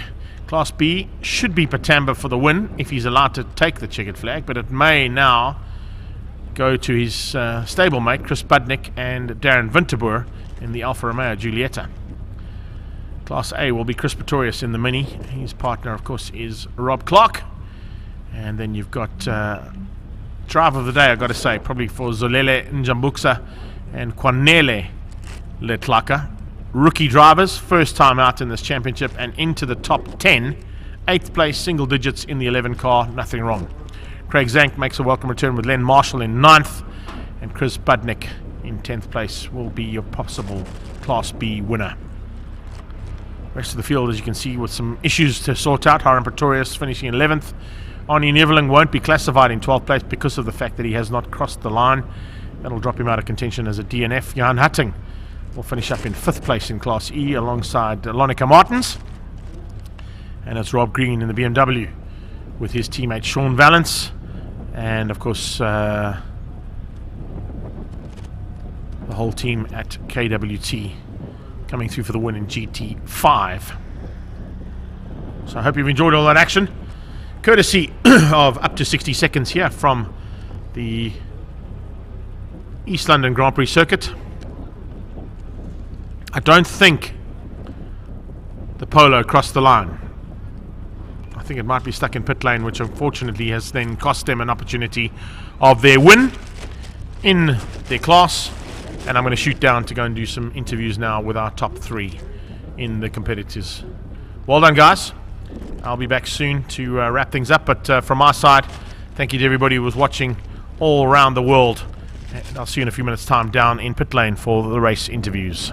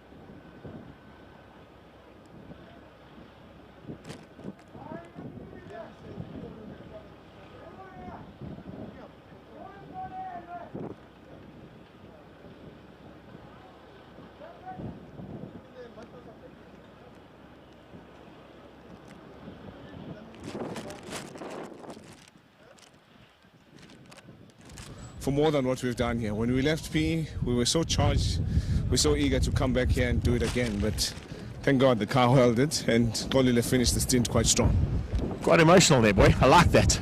Yeah, we've done it again, but you know, they normally say if you keep at it, you must just be present. We had an outside chance of winning this, and you know, Lady Luck was on our side today. You know, with the unfortunate retirement of some quick cars, and here we are. We just took it home. Consistency is key. The gods of the Eastern Cape love us. No,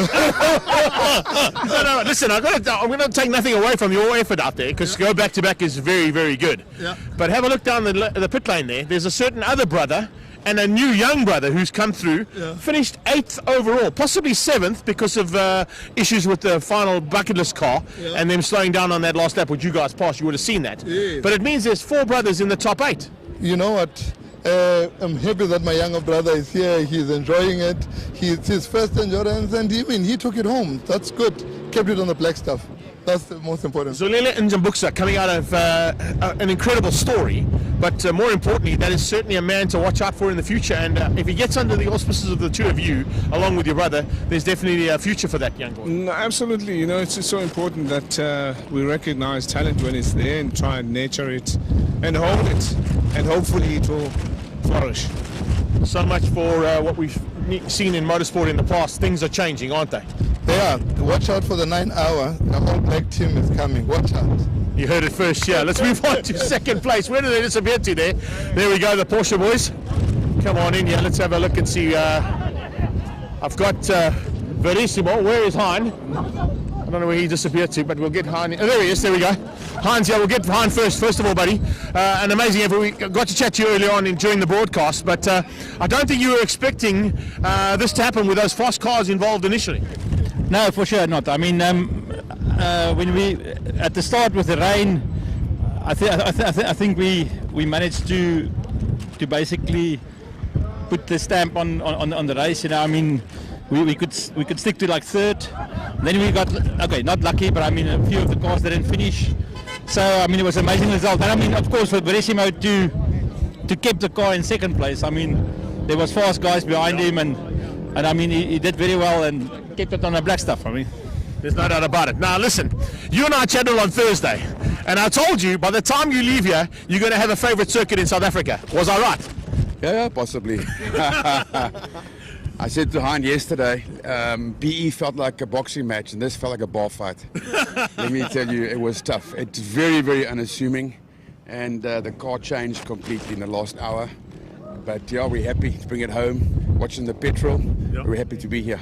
Black Bull Racing on the podium again. You must be pretty stoked with back-to-back ones there. Completely stoked. I think I'm surprised he's happy, or he's surprised and I'm happy. So let's see. We're both happy. We're both happy. I'm looking forward to seeing you guys out in Cape Town. Of course, that'll be something completely a welcome return for you to the Cape Town circuit, but your first time there as well. Absolutely. It's all first time for me. Fantastic, man. Congratulations, guys. We've got one more to do there, of course, moving down to our boys, the Banana Boys. We're going to pop in here quickly. Gentlemen, the last time a Cobra was on the podium overall, it was in the hands of Sion Kriel and Robin, but you guys have been working frantically to get that right, Reg. The car's just been amazing. I must say we didn't do that much work. Lately it's just been regular maintenance. This car, I mean, it's a pleasure to race. It's amazing. It's an amazing car to race. Stevie, you kept him out there for a long time. It wasn't a bad strategy, but at one point you must have been blown away that he was actually leading overall. Yeah, I mean, we both said something that probably exactly the same words as each other that we shouldn't repeat. But it was the expletives were there, weren't they? Yeah. You're looking forward to going down to Cape Town now and possibly wrapping up the championship for Class E? For sure. Yeah, there's going to be a big one, and obviously double points in Cape Town, 9 hours. We did quite well last year. We had a few problems, and hopefully we have no problems this time. Well, if it runs like it did today, Reg, it's certainly on the cards for even a possible overall one. Well, we're definitely going to give it a go. No Sweat Racing does their magic, breathe on the car a bit more. It can't go better, eh? No, they're wrong, boys. Congratulations and well done. Third place there for them. And of course, I just want to say something. In my whole racing career, I've never had a weekend where I've worked so little on a car as this weekend. How's that? Ever. I'll take that as a way to go. 3 decades. That's the way to go. Come to a racetrack and not have to work on a race car is the way to go. And of course that wraps things up here for round 5 of the South African Endurance Series Championship. We hope you enjoyed all the action. A massive thanks to everybody here at the East London Grand Prix Circuit and the Border Motorsport Club, particularly to the marshals who were incredible in getting that flame ball out and the track cleared in record time. And we look forward to Killarney International Raceway. Of course, that happens on the 9th and 10th and 11th of December. It's the final round. It's for double points, and we'll be seeing all of you on our live stream coverage from the Killarney International Raceway. From my side, Greg Maloney, and on behalf of the team of Up to 60 Seconds, thanks for joining us. Thanks for the likes and shares, and please do more of them as we continue our coverage here of the South African Endurance Series. Round 5 here at East London Grand Prix Circuit. Take care then. Bye-bye now.